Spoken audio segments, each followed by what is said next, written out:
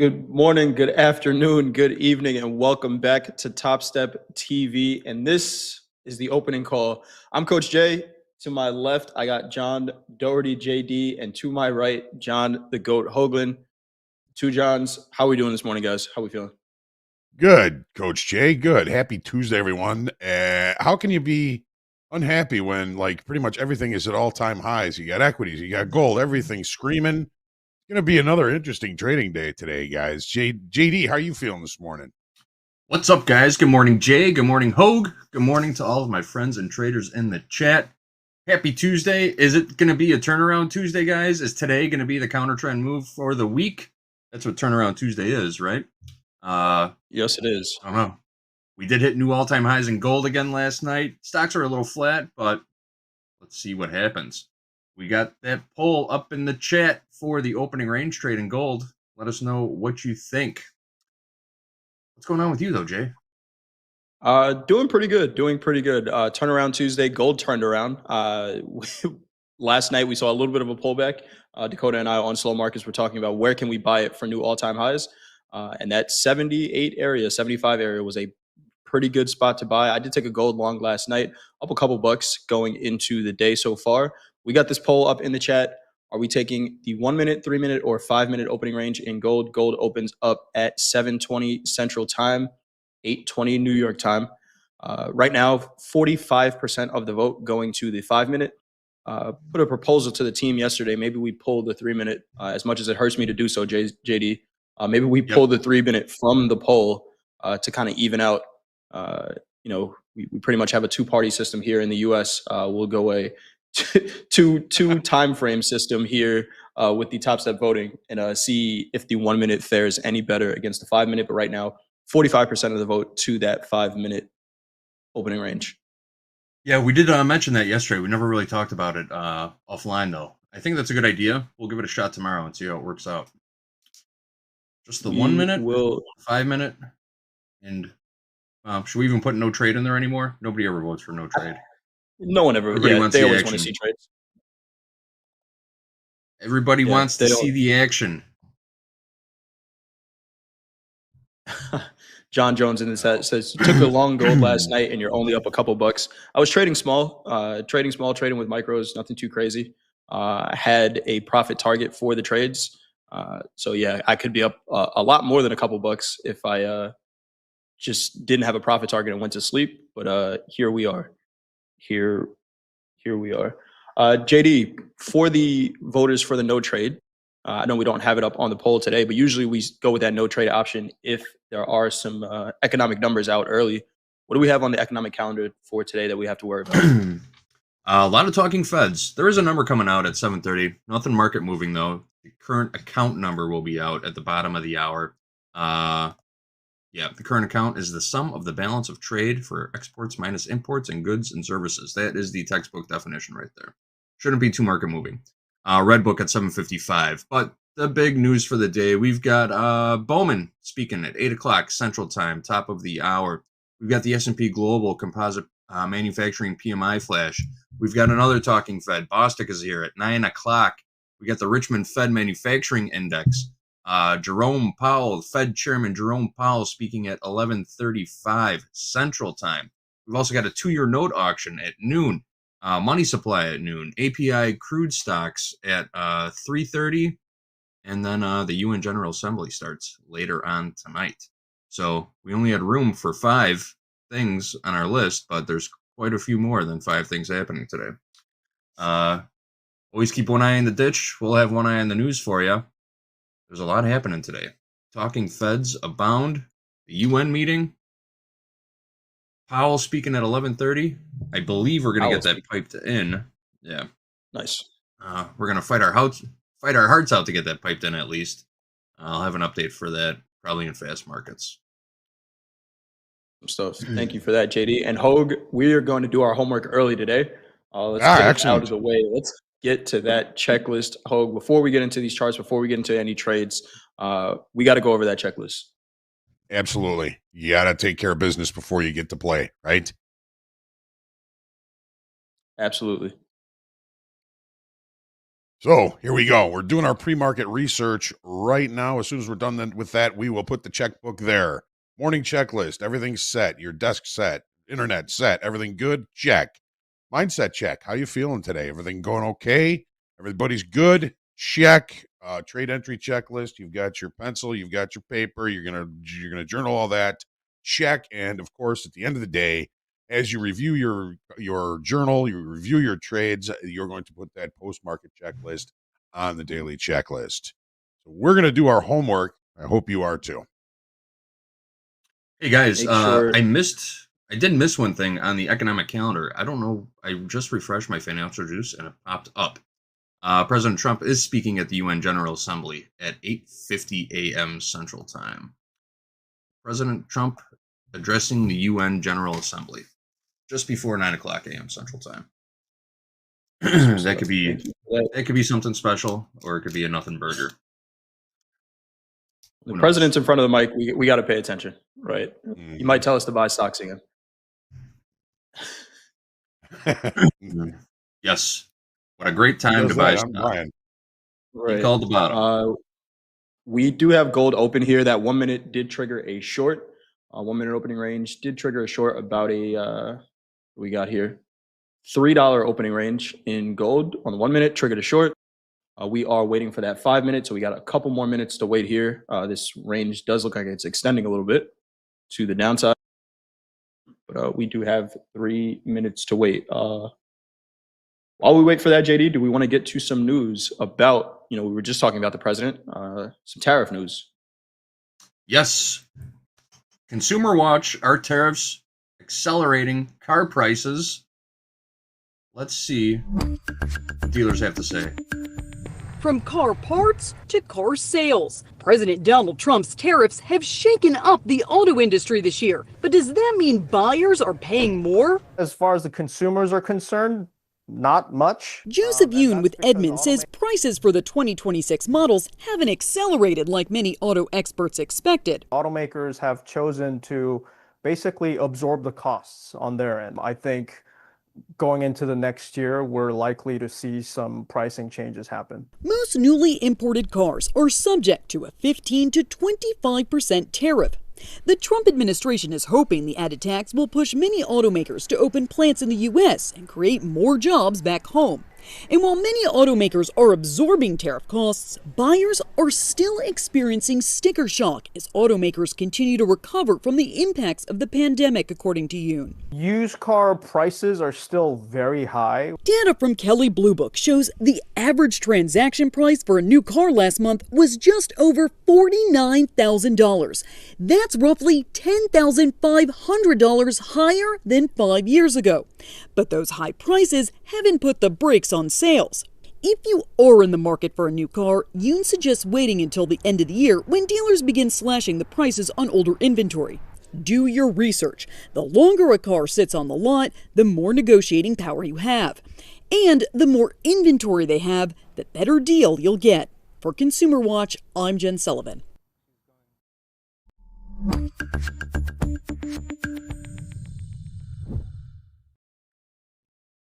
Oldie but goodie in the advice. market for a Wait till car? the end of the year. $10,000 more than 5 years ago for a used car.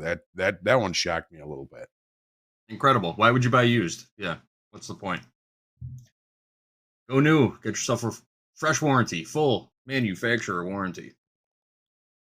All right. This We got 5 minute about range closing here. Low of 38.1360 JD, a high of 38.1770 in the minis. okay. We're off by a tick in the micros. I got 38.17.880 as the high.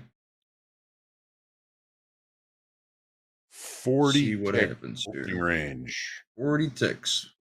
Low of 38.1360. Oh, And just triggered a short. didn't get in. Hang on. I was putting my stop in.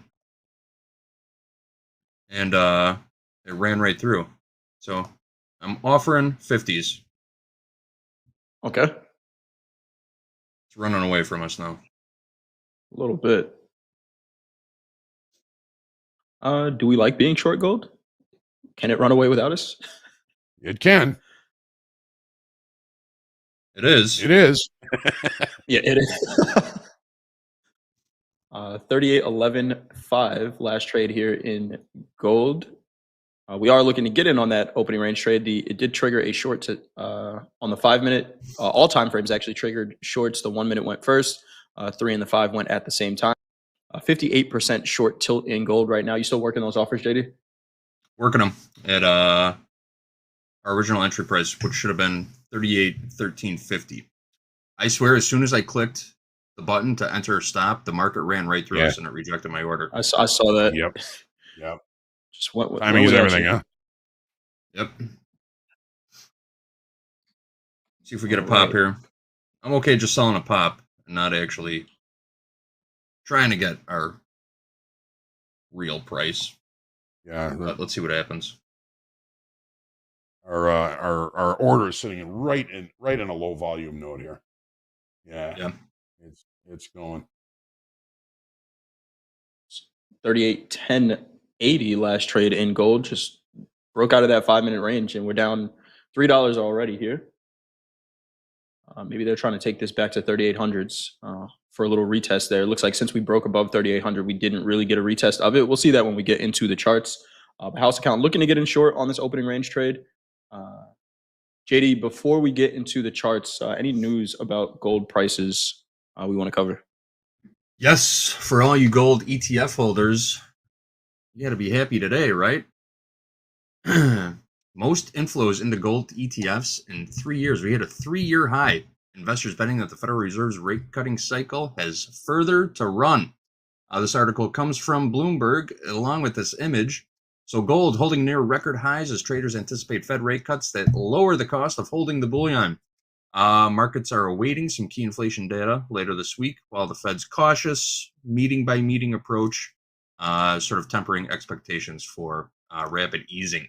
Geopolitical uncertainty still on the table. Headline risk is on in gold, and that robust ETF and central bank buying add further support to these prices. If you're in gold ETFs, are you the happiest person in the room right now? You tell me, Hoag. Way to go. Big spot. All right, I'm going to continue working this. We're seeing a little pop here in gold right now. I'll continue to work this offer to get in on this short, and I'll update you guys if we do get in. Let's see what the charts are saying, though, guys. All right. Starting as always on the daily chart here, we're looking at pretty substantial upside auction here, aren't we? Actually starting the beginning of the year, beginning in January, we started seeing lots of buying coming into gold, and we're still seeing that. We added 9,600 in open interest yesterday on a little bit higher volume. The breakout and continuation above the brief little pullback we saw last week performed very well, in my humble opinion. I'm actually giving this auction grade an A-, which I don't give out all that much. Now, market always looks the best at the top and the worst at the bottom. Whenever I give an auction process an A+, I get a little bit nervous, thinking, all right, the market again always looks best at the top and worst at the bottom. Are we going to continue this move? I'm looking to see if we can get to that weekly kickoff high 38.86. I'm a little bit iffy on that today. We've come a long way in a short period of time. I could see a little bit of a pullback to get the momentum to get that weekly kickoff high at some point today. But the last thing I want to do is fight a directional market. I've done that a couple thousand times in my life and found out 99 out of 100 times it's a bad idea. So I don't want to put my hand on the hot stove unless I get some sort of signal or some sort of direction to do so. Jay, how are you feeling about this upside auction in gold? I know you were long last night, made a little bit of money. Are we going to hit that weekly kickoff high anytime soon? Hey, guys, real quick. Sorry to interrupt, but we did get triggered into a short in gold. House count is short 5 micro gold at 38.13 half, 38.13.50. Got a CYA snipe. up at, right? Good thing we waited. Nice. I got a CYA up at 38.1860. 38.1860. Taking $5 worth of heat. $5 worth of risk on this trade. Okay. Back to you guys. Hoag, this upside auction, I've been, before getting on Topstep TV, watching your market analysis, and then working with you for a couple of years now. I think I can recall maybe 20 times where you've been this, I've heard you give an A minus auction. I love this. If we can pull up a monthly chart really quick, I know we're on the daily, but if we can pull up a monthly, and I think it's really going to show how this move looks like it's just starting to get going. We sat in a 5-month Dorito in gold, and prior to that consolidation, we had a 3 months of 25% to the upside. This is month one in this breakout, and we're about 9% right now. If we're going with measured moves, there's a ton of room to this upside. Your weekly kickoff level is just right in the way. Like throw a dart at a level higher, and it's going there. Is what it looks like to me. But the weekly kickoff level, that's something that we could hit today. May be a little aggressive, but by the end of the week for sure. I think this move is really just getting going, Hoag. We'll see, of course, anything can change, but with all the money that's coming into gold, you talked about the open interest yesterday on a move to the upside. I would give it an A minus as well. I love that grade, Hoag. Awesome. All right, let's take a look back to the daily for just a minute. All right, we are our house position is contrary to the bigger picture. Why would we be okay with that? Well, we do have a lot of overnight inventory to the long side. It is somewhat presenting a bull flag here on the 30-minute chart. We had another all-time high in the extended trading hours last night. Overnight inventory is long. Here we go. And we are opening with a session gap. There's gap rules. If we can't close that gap relatively early, we're looking for the market to continue this move to the upside. We've got the opening range at the dead ass high, at least for now. A little bit concerning, of course, because we're not seeing the shorter time frame, weaker hands longs getting nervous here at this point so far this morning. And again, if we can't close the gap close the session gap down to the session. Down to yesterday's session high, which was 37.7640. Then we're looking for opportunities for longs. We got to see if we can take out this opening range high, which is in the minis 38.1770.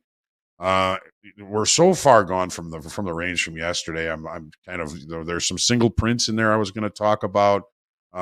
There's nothing above as far as weaknesses in structure because, well, honestly, we've never been here before, but we do have a lot of weaknesses down below in the form of visual levels. We had a session gap from Friday to Monday. So all of the weaknesses in structure would be down below this market, but that's only going to matter. It's only going to be important when it becomes important, and we don't know when that's going to happen. Jay, what are your thoughts on the open here this morning? I would love to find a place to get into a long in gold, Hoag. I was, looking for. So last night when Dakota and I were talking, there was some volume that we identified that gave us a pretty good spot to pull back to, right in the 37.70 range.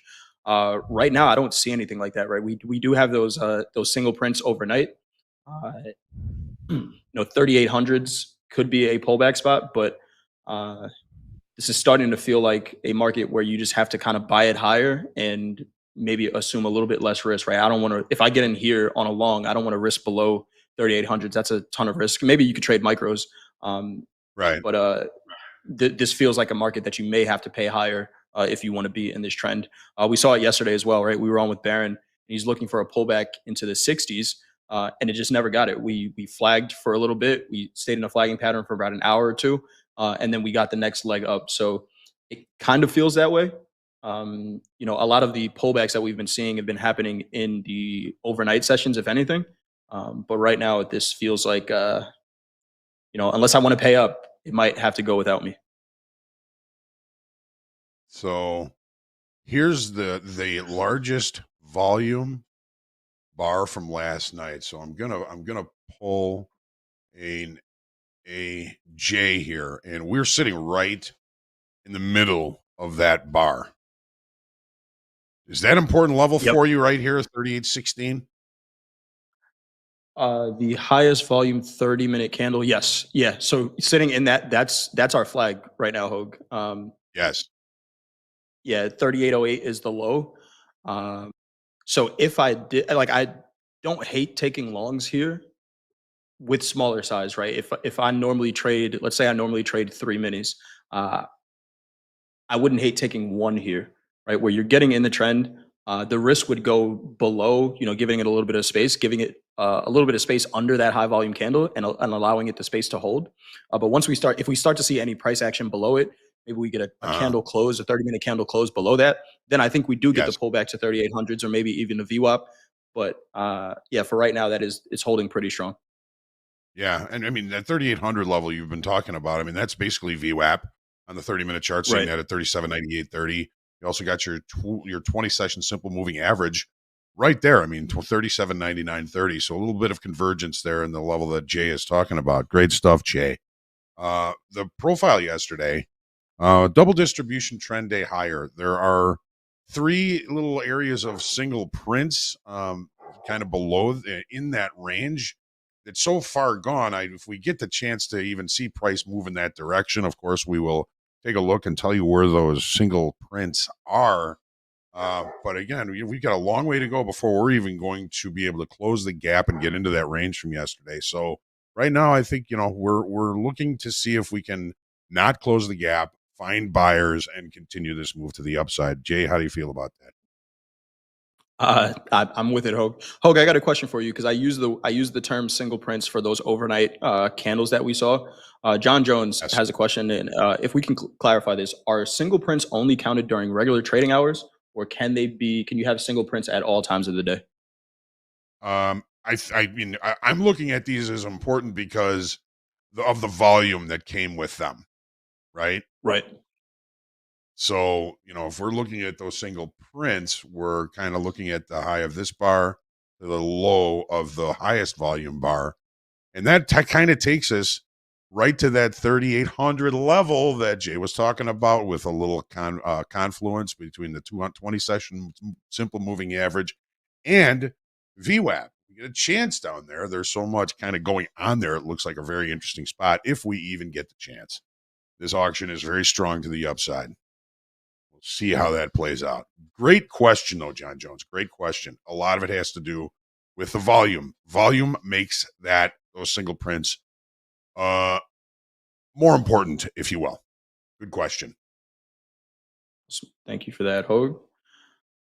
All right. Let's get to the equities. JD, we got some news on stocks overnight and Jensen. Nvidia runs the world. What do we got, JD? Right. So new record highs in the S&P and Nasdaq and the Dow. Multiple consecutive days of new all-time highs for stocks. Strong momentum in the markets right now.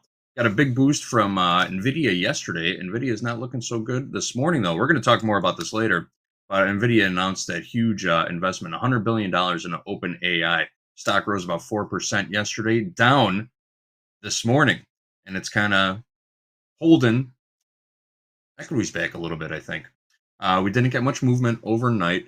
Last check, Dow was up about 45 points, 0.1%, and S&P and Nasdaq were both pretty much flatlined after closing at all-time highs yesterday. Overnight, markets in Asia traded closed a little bit mixed. We had the Shanghai Composite down 0.18%, the Nikkei up 0.99%, and the Hang Seng Index down 0.7%. Stocks in Europe trading higher this morning. We got the FTSE up 0.18%, the DAX up 0.45%, and the CAC up 0.93%. The US dollar index up just a couple ticks, 97.375. VIX down about 0.5%, 1598. And the yield on the US 10-year Treasury note resting peacefully at 4.141% this morning. I think we're toast on this gold trade, guys. We're just not getting any follow through to the downside here. And whenever that happens, it's not a good sign, right? Just hanging out. Not You tell me. There's the toast graphic. There's the There's graphic. the old one. There's a new one back there somewhere. I don't know. I don't smell toast just yet. There it is. Love it. We'll see. We're sitting right in the middle of the opening range right now. Decent buying just coming in, but I'll keep you guys posted. The toaster's heating take a look up, at those. I don't smell toast yet. You don't smell the burnt toast yet? All right. I'll let you know when it happens. I got the fire extinguisher ready. All right. Show us the S&P. All right.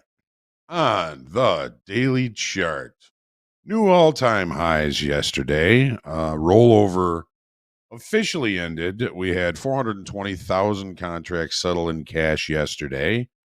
The December contract alone actually lost open interest at all-time highs. Volume was relatively low yesterday as well. So how is the upside auction performing? Losing open interest on lower volume at all-time highs. Not all that impressed. I'm actually giving the auction grade a B- this morning because of the lack of volume, because of the lower open interest in the current front month.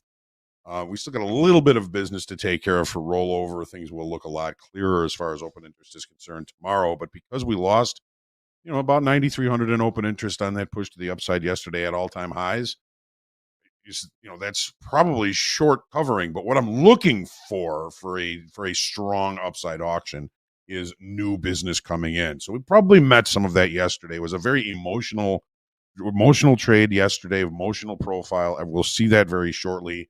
But Jay, I want to know what you're thinking about this upside auction, at least on the daily chart here in the longer time frame.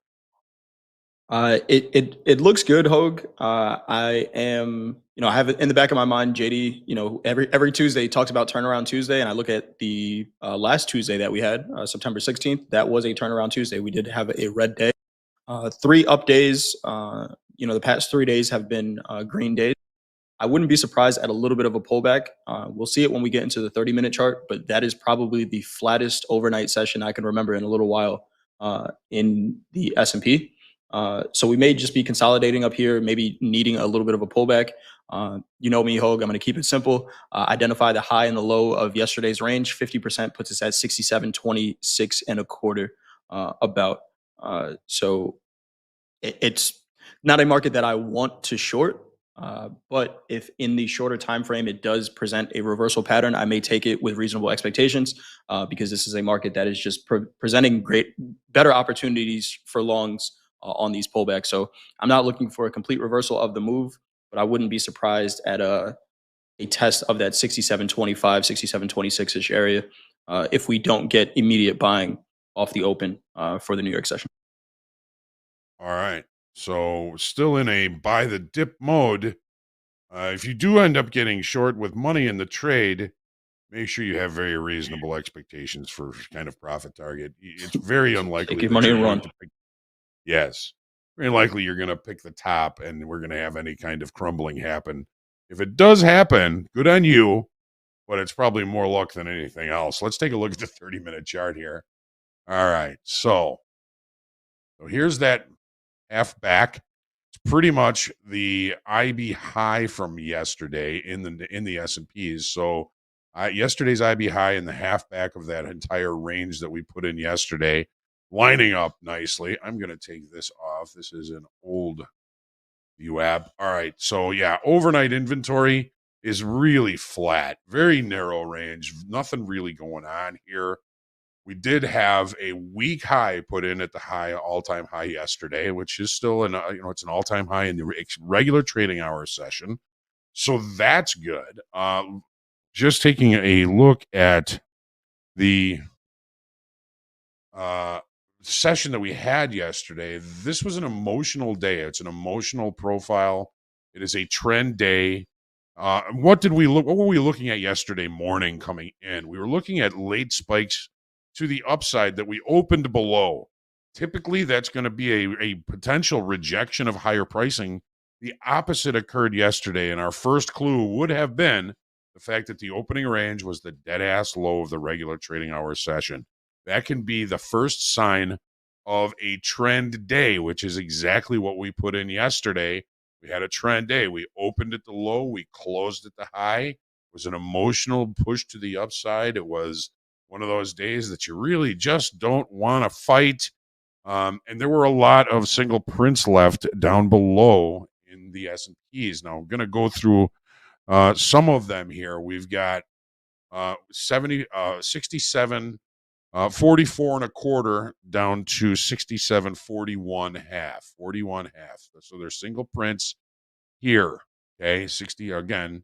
These are areas where the market kind of pushed through quickly, didn't have a lot of time to kind of show any business being done there, and they can be somewhat supportive levels. So again, we're looking at 30, 67, 30, 67, 41 half. There's a couple of them up here. There's this one, which we were just talking about. Then we've got 67, 41 half down to 67, 37, 75, 37, 75. So there's this little one up here, 67, 44 and a quarter down to 67, 43, 75. The next one closes in at 67, 37. And the orders, even below that, we've got another line of single TPOs or single prints, goes from 67, 28 and a quarter down to 67, 25 half. Basically, the IB high. That looks like a very interesting level because it's halfway through the bar. J's half back. We've got the weekly, the initial balance high, looking like, and those single prints there. So a little bit of confluence there. So we just keep an eye on those levels if the market gives us the opportunity there. But again, no overnight inventory. This is going to be an interesting open. We do have the week high and indicating that this upside auction is likely not over.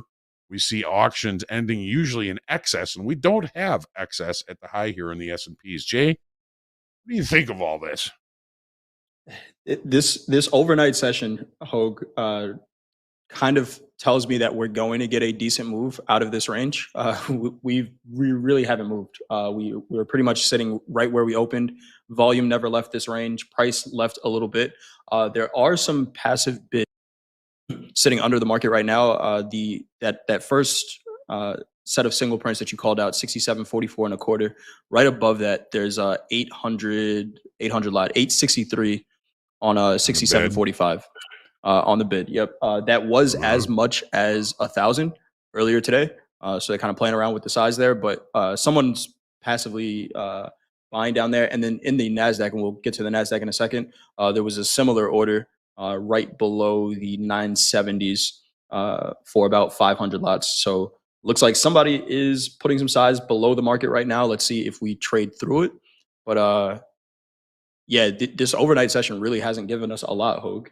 We are, it's a 9-point range in the S&P with a flat VWAP. I think we don't stay here, right? I think I'd be hard pressed to believe that we stay in this range for the entire day. Where the break happens, I probably don't want to fade, but we'll see which way the market decides. Excellent. Yeah. And I mean, and looking at the profile from yesterday, obviously it is a trend day to the upside, basically one time framing higher for the better part of the day, for the better part of the session, opening range, the dead ass low, closing at the high, trend day, and emotional. Does emotion usually create the best decision making? I don't know, but you don't want to fight a directional market. I've got a bunch of cliches that pop into my head today.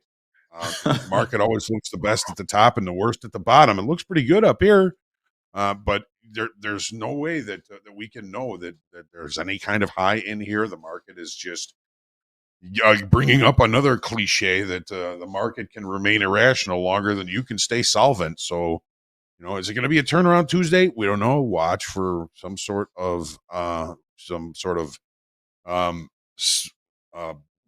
this may be sort of what we're kind of looking to build up here, and maybe see some rejection or some resistance if we do break below this in this area of basing that we've been putting in here to look for an opportunity for the shorts. Again, I don't think we need to marry any shorts. Looking for really a pullback for an opportunity for a longer term buy is what I'm looking for. Jay, what do you think? Same here, Hogue. If I look at the last turnaround Tuesday, the way it happened, I was just going to mention, right? If we look above yesterday's high with no volume, right? If price goes but VWAP doesn't go, I'd be more inclined to think that we do get that turnaround Tuesday, right? Where buyers try to push higher, there's no follow through, and then they say, okay, well, if we're not going to buy it, then maybe we should take some profits if we're still holding on to these positions. So I wouldn't be surprised at a look above yesterday's range first, and then we'll see whether or not they're still convinced. If not, I think that half back from yesterday's range, 67.25, would be a really nice target for shorts if you do get them. Am I looking for this trend to turn around and take out yesterday's low? That's sitting at the table with hungry eyes, right? Your eyes are bigger than your stomach on that one. But I think a halfback pullback would look pretty nice. Yeah. I mean, and you've got the 100 session moving average on the 30-minute chart right at your 67, 25, 90, right at that level that you're looking at, that half back from yesterday. Really like that level, Jay. The nuances are still leading to the upside. I mean, we had a chance to bring in sellers when we opened below that late spike from Friday.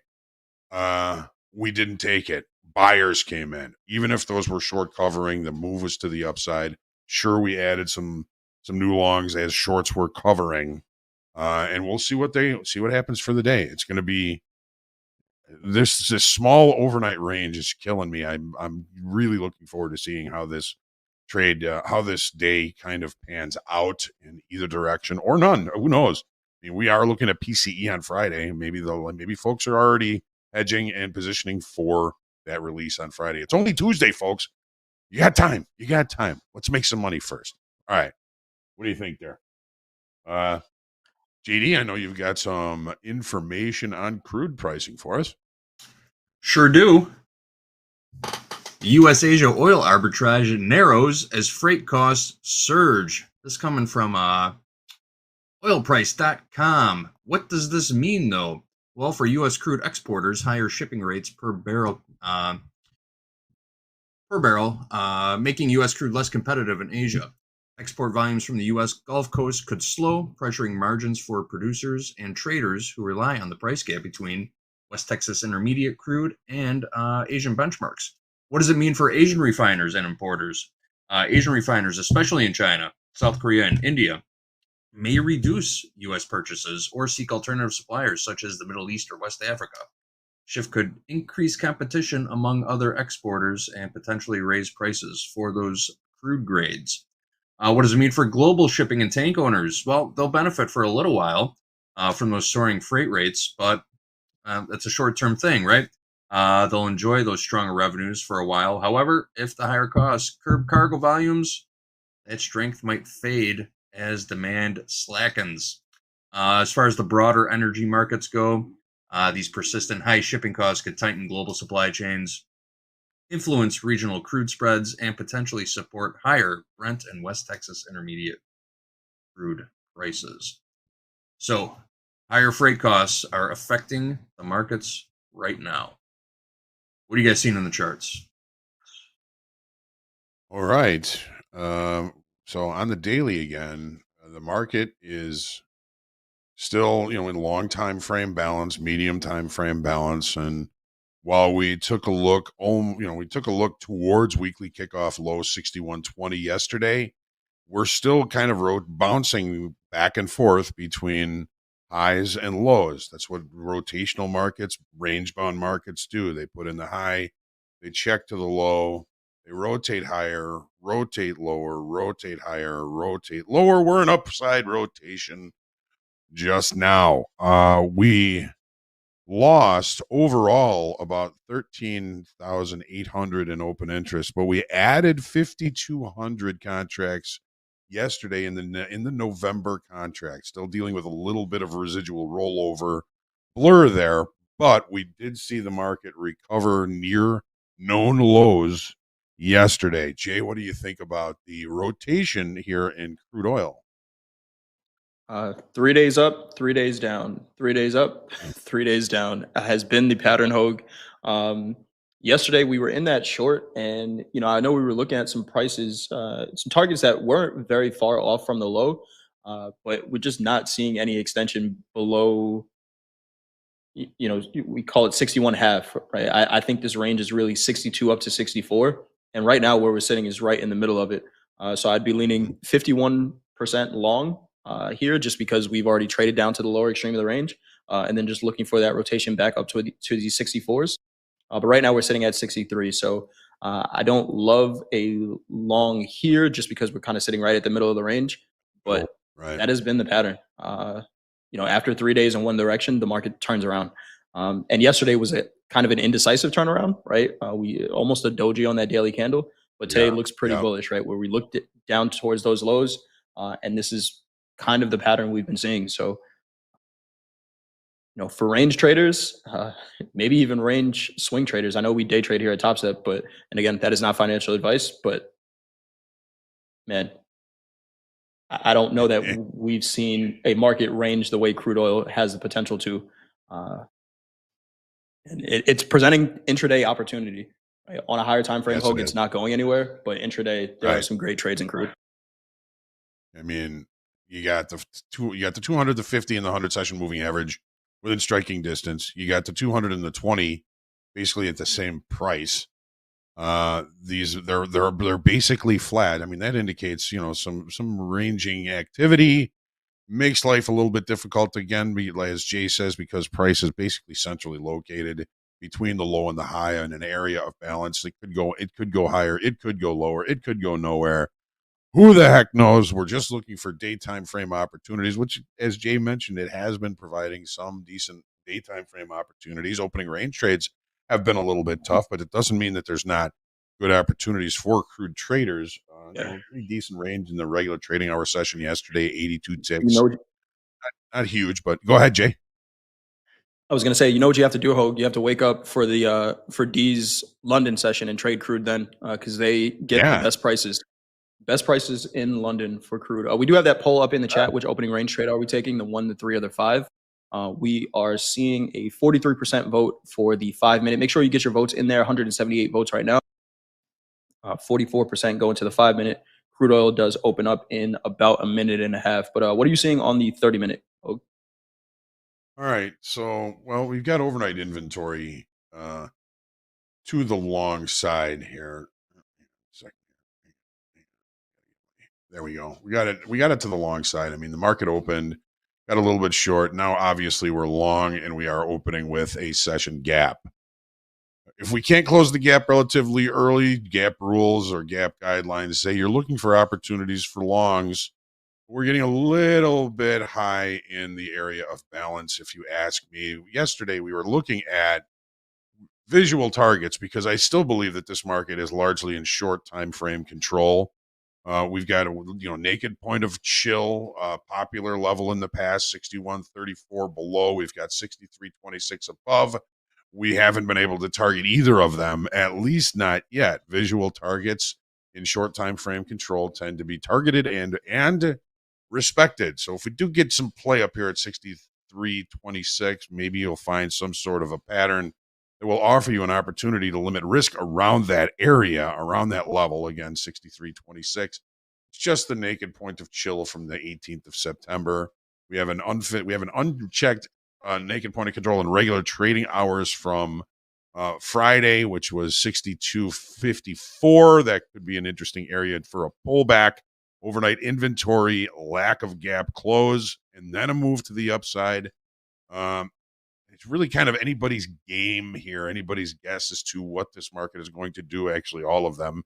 But, just the fact that we've got a gap, we're now open. We look to be possibly seeing longs, overnight weaker hands getting a little bit nervous with these positions, which is just a little bit of a push downside right at the open there. Let's see what we're seeing here. Jay, what do you think of the 30-minute here? We got the market just opening. What do you think? So on the 30-minute, Hogue, we do have that 200 moving average which is probably the only one I'm paying attention to on the 30-minute, just because everything else is so tight. But 62.99, right below where we are right now. So if we see some volume trade above that, what I like to do is tag a VWAP to the first candle that tests that moving average. And if that volume from that point trades above it, then we can continue higher. But one thing we did mention on the daily, or I forgot to mention, was the daily ATR is $1.45 in crude. We're at $1.32 already. So how much room can we really expect to the upside to continue, especially right at the middle, centrally located in this range, right? 63.20s up there at those highs.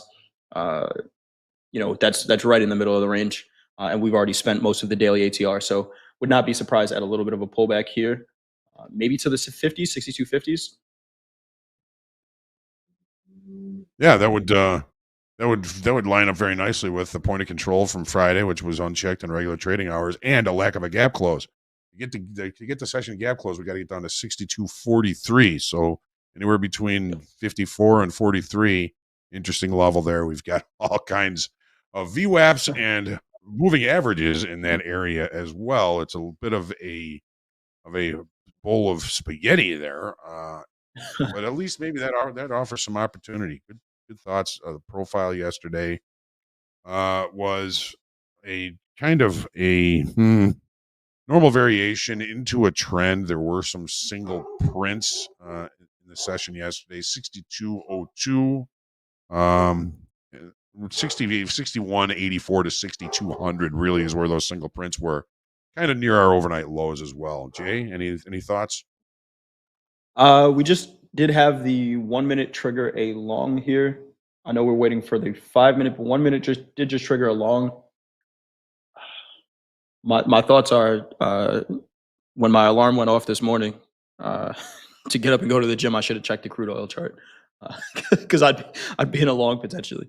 But we'll see what this 5 minute opening range presents to us today. I will maybe be looking for a potential long tomorrow in crude. We'll talk about that during the opening call tomorrow. But 3 days up, 3 days down has been the pattern. If we can find a decent spot to get into a long, I don't hate it. Awesome. All right. Let's see what we get here on the opening range. Oh, looks like we got taken out in gold here, looks like. A little bit of size above us here in crude oil also. 118 offered at 63.30. We did indeed get tagged out on that gold opening range trade, guys. It's been a tough road for that opening range trade lately. Certainly has. This has been a rough month for the opening range breakout. Definitely our worst month since we started doing it. It's always the one that you don't take, right, Hoag? We're one trade away from getting back to even, I think. Oh, of course. Yeah, I mean, we've been seeing some opportunities with opening range trades in the equities. Just a couple in the last week or so that have been really nice opportunities, including yesterday. That was a tough one to take though with those late spikes, but turned out to be the right thing to do. I mean, S&P opening range was 09 to 0575, so 3.25 ticks, 3.25 points, 5 points of risk yesterday for a potential of 50 point profit. Not a bad opportunity, but we should think about starting to maybe take those opening range trades if they are kind of showing us, and they're so streaky though. I mean, you all see it. These opening range trades are so streaky. You're going to have periods where it's going to play 4 out of 5 days, 8 out of 10 days, and then it won't happen again for a month. 5 minute range getting ready to close here in crude oil. Sitting right in the middle of it. 15 tick range. I got a high of 63.12.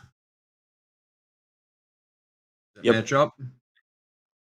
This looks good. Looking our stop to enter above and a low of 62.97. Yep. Perfect. Looking our stop to enter below. All right. Now we just got to wait for our entry. Awesome. Do what you do, Crude. All right. JD, any more news we want to get to before we get to the NASDAQ charts? Yes, a little more about stocks. The optimism. What is driving these markets right now? First, Fed rate cuts are helping, but only if the data supports them.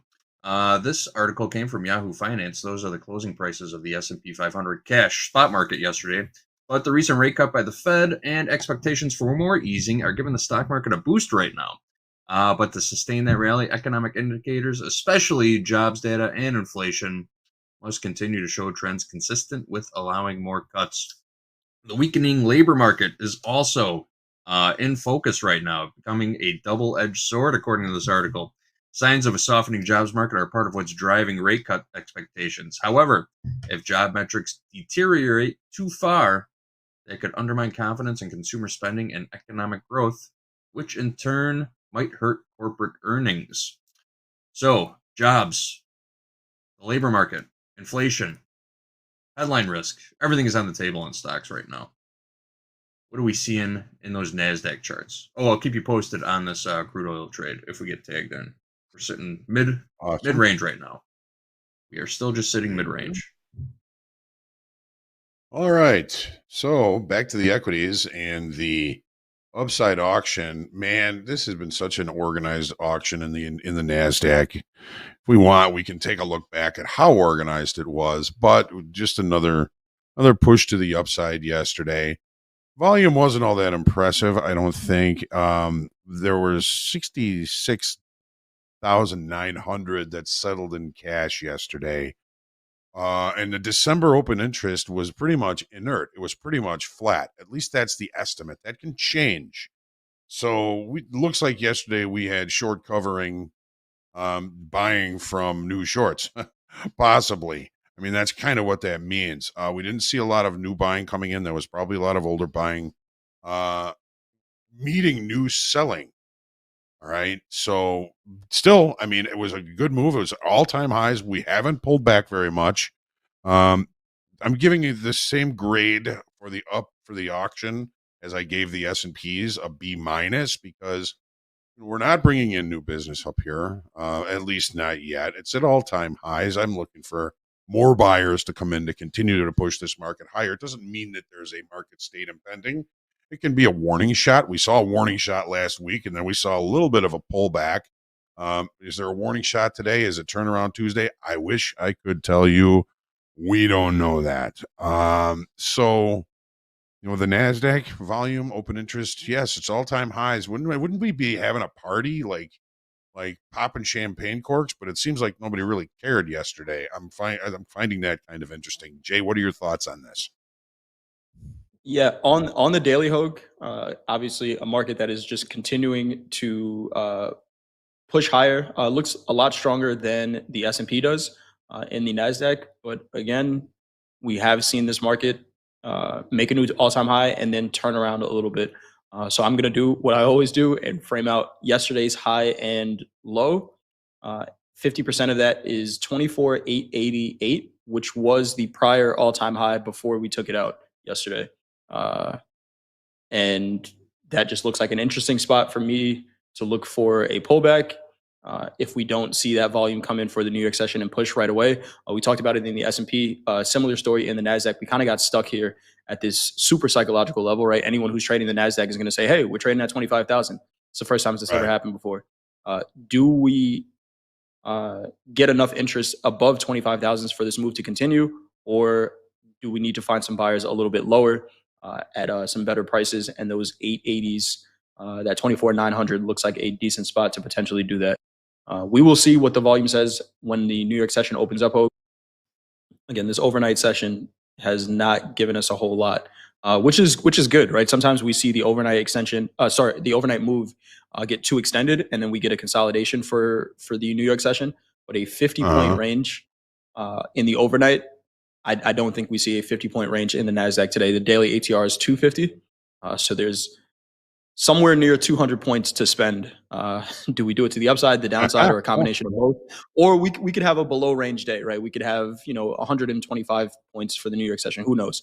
But doubt we see a 50-point range day in the Nasdaq. So we're going to break out of this range some way. Jay, you said we have 200 points to spend. Maybe we should change that. We should change that to collect. We got Collect. There we 200 go. points in the Nasdaq to collect. Right. Love there it. we go. I like that. Yeah.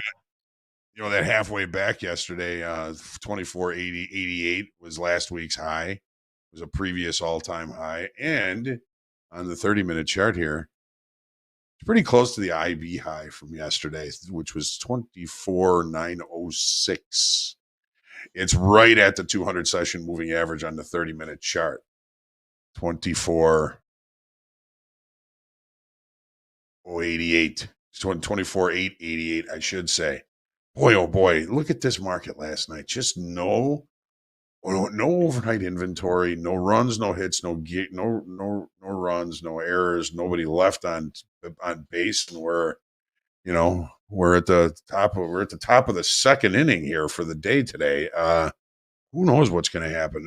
Again, yesterday was a day when we were kind of looking at possibly rejection of higher pricing, opening below the base of the late spike from Friday.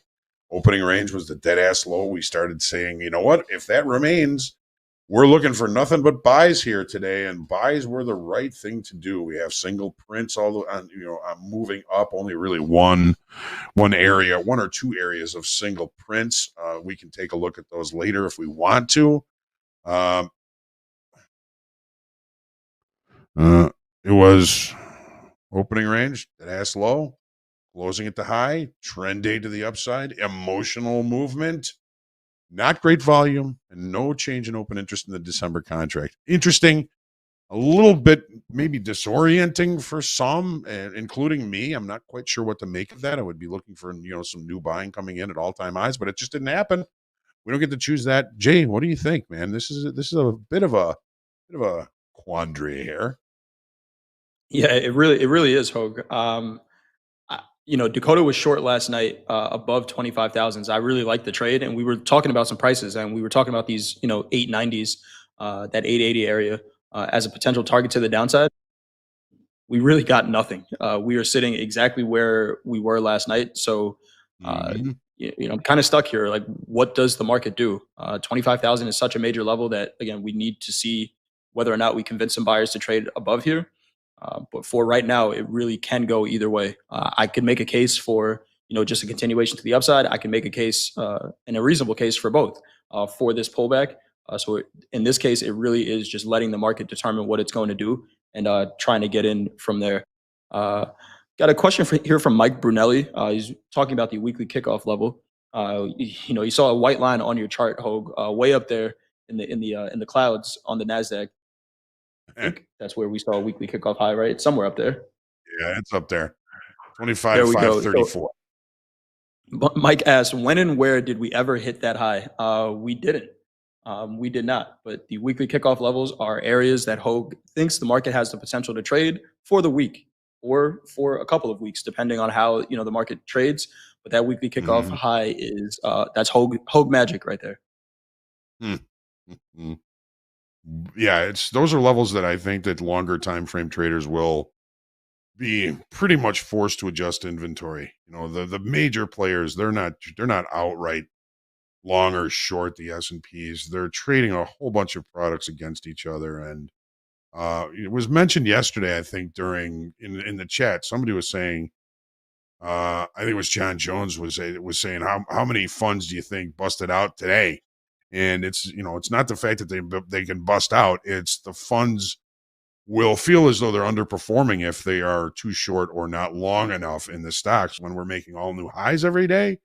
And I'm sure that there was a lot of that kind of pressure coming into the market yesterday. So, as we get to certain levels in the equities, the funds, they have to perform. And if they're underperforming, that's when they get forced to adjust inventory. And those weekly kickoff levels are areas that I believe that is likely to happen. So we will see. Great question. Good stuff, Hoag. Before we get into, I think we got one more news story, JD. I do just want to, and just because I have it up on my screen, for anyone that joins at the buzzer. You know, we look at a ton of different markets. I'm looking at platinum right now. Platinum up 4.3% on the day. And trading right into this major 1500 level. Now, platinum is not something that I'm going to keep on my charts looking actively for a trade, but I will be paying attention to how platinum responds to 1500. We are close to, I'm pretty sure these are all-time highs in platinum, where the high is 1511.40. So I'll be watching the market's response to 1500 for a potential trade there. Again, anything we say here is for educational purposes only. I would not suggest everyone just go switch to platinum and trade that as your main market today. But coming up to that major level, I will be watching that for sure. Already up 4.25% today. 4.25%. My goodness. Maybe that'll help lead gold higher. Right. Yeah. Platinum, silver, all the metals, you know, every metal is kind of running right now, with the exception of copper. Copper, after that huge sell-off, has just been stuck in a range. But I know we got some more news on Nvidia and AI. JD, what do we have? Yep, real quick, we did get triggered into a long position in crude oil. House count is long, 5 micro crude, 63.13. Got a CYA down at 62.89. We'll take about $125 worth of risk on this trade. Opening range breakout to the long side on the 5-minute in crude oil. Expand this a little, make it a little more clear. There you go, guys. All right, yeah, Nvidia. We talked about it for just a second earlier, but yeah, Nvidia investing up to $1 billion in OpenAI. The chip maker Nvidia plans to invest up to $100 billion in artificial intelligence company OpenAI in a strategic partnership announced yesterday. The funding will help OpenAI build data centers to train and run AI models like those that power its ChatGPT. It will likely mean the creation of dozens of new data centers. The first phase is expected to come online in the second half of next year. Nvidia will deliver the funding in stages. The two companies plan to finalize the details of the partnership in the coming weeks. That's a pretty large investment into AI. $100 billion. $100 billion from Nvidia to OpenAI. What's $100 billion amongst friends, right? Right. I heard you. 100 billion.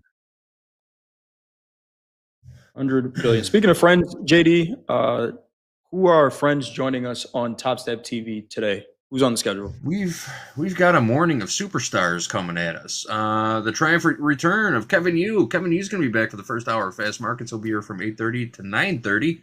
Then Dakota will take over after that. They'll be joined by Aaron Trades, Andre, Jack, Hoag, some of the usual cast of characters. We got a fun-filled Fast Markets coming up for you right after the opening call. Hoag will be back at 11 o'clock for the morning recap. Rising star, Jimmy M. We met him a couple months ago. He's coming back. Coach Jay and I will be talking to him at the from 11:15 to 12. Noon Central Time. Group coaching. Me, Hoag, and Hoop. We'll put that question for him up in the chat for you guys. Make sure you come prepared with your questions. Always here to help and listen and answer as many questions as we possibly can. So when you see that form get pinned to the top of the chat, go ahead, grab it, click the link, and fill out the form. Then Mindset Matters, 1 o'clock Central Time. Everyone's favorite, Robin Dayne is back for another rapid-fire Q&A. She moves real fast, guys. If you're not listening, you'll get left behind. Just joking, Next question. not really. Next question. Next. And then we're closing out the day in Power Hour. Andre, Dr. V is coming on, and Dolby Time. Back-to-back mindset coaches. Robin Dayne at 1 o'clock, Dr. V at 2 o'clock. Dr. V is here to trade Power Hour. Lots of tradertainment coming your way right here on TopstepTV. Let's get it. Let's get it. We got about 5 minutes before we head into Fast Markets. I see Kevin in the background. Kevin, good to see you. House count is long right now, JD.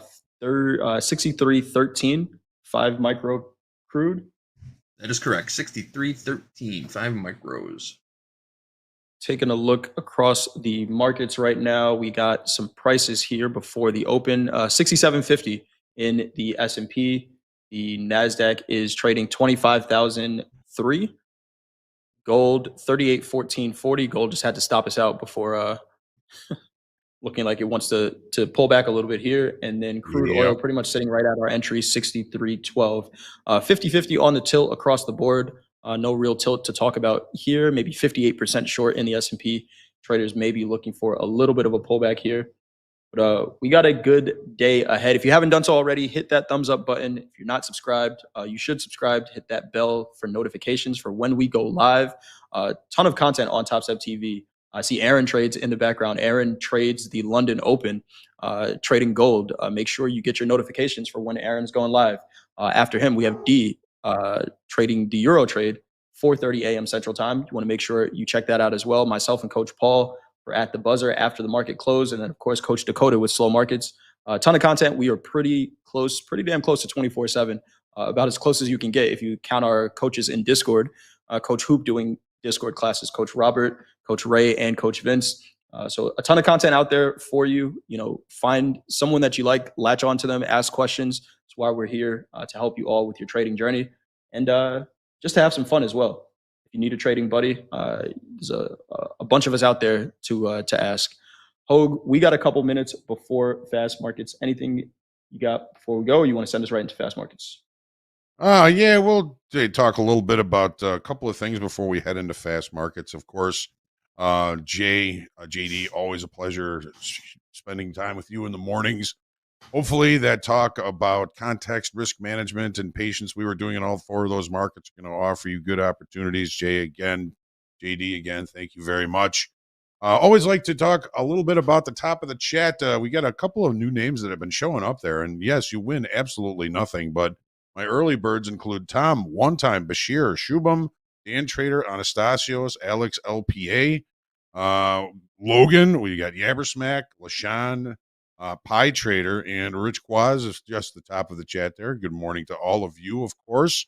I've seen a lot of questions about Eddie. Our good friend Eddie Horn is doing well. He's resting and recovering, just spending some time. I'm actually going to see if I can get him out to do some stuff on Saturday. Old people sports like breakfast and maybe go to the range or something like that. But he does send his love to everybody, and he is looking forward to coming back in the fold with us sometime, hopefully soon, as always. And we were talking about some of the cliches that we were mentioning during the opening call. And I just got to remind everybody, markets can remain irrational longer than you can stay solvent. When we find ourselves saying it can't go any higher, it can. When it can't go any lower, it can. Don't fight a directional market, something I've learned 1,000 times. Hopefully you are all making sure that you are not fighting the directional market. And the market always looks the best at the top and the worst at the bottom. That's one of the dad wisdoms that dad taught me a long time ago.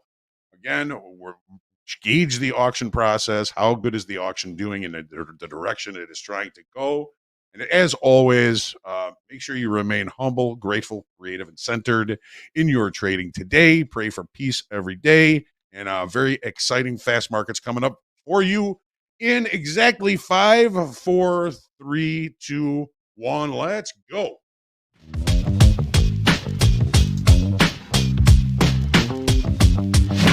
Turn those machines back on. Turn those machines back on. Turn those machines back on. Turn those machines back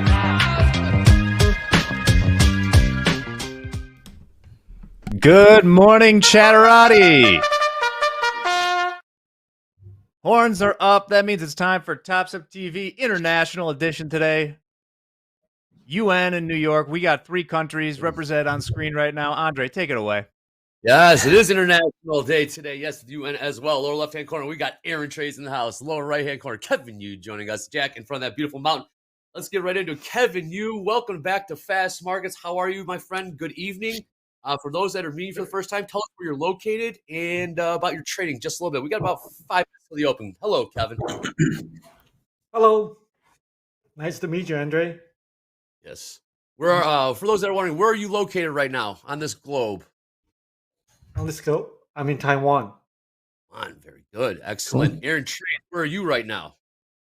Welcome back. Good to be back. I'm still here in Spain. We haven't made the Switzerland trip happen, but we'll make it happen. I'm still here in Spain, living the life. Excellent.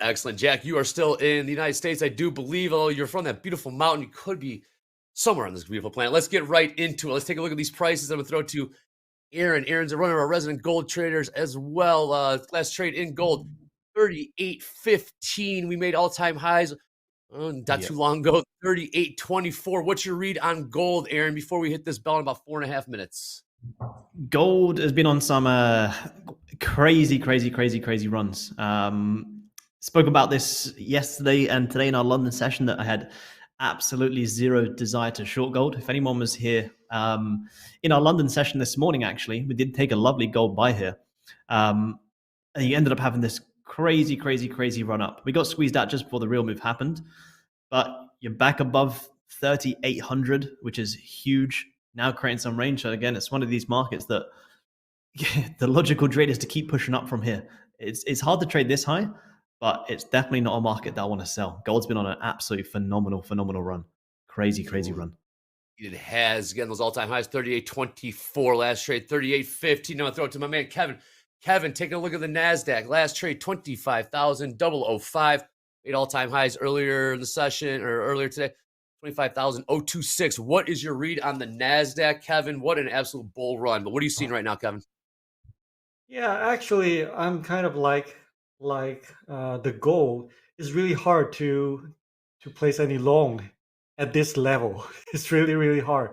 And actually, I've been waiting for the the market to go sideways after the settlement day last week. So because it usually goes sideways for like 2 weeks or so, and after that, the market will go one direction. Any direction will do, up or down. So it's really hard for me to, I'm basically I like to buy, but it's really hard to buy here. Like I'm hitting the wall. The walls here is it's really hard. Yeah, so I don't know where it's going. Maybe we'll wait for another 3 minutes, and I usually wait maybe 10 more minutes after the open, so I can see how the market is going. And after that, I will decide, okay, if I want to place a trade or not. Okay, patience. I like it. All right, we got about 2 minutes till that New York bell rings. Jack, let's take a look at the ES 67.51. All-time highs is 67.56, so not too far off from there. Jack, how do we trade this? Well, the answer has been the buy generally. I mean, check this support going back through May. And then in even shorter time frames, we're on like a new trend here as well that's been pretty up and to the right. If we go to the SPX, we've broken out of this big mega channel going back to 2022. Once again, those fall-offs are following the birth of my children. And then lastly, we are still above. Let me go to the hour here. We'll keep on referencing this. This is the level and the time at which we got the rate cut. Yield still kind of liking this range up here just above 4.1. I'm with Kevin. It's hard to buy, but you got to do it. Yeah, it's indeed up and to the right. We got about 60 seconds till the New York bell rings. Again, house account is long 5 micro crude from $63.13. Let's trade 63.09. Let's take a look at the Dow real quick for those that want some love for the Dow. Let's trade 46,769. We had new all-time highs yesterday. I guess earlier today, 46,795. Don't forget yesterday, new all-time highs. NASDAQ, ES, gold, and YM all in the same day. 30 seconds till this open. Kevin, do you have a position on any trades on, or is everyone flat right now? No, I don't have any positions right now. Okay, I only have I only have my long-term stocks in my personal account. Very good. Paying nicely. Aaron, you are flat. I was actually I cheated on gold a little bit. I was long here on NQ off this hourly morning star play, but I just closed it at small loss. So I'm gonna wait for the open here. But I do like these highs on NQ. I like this. All right, we are open. Aaron, you naughty boy. Then you naughty boy. With the NQ, we are now open. There you go. YM, shot out of a cannon, new all-time highs there, 46,000. 809. Take a look at the ES. ES pretty muted for the time being. Nasdaq seen a little bit of selling beneath 25,000, now trading 24,991. Kevin, I know you're patient for probably about the first 10 minutes. Are there any prices you have your eyes on in the Nasdaq that you'd like to see for perhaps a pullback, something to sell into? What prices are you watching here in the first few minutes? Let me of the get open? into a bigger time frame, like Very good. 30 minutes time frame. Yeah, I think if I want to place a trade, I want to wait for the market to drop, and to drop like 1 to 1, this equal distance to like this area. So this is kind of the 24,920. Yeah, those area, around those area, this is my target. If the market goes down here, but if the market is not going down, I will have a second plan that I can go into a shorter time frame. Sure. Let me see. Wow. And I'll watch this area, this support, and I'll see if the support is effective or not. If it is not, it will push everything down. So I will not place any trades. So if I want to place a trade over here, I want to see a pin bar. That means the price go under 24,980 and go right back up. So it forms a pin bar right here. So I will place my trade next to the pin bars, and this is my stop. That's it. Excellent. Yeah, if that happens. Okay, if that happens, I love it. If thens, as always. Well, there you go. Dow, a big move right off that bell, 46,881, 881. New all-time highs there. ES trying to grind this thing higher, 67.52 last trade, couple points off all-time highs there. Gold, a little muted right now. Aaron, any prices levels you're looking at in gold as we trade 38.17? I like the way this. I was actually considering like I think we spoke about last time, the buy stop entries. I like a potential buy from here for gold to come up into these highs. This hourly to me is shaping up quite nicely. I like how this pre-New York candle came down, held the support. Trying to see if you can get a nice hourly morning star to play up here. So I just kind of want to see if this first 50-minute can break out. And although the range to the high, gold is, don't get me wrong, so bullish, but it's one of the markets where it's like, I certainly don't want to sell it. And if you measure from like here up into these highs for an intraday trade, 70 ticks still up into these highs is still a great trade. So if we get a nice 15-minute breakout here, I may see if I can get some longs up into this London high. Okay, breakout above what price again, Aaron? Let me see. Break above, say 38.18. Looks like a pretty decent level to me. Nice, just nice 15 closure here. Very good. 38.18. Again, also we have a number coming out in about 12 minutes. That number being U.S. S&P Services PMI Flash, and then at 50 after, the president is addressing the UN General Assembly. We've got Bostic speaking the top hour. We got Powell at 11:30 a.m. Central Time. So we've got a lot on the docket just in this first few hours. But yeah, we have a number here in about 12 minutes, 11 minutes now. U.S. S&P manufacturing. Let's take a look at some of these prices. Here goes the ES. ES trying to push higher here, closing in on those highs. 67.53. Anything on the tilt? Nothing really showing on the tilt for now. Dow did catch a bid. Nasdaq lagging just a bit. Go ahead, Jack. Look at the move. The resistance in the ES that's running into, you saw it kind of where it turned around at the end of the day yesterday, and where it couldn't really break out of last night is right at a real big fat round number in the SPX, 6,700, which would be about pretty much 3 points higher than here. So pretty much the high of yesterday. Let's say 57 would put us there. All right. Let's trade 67.54. 67.54. Dow not done with the buys. Pushing higher here. New highs there again. All these highs are new all-time highs. 46,881. Nasdaq seen a little bit of selling here. 24,988. And Kevin's got his eye on that 24,980 level. See if we do get into that. Kevin, you want to see a dip beneath those 980s, and you want to see it snap right back above perhaps along Yeah, if we get yeah, there. yeah. I would wait for that. I think it's coming. It- Yeah, it's Here we go. dropping. Yes. Yes, it is. And overnight lows 24,973. Here we come right up to those 980s. I'm Pushing going to higher here. take a small buy here on gold as a little starter. I like the way this 5 minutes starting to break out. 50 minutes looking like we're trying to get a nice push. Start off small. If the 15 does break out, I will add more. Whoa. What's your position? What price? How many there, Aaron?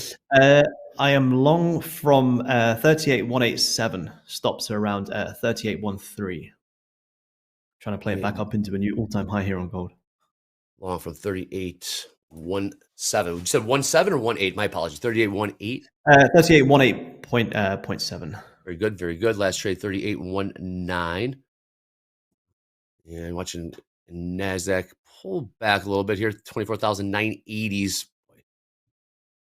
Yeah, Nvidia is off about 1.6% right now. Okay. Amazon down 1. Some companies were flying right off the bell are pulling back a little bit, especially in the more speculative Nvidia did areas. get to all-time highs yesterday. Apple up 4%. Nvidia up 4%. The Dow is continuing to push higher here. We got a number in about 9 minutes. House accounts long from right here, right now, 63.13. A little pullback here in the ES, 67.52. We'll let the fellas manage their trades. I'll pin to the top of the chat. You got those Topstep daily levels. Those are update and refresh before every New York open. Click on that link. We'll stay on the screen. If you don't, that's okay because we got you. Click on that indicators tab at the top of Topstep X. Type in Topstep daily levels. Have those overlaid right there on your charts on Topstep X. Also, upper left-hand corner of the screen, you got the hashtag fast markets or hashtag power hour. Hit us up at TopstepTV on X. Submit some cool trader wins, some swag, trader station setups. We saw some cool ones yesterday. Again, hashtag power hour, hashtag fast markets at TopstepTV on the X. Watching this NASDAQ continue to pull back a little deeper here, Kevin. 24,970. Dow continues to push. Dow is continuing to push here. Jack, since I got you here, as always, on Fast Markets, what are we looking at here in bonds and in Fed Watch and in yields? It was an interesting day with the Fed speakers yesterday. Some coming out hawkish. Myron, of course, coming out very, very dovish. We got Powell speaking later in the session. What are we seeing, if anything? Are we still pricing in 2 more rate cuts in October and December here in 2025? I am confident that we are, but let me check this so I don't spread misinformation. Yeah, we're looking at about 75% implied probability of 2 cuts, or at least 50 basis by December 10th, which will be our last meeting of the year. Got the 10-year yield up here. I showed it a little bit earlier. We're above where we were when we announced the rate cuts, but have kind of found a little bit of a range up here.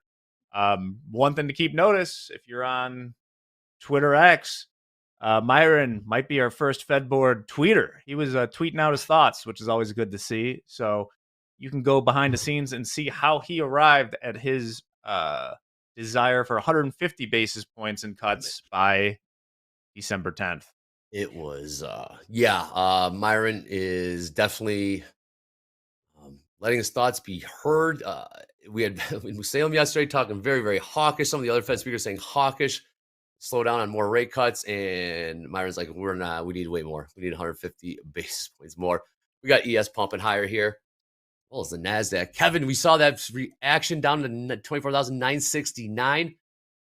Back up to the 9. Yeah, I'm waiting for the bar to close. For the 5-minute bar, at least close this one. But it's going a little bit too far. A little bit. I don't like it to stop inside the range. I want the price to stop right at the edge. Yeah, that is what I want. It's tricky with the NASDAQ. It moves around quickly. But we might be testing it again. Again, we have a number coming out in about 5 minutes. Yeah. Go ahead, Okay, I just placed 5 MNQs. What price did you get, Kevin? My price is 24978.5. Very good. 978.5 long. No, Five wait. index. 24977.75. We'll take that. 977. 977. Well, okay, I'm out. Quick. Okay. Tight stop. Yep. And Pushing down. if this bar stops like this, I will not get into the market again because everything is not what I expected. I thought it was gonna go higher, but it didn't. So I'm not gonna get in. Instead, I will take a step back, go back to the first trading plan. So that means I'll be waiting for something maybe somewhere over here, maybe in this range, and that way I can wait for the market to drop equal distance. Look at that thing. All right, we're still selling off in the Nasdaq. Still continue to sell off here. Nice risk management there, Kevin. 24,950. 950 new lows printed there. ES a little bit more reluctant to follow the Nasdaq. Dow continue to push higher here. New all-time highs in the Dow. Gold. And I can share. Can I share a technique? If I want to place 10 micros, if I want to place 10 micros, I can cut them into small pieces, like 2, 5 twos, or 3 threes.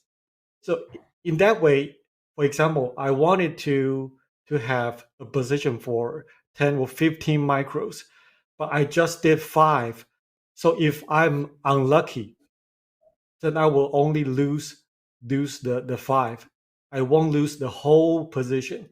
And if the 5 goes good, if the market goes to the direction I wanted, so it is making money, I can always place another 5 near my hitting zone. So that way I can minimize my risk and maximize my profit. Excellent. We saw that right there. Yeah, scaling in. We got 74% short in the Nasdaq right now. 74% short. Continue to push lower here. 24,945. Maybe getting out of my gold trade here. Don't really want to see this 15 close like this. 15 kind of wick these highs here, which is a level to manage. So with this news coming out, wicking the highs, I may cut a small loss here. I had my stop down here, but with this pushing down this hard, I'm trying to see if I can minimize this. This 15 kind of, tagged the low, tried to break back above, tagging highs, wicking back down. So with PMI coming out, I may manage this here. Let's see. It's a pretty strong reaction off them highs there on gold. It was. Nasdaq continue to push lower here. 24,945. Since New York bell rang, we're down about 60 points or so. We did pop up to 25,007. And now trading 24,944. ES, tighter range, 67.50. We got a number in about 90 seconds. And then President Trump will address the United Nations General Assembly. That'll be at 50 after. We will be pumping that in here. So, stay tuned, watching TopstepTV. We'll bring you that. The speech can most likely run long, so we'll play it by ear how we want to bring that in and bring that out. But let's definitely listen to the opening remarks, see if there's any market reaction there, and play it by ear. We got Aaron trades in the house, Kevin Yu in the house. House account is long. 5 micro crude from 63.13. We got a number in 45 seconds. Buckle up. Big day. Kevin, you are flat. Nice risk management there. Aaron, still in this for now. Still in this. 15 close is going to be key. If it closes, if it wicks back up, then I'll see if I can manage. But we do have some news coming out. But 15 close will be key here for me.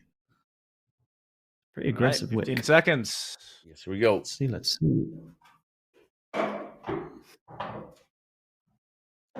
coming out. Here we go. Manufacturing PMI. Second expected 54. Actual. Oh, nah, I don't like that. I cut my gold trade there. I don't like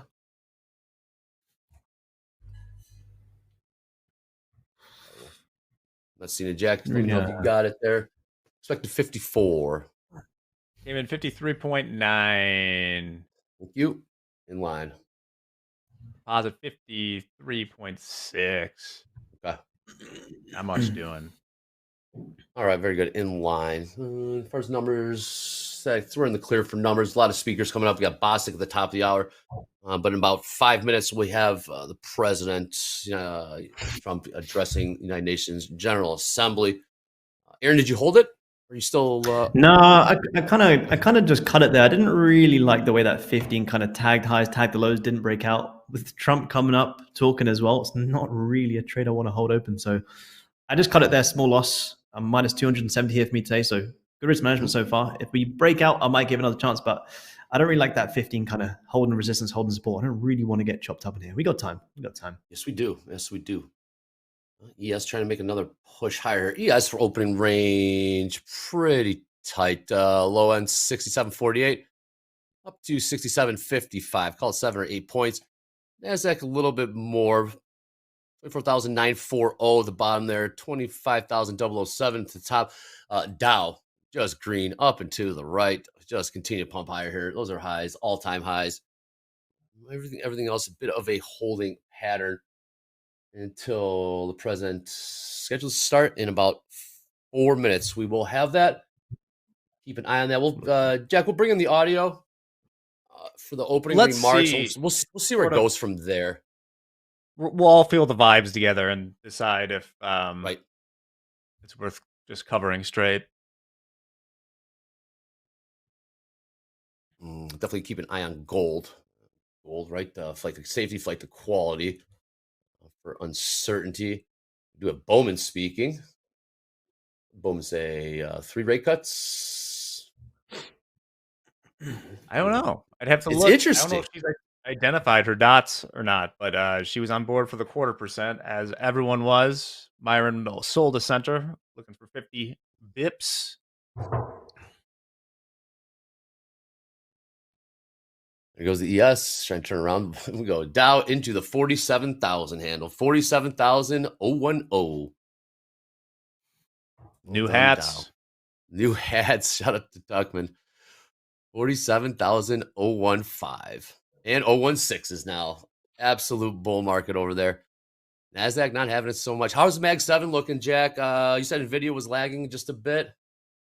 Well, Nvidia is down nearly 2% now, although keep in mind it had a massive pop yesterday on the news. It was investing $100 billion in OpenAI. There's this interesting flywheel dynamic going on between Oracle, Nvidia, and OpenAI that has sent their stocks to the friggin' moon. You saw Oracle up, what was it, like 30 or 40% in one day? Incredible. Yeah, they're kind of passing money back and forth. So hopefully there's some return on that. Yeah, I got 600 lot, a couple ticks higher here in the ES. 600 offered at 67.54. What was that 2,800 lot that came in on the close? That was filled. So 2,800 lot coming on the close in the ES. Was that 44? 67.44? I believe. ES might be making another run higher here. Why not? Yeah. Pretty muted open so far, but we are dancing around the highs of the overnight session. Take a look at the NASDAQ ladder. Pretty thin right now. Kevin, when you're looking at what we just saw, right? We saw that bounce off I those saw the trend. Yeah, I saw the trend is different from maybe the week, because the resistance over here is no longer working. So in this way, I will not place any I will not buy today, because you see this level just went from the ground to the ceiling. It becomes the ceiling. You can see it. Yeah, the range over here, those prices. So I don't like to place any long trade when I'm hitting the wall. Well, today might not be for my setup, because I like to place longs. I like to buy, but I don't see any chance for me to buy. Yeah. Okay, remain patient. Aaron, nice cut there. 38.10 last Yeah, trade. nice And close. now Nice 09. close. Where do we go? Where do we go from here? Right? You cut the trade, minimal paper cut. We're seeing the pullback now. If you want to call it 38.10 pullback. Let's take a look at your charts. How do you read what we're looking at in the first 20 minutes of the New York session? I mean, if we close this bearish on gold, tagging highs, breaking out of this pre-New York range here, pull back into that 3,800 level wouldn't be too far away. My only kind of struggle is I haven't really taken a sell position on gold since last week in these ranges. I don't really want to fight this just yet. I kind of stick to my biases. I kind of only short gold when the daily kind of tells me otherwise. And to me, gold's so bullish. So if we do pull back, to me, it has the potential to still be a great dip buying opportunity. So this hourly close to me will be key. If we can keep pulling back, I'd like to see this 3,800. Don't know if we'll come back down to these highs of London, but I still like these. I still like these longs to come up and test this all-time high and London high here as well. But I think we might pull back a little bit more. Not really my short here though. Okay, 38.07 last trade in gold. All right, get Hogan here. Hogue, big Dayne's ahead of us. Oh, what are your thoughts on the equities? We're seeing mixed bag in the ES, Dow new all-time highs, NASDAQ seeing some selling. Let's start with the NASDAQ, Hogue. We're about 21 minutes in. We got Trump. We'll keep an eye out. If Trump does get started, we'll bring that in. But go ahead, Hogue. What are we reading here? ES and NASDAQ for now, and gold. But let's do NASDAQ first and then gold, Hogue. You got it. You got it. Hey, it's good to be with everybody. And hey, happy days are here again, right? Everything's at all-time highs. Not so fast. NASDAQ getting a little bit of some pressure from Nvidia. It's not in trouble. It was a pretty decent move to the upside. We gave the auction yesterday in both the S&P and the NASDAQ B-. However, there was no new buying coming in yesterday. We put in the all-time high in the regular trading hours. It was a trend day to the upside. It was an emotional day, leaving some single prints. Where did we trade down to so far this morning? The session low so far, 24,942 in the orders. The first line of single prints closes at 24,938. So we got within a couple of points of closing these little single TPOs. Still looking for an opportunity for a long in these equities. Maybe that's just the frequency bias. S&P is holding up much better than the NASDAQ. Looks like the S&Ps are primed to make a new all-time high. NASDAQ, a little bit of trouble. Neither of them left the opening range at the dead-ass high or the dead-ass low as they did yesterday. Really just kind of looking for opportunities to find some basing gear in the NASDAQ to be able to lean on something to limit risk. I would love the opportunity to see 24,906, which is the IB high from yesterday, 24,888, which was last week's high, which is about halfway through the range from yesterday. So if we do get that, I think that looks like a pretty decent area. So I'm still looking for opportunities for longs in the NASDAQ. You wanted to take a look at gold too. We just had a failed upside auction on the 30-minute bar here. Initial balance high 38,2080. We looked above it. We rejected it. We've already moved all the way back to the initial balance low, which would be the original target for the failed upside auction. We're again in a situation where we've got overnight inventory extremely long. That really hasn't seemed to matter. We've got the open here. We're trading here over overnight inventory long. I'm looking at this as overnight inventory adjustment, not anything to worry about as far as any bigger time frame selling is concerned. We can't close the gap. The gap close in regular trading hours would close at 37.7670. And we're a long ways from that. So if we can't close that gap, I'm looking for opportunities for longs. I do like the idea of the VWAP here at 3,800, as well as the 20-session simple moving average at 2802, 80 to look for opportunities to lean on to limit risk. It's also about halfway through this bar, which is not the highest volume bar from last night, but still a pretty decent high volume bar when the market really started to take off. So looking for opportunities to find opportunities for longs in all of these markets still. I just can't sell yet. Good stuff, Hogue. You got a 600 lot, 6750 bid 600 times. NASDAQ continuing to sell off here. 24,940. 939 is new lows there. Kevin, I don't know. Yeah. S&P's doing a new all-time high by a tick this morning. Here we go. Already. About a NASDAQ, not tick. so much. Kevin, we're coming up on about 30 minutes. We're 25 minutes in here. We continue to see more downside pressure in the NASDAQ. We look to, yeah. Are we thinking short? Are we thinking long? Or we want to see how it reacts still, right? Around 24,940, Kevin. If anyone wants to short Nasdaq, is not right now is not the good time because it came from 25,000, so we have to wait. But I can see resistance right now, just right here. Yeah, the market is trying to bounce back. So if I'm gonna, yeah, please go ahead, Kevin, please. Oh, okay. If I'm gonna place my hidden zone, I'm watching this bar. I mean, we have 3 minutes to close this bar, so I'll wait for the bar to close. I want to see the bar to close above like 24,940 something. So it cannot go lower. If it goes lower, I will pull back all my buying plans. So if it goes above this level in like 3 minutes, if it stays here, so this is the earliest place for me to place a long trade, and my hidden zone will be like around here. So those are my hidden zone, and again, this is my stop. That's it. Excellent.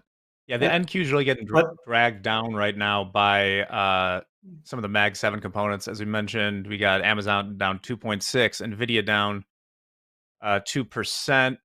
Looking right here, this is the ES. You can see it's really had trouble breaking through that 6,700 level. It just got there almost to the tick before this latest rejection. If you can get above there and hold, maybe it'll become support, but right now it's having trouble getting through that. All right. Yes, President Trump's scheduled to speak right now. President of Brazil is at the podium, continuing to get his money's worth at the microphone. So President Trump is scheduled to follow. We'll definitely keep an eye, but scheduled to address the United Nations General Assembly any moment. But currently, the President of Brazil is at the podium. We'll keep you posted on that and bring you President Trump when he does address the General Assembly there. Again, we got Powell coming up in a few hours still. We got a lot on coming at you. We got Bostic scheduled to start in about 90 seconds. We got the NASDAQ continue to sell off here, 24,935. Gold turned around there. Aaron, we bottomed out around 38.07, back up to 38.16. Markets are moving right now. Buckle up. We got 4,500 people watching us all across the globe. Click subscribe, click like, click bell, upper right-hand corner.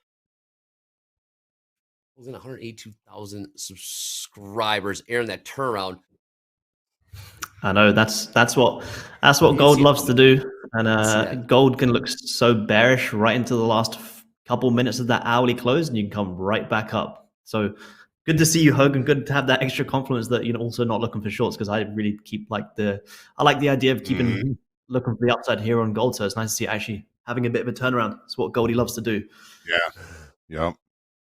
I mean, we're still seeing money coming into the long side, and it just keeps coming in since the beginning of the year, really. So, I'm still looking for longs. What's your weekly kickoff high in gold, Hogue? Last trade 38.15. Listen, he laughs because when he puts these numbers down, he can't even believe he's putting these numbers down. What's your weekly kickoff high right? in gold? 38.86. 86, my 38.86. I mean, we're almost halfway there on the week. 4,000 by Christmas? Crazy. Yes. I know. Got that 600 lot on the 67.50 bid in the ES. We're about a point and a half away from those to the downside. Now very, very strong. All right, more selling coming in here in the NASDAQ. New lows just put in there 24,930 half. ES much more stubborn. Moving to the downside. Got crude pushing higher here. Session highs to 63.35. new highs on the session in crude. Staying beneath those Keep going with 940s. that. Yeah, Kevin, we're still beneath those 940s. Might be some more room to the downside. 614 bid 67.50. You can get that thing filled. Markets are cooking right now. Let's take a look at the tilt. Nothing jumping off the tilt just yet. We got Bostic scheduled to go right now. Haven't seen anything from Bostic. Yeah, I'm not sure. We've got Powell at 11:35 Central. So a little bit more time there. Waiting for Bostic to come in. Nothing just yet. Well, a lot of news on the docket today, Jack. But you know the news that I really like to hear from? I want to hear from my main guy, Jack. Jack, what do you got if you're good to go? Always got nuggets and tidbits. Always. Look at that.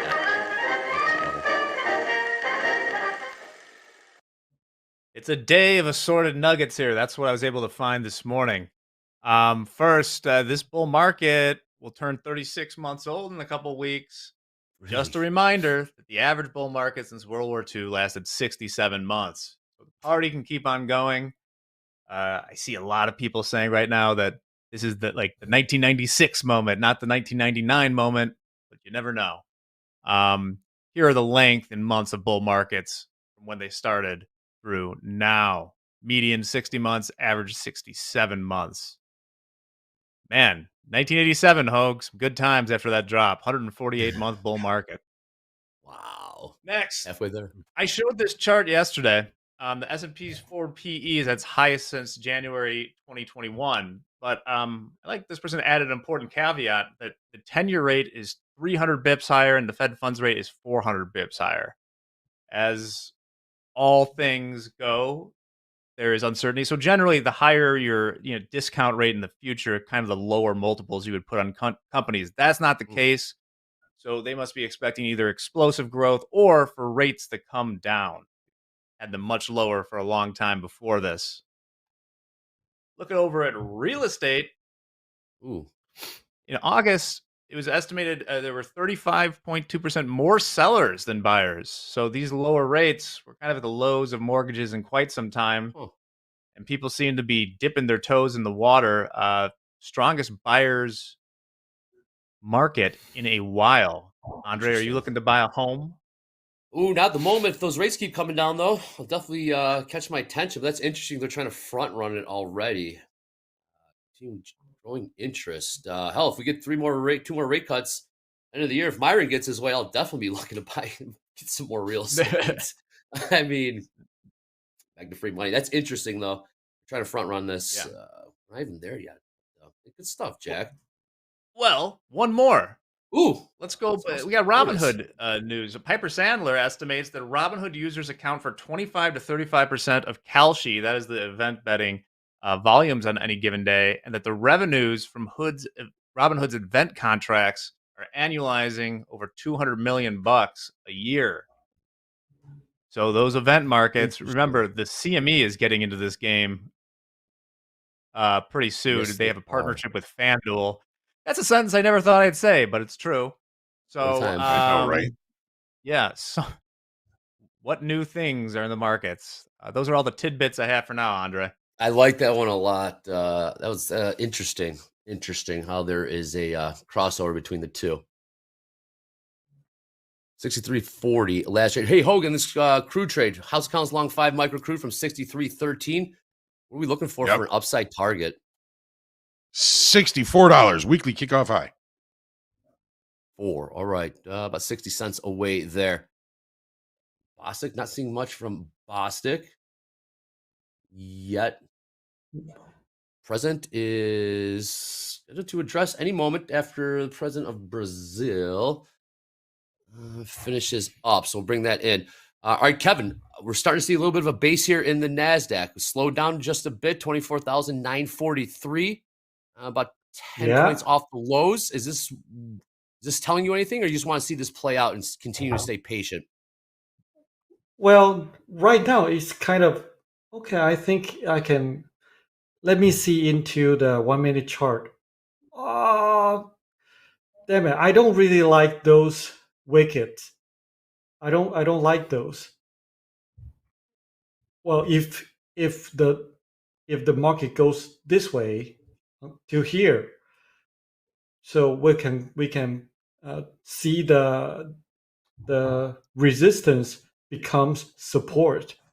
In that way, I can see a 5-minute chart going like this, going up and going down again. So I can place my trade over here. This is normally my place. Yeah. Mhm. But this is the earliest place we can do. It's like over right here or here in the 1-minute chart. But this is not what I planned to do. I wanted to wait for the market to go up and then go down again, so I can make sure the market is going back. So the foot going up and down again, and didn't break the level. Didn't. Yeah. It's tricky. Nasdaq's tricky, Kevin. Yeah, it's tricky. I know. Turns around pretty quick. Especially today because it's in the bigger time frame. It doesn't look so good for longing. Yeah. So this is tricky. So in those tricky moments, I tend to get into the market with higher time frame, not smaller. I always lose a lot when I get into smaller time frame. So I'll take a look at the bigger time frame, Sure. and I'll know the whole picture. I like that perspective. Better perspective. Don't get the last leads. Aaron, are you flat right now? Because I want to talk to you. I have heart to heart with you, Aaron. What happened with the Let's do it. Nasdaq?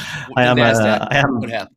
I am flat. I'm flat right now. Okay. I did I considered this breakout here on gold, but then I always zoom back out. And I'm like, previous 30 really didn't show me enough to want to buy. You kind of held lows, held highs. So I want to see a little bit more here. I do still like these longs on gold, but I don't like it just yet.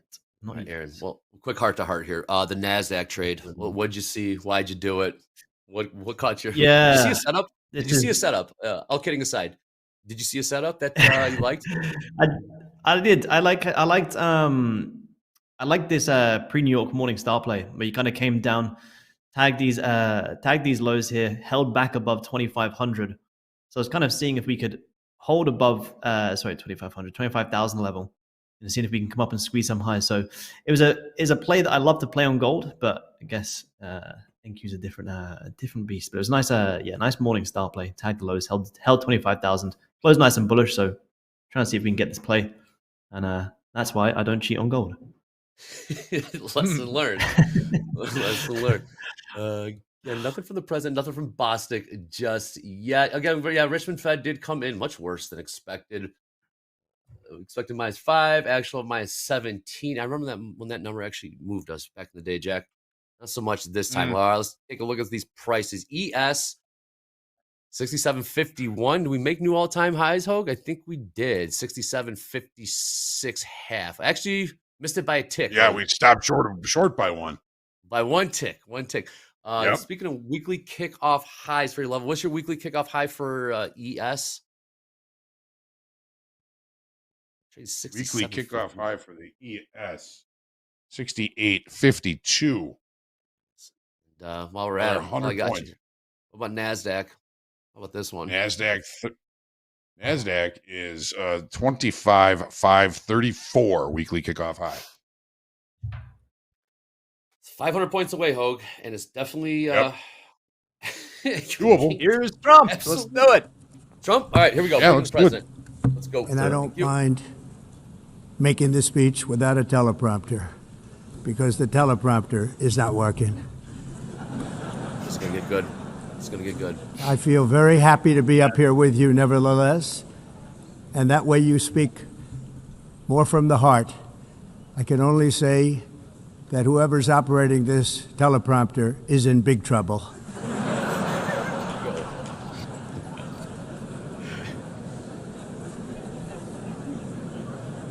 Salvador.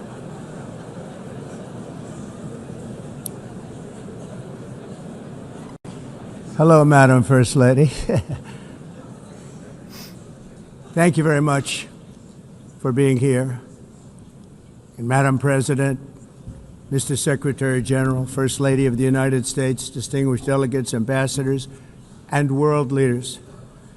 6 years have passed since I last stood in this grand hall and addressed a world that was prosperous and at peace in my first term. Since that day, the guns of war have shattered the peace I forged on 2 continents. An era of calm and stability gave way to one of the great crises of our time. And here in the United States, 4 years of weakness, lawlessness, and radicalism under the last administration delivered our nation into a repeated set of disasters. 1 year ago, our country was in deep trouble, but today, just 8 months into my administration, we are the hottest country anywhere in the world, and there is no other country even close. America is blessed with the strongest economy, the strongest borders, the strongest military, the strongest friendships, and the strongest spirit of any nation on the face of the earth. This is indeed the golden age of America. We are rapidly reversing the economic calamity we inherited from the previous administration, including ruinous price increases and record-setting inflation like we've never had before. Under my leadership, energy costs are down, gasoline prices are down, grocery prices are down, mortgage rates are down, and inflation has been defeated. The only thing that's up is the stock market, which just hit a record high. In fact, it hit a record high 48 times in the last short period of time. Growth is surging, manufacturing is booming. The stock market, as I said, is doing better than it's ever done. And all of you in this room benefit by that, almost everybody. And importantly, workers' wages are rising at the fastest pace in more than 60 years. And that's what it's all about, isn't it? In 4 years of President Biden, we had less than $1 trillion of new investment into the United States. In just 8 months since I took office, we have secured commitments and money already paid for $17 trillion. Think of it, 4 years, less than $1 trillion, 8 months, much more than $17 trillion is being invested in the United States, and it's now pouring in from all parts of the world. We've implemented the largest tax cuts in American history and the largest regulation cuts in American history, making this once and again the best country on earth to do business. And many of the people in this room are investing in America, and it's turned out to be an awfully good investment during this 8-month period. In my first term, I built the greatest economy in the history of the world. We had the best economy ever, history of the world. And I'm doing the same thing again, but this time it's actually much bigger and even better. The numbers far surpass my record-setting first term. On our southern border, we have successfully repelled a colossal invasion. And for the last 4 months, and that's 4 months in a row, the number of illegal aliens admitted and entering our country has been 0. Hard to believe, because if you look back just a year ago, it was millions and millions of people pouring in from all over the world, from prisons, from mental institutions, drug dealers. All over the world they came. They just poured into our country with the ridiculous open border policy of the Biden administration. Our message is very simple. If you come illegally into the United States, you're going to jail, or you're going back to where you came from, or perhaps even further than that. You know what that means.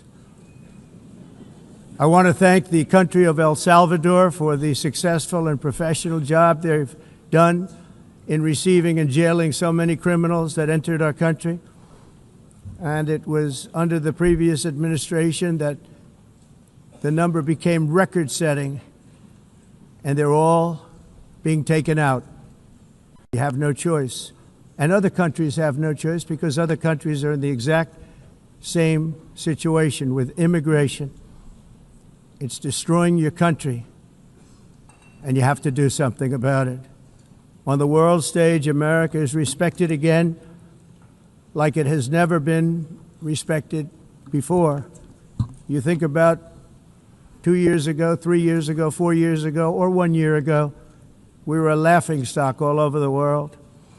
At the NATO summit in June, virtually all NATO members formally committed to increase defense spending at my request from 2% to 5% of GDP, making our alliance far stronger and more powerful than it was ever before. In May, I traveled to the Middle East to visit my friends and rebuild our partnerships in the Gulf and those valued relationships with Saudi Arabia, Qatar, and the UAE and other countries are now, I believe, closer than ever before. My administration has negotiated one historic trade deal after another, including with the United Kingdom, the European Union, Japan, South Korea, Vietnam, Indonesia, the Philippines, Malaysia, and many, many others. Likewise, in a period of just 7 months, I have ended 7 unendable wars. They said they were unendable. You're never going to get them solved. Some were going for 31 years, 2 of them, 31, think of it, 31 years. One was 36 years. One was 28 years. I ended 7 wars. And in all cases, they were raging with countless thousands of people being killed. This includes Cambodia and Thailand, Kosovo and Serbia, the Congo and Rwanda, a vicious, violent war that was, Pakistan and India, Israel and Iran, Egypt and Ethiopia, and Armenia and Azerbaijan. It included all of them. No president or prime minister, and for that matter, no other country has ever done anything close to that. And I did it in just 7 months. It's never happened before. There's never been anything like that. I'm very honored to have done it. It's too bad that I had to do these things instead of the United Nations doing them. And sadly, in all cases, the United Nations did not even try to help in any of them. I ended 7 wars, dealt with the leaders of each and every one of these countries, and never even received a phone call from the United Nations offering to help in finalizing the deal. All I got from the United Nations was an escalator that on the way up stopped right in the middle. If the First Lady wasn't in great shape, she would have fallen, but she's in great shape. We're both in good shape. We both stood. And then a teleprompter that didn't work. These are the 2 things I got from the United Nations, a bad escalator and a bad teleprompter. Thank you very much. And by the way, it's working now. It just went on. Thank you. I think I should just do it the other way. It's easier. Thank you very much. I didn't think of it at the time because I was too busy working to save millions of lives. That is the saving and stopping of these wars. But later I realized that the United Nations wasn't there for us. They weren't there. I thought of it really after the fact, not during these negotiations, which were not easy. That being the case, what is the purpose of the United Nations? The UN has such tremendous potential. I've always said it. It has such tremendous, tremendous potential, but it's not even coming close to living up to that potential. For the most part, at least for now, all they seem to do is write a really strongly worded letter and then never follow that letter up. It's empty words, and empty words don't solve war. The only thing that solves war and wars is action. Now, after ending all of these wars and also earlier negotiating the Abraham Accords, which is a very big thing All for right. which we are watching country the received President no address the credit, United never Nations received General credit. Assembly. Going to do a quick market recap. Aaron, you seeing anything in gold there? We will get back to the speech. Are you seeing anything in gold quickly? Looking at a little bit of having a nice sell-off here, coming back down to that 3,800 level. Pretty bearish to want to fight against this just yet, but also glad I stayed out of the long side. I kind of want to see how we react on this this VWAP level 3,800. See if we can find some support here, or if we do break it, see if we come back below. But it's coming into a pretty interesting level, so I'm keeping an eye on it here. Very good. 38.03 last trade there. Kevin, we're sitting here patiently listening. We will get back to the president. Kevin, any levels you're looking at here as we're trading? I have two long trade at 943. Long from NASDAQ. So you can look at my chart. This is the 1 minute chart, so you can see it. It's almost the same. You can see that. So I place my chart here, right here. Right here, the second time, but I accidentally placed 5 NASDAQ instead of micros. So yeah. So I let go 3. Okay, so you're long. So I come back to only 2 lots. Okay, long 2 NQ from 24,943 last trade. 4,953. Jack's not seeing much in the ES. Hoag, we're not seeing too. What do you got there? We'll get back to. We're a little bit at the lower end of like this has been just a wiki. We call it violently range bound, correct? Levels I'm looking at to the downside 67.45, 67.30 to the upside. If you're playing the range that near the highs of the day is still the 6,700 SPX. Okay, all right, very good. Hoag, if you see anything, any levels, any big size orders.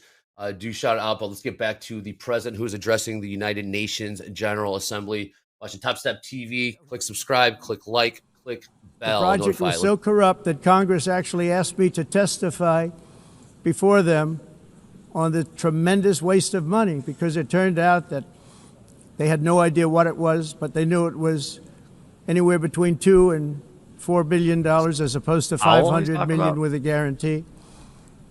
But they had no idea, and I said it cost much more than $5 billion. Unfortunately, many things in the United Nations are happening just like that, but on an even much bigger scale, much, much bigger. Very sad to see. Whether the UN can manage to play a productive role, I've come here today to offer the hand of American leadership and friendship to any nation in this assembly that is willing to join us in forging a safer, more prosperous world. And it's a world that we'll be much happier with. A dramatically better future is within our reach. But to get there, we must reject the failed approaches of the past and work together to confront some of the greatest threats in history. There is no more serious danger to our planet today than the most powerful and destructive weapons ever devised by man, of which the United States, as you know, has many. Just as I did in my first term, I've made containing these threats a top priority, starting with the nation of Iran. My position is very simple. The world's #1 sponsor of terror can never be allowed to possess the most dangerous weapon.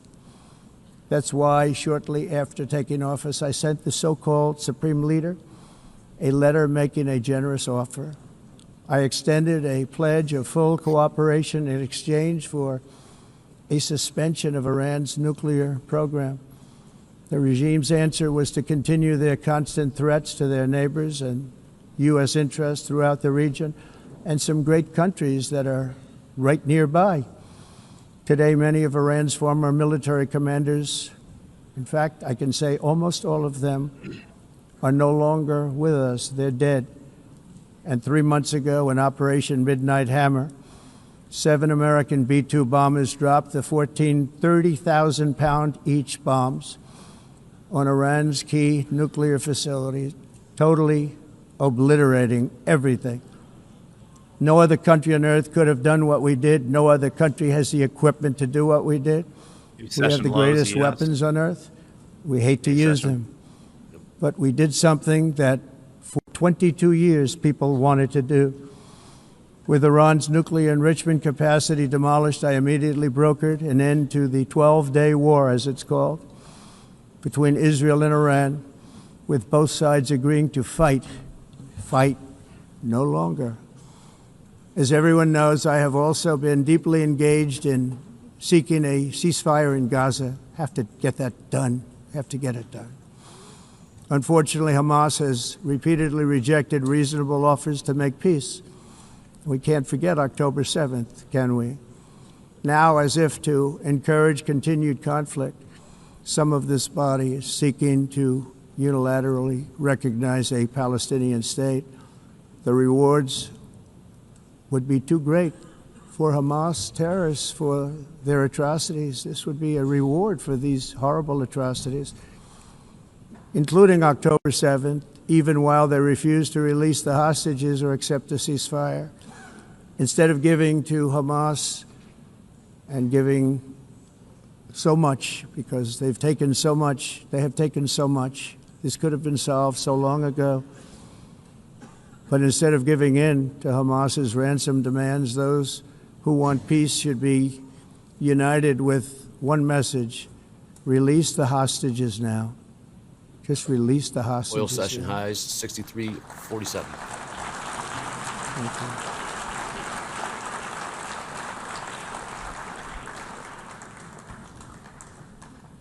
Thank you.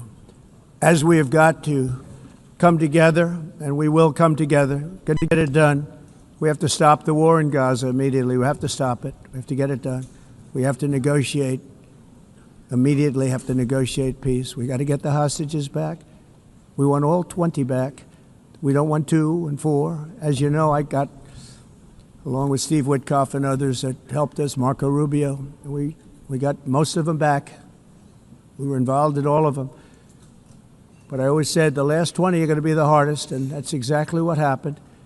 We have to get them back now. We don't want to get back 2, and then another 2, and then 1, and then 3. Have this process. No, we want them all back, and we want the actually 38 dead bodies back too. Those parents came to me, and they want them back, and they want them back very quickly and very badly, as though they were alive. They want them. They want them every bit as much as if their son or daughter were alive. I've also been working relentlessly, stopping the killing in Ukraine. I thought that would be, of the 7 wars that I stopped, I thought that would be the easiest because of my relationship with President Putin, which had always been a good one. I thought that was going to be the easiest one. But you know, in war, you never know what's going to happen. There are always lots of surprises, both good and bad. Everyone thought Russia would win this war in 3 days, but it didn't work out that way. It was supposed to be just a quick little skirmish. It's not making Russia look good. It's making them look bad. No matter what happens from here on out, this was something that should have taken a matter of days, certainly less than a week, and they've been fighting for 3.5 years and killing anywhere from 5,000 to 7,000 young soldiers, mostly soldiers, on both sides, every single week, from 5,000 to 7,000 dead young people, and some in cities, much smaller numbers, where rockets are shot, where drones are dropped. This war would never have started if I were president. This was a war that should have never happened. It shows you what leadership is, what bad leadership can do to a country. Look what happened to the United States, and look where we are right now in just a short period of time. The only question now is how many more lives will be needlessly lost on both sides. China and India are the primary funders of the ongoing war by continuing to purchase Russian oil. But inexcusably, even NATO countries have not cut off much Russian energy and Russian energy products, which, as you know, I found out about 2 weeks ago, and I wasn't happy. Think of it. They're funding the war against themselves. Who the hell ever heard of that one? In the event that Russia is not ready to make a deal to end the war, then the United States is fully prepared to impose a very strong round of powerful tariffs, which would stop the bloodshed, I believe, very quickly. But for those tariffs to be effective, European nations, all of you are gathered here right now, would have to join us in adopting the exact same measures. I mean, you're much closer to the city. We have an ocean in between. You're right there. And Europe has to step it up. They can't be doing what they're doing. They're buying oil and gas from Russia while they're fighting Russia. It's embarrassing to them, and it was very embarrassing to them when I found out about it, I can tell you that. They have to immediately cease all energy purchases from Russia. Otherwise, we're all wasting a lot of time. So I'm ready to discuss this. We're going to discuss it today with the European nations, all gathered here. I'm sure they're thrilled to hear me speak about it, but that's the way it is. I like to speak my mind and speak the truth. As we seek to reduce the threat of dangerous weapons today, I'm also calling on every nation to join us in ending the development of biological weapons once and for all. And biological is terrible, and nuclear is even beyond, and we include nuclear in that. We want to have a cessation of the development of nuclear weapons. We know, and I get to view it all the time. Sir, would you like to see? And I look at weapons that are so powerful that we just can't ever use them. If we ever use them, the world literally might come to an end. There would be no United Nations to be talking about. There would be no nothing. Just a few years ago, reckless experiments overseas gave us a devastating global pandemic. Yet despite that worldwide catastrophe, many countries are continuing extremely risky research into bioweapons and man-made pathogens. This is unbelievably dangerous. To prevent potential disasters, I'm announcing today that my administration will lead an international effort to enforce biological weapons convention, which is going to be meeting with the top leaders of the world by pioneering an AI verification system that everyone can trust. Hopefully the UN can play a constructive role, and it will also be one of the early projects under AI. Let's see how good it is, because a lot of people are saying it could be one of the great things ever, but it also can be dangerous, but it could be put to tremendous use and tremendous good, and this would be an example of that. Not only is the UN not solving the problems it should, too often, it's actually creating new problems for us to solve. The best example is the number one political issue of our time, the crisis of uncontrolled migration. It's uncontrolled. Your countries are being ruined. The United Nations is funding an assault on Western countries and their borders. In 2024, the UN budgeted $372 million in cash assistance to support an estimated 624,000 migrants journeying into the United States. Think of that. The UN is supporting people that are illegally coming into the United States, and then we have to get them out. The UN also provided food, shelter, transportation, and debit cards to illegal aliens. Can you believe that? On the way to infiltrate our southern border. Millions of people came through that southern border just a year ago. Millions and millions. I will keep the video on lower right-hand corner. Let's do a little recap. Kevin, they want to know, are you still in this trade? You're long for 24,943. Last trade, 24,954. No, Kevin, I set a break. I set a break even. So I was stop out. Okay, so that was a scratch. Okay, very good. Okay, you are scratched. I see, got you there. All right, Aaron, did you take any trades in gold? We bounced off those 3,800 evens, trading 3,806. Did you were able to get in, or are you still watching this thing play out, listening to the president speak? I'm still watching. There's a pretty decent 70 tick bounce off that 3,800 level, which is very nice. I think if for me that 30-minute still closed pretty bearish. So if this 30-minute can get back above and the hourly ends up wicking out the previous lows, then I'm absolutely interested. So I'd like to, I kind of want to see this 30-minute close, and if we break out, I like the longs. There's a nice bounce off our levels. Yes, there is. Last trade 38.07. You did see a big pop in Crude. Crude did top up to 63.66. All right, with that being said, Kevin, thank you so much for joining us. We're going to do a line shift. I know it's late where you're at out there in Taiwan. Thank you so much for being generous with your time. Any last words before you get out of here, Kevin? Thanks again. Thank you. My last word, stay in your setups. Don't trade others' setups. There you go. succinct and to the point. Yeah. All right, Kevin, thank you so much. We'll have Dakota jumping in here in a minute. Thank you. Win ready. Thank you again, Kevin.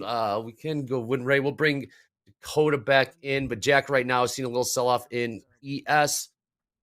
Nothing really cooking there. Dow has rolled over. We'll keep an eye out. Aaron, if you do take a trade, please by all means let us know. But thank you again, Kevin. We'll bring the let's bring the president back in, and when we're ready, we'll get Dakota in here.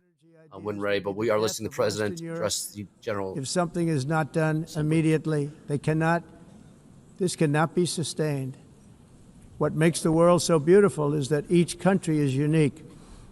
But to stay this way, every sovereign nation must have the right to control their own borders. You have the right to control your borders, as we do now, and to limit the sheer numbers of migrants entering their countries and paid for by the people of that nation that were there and that built that particular nation at the time.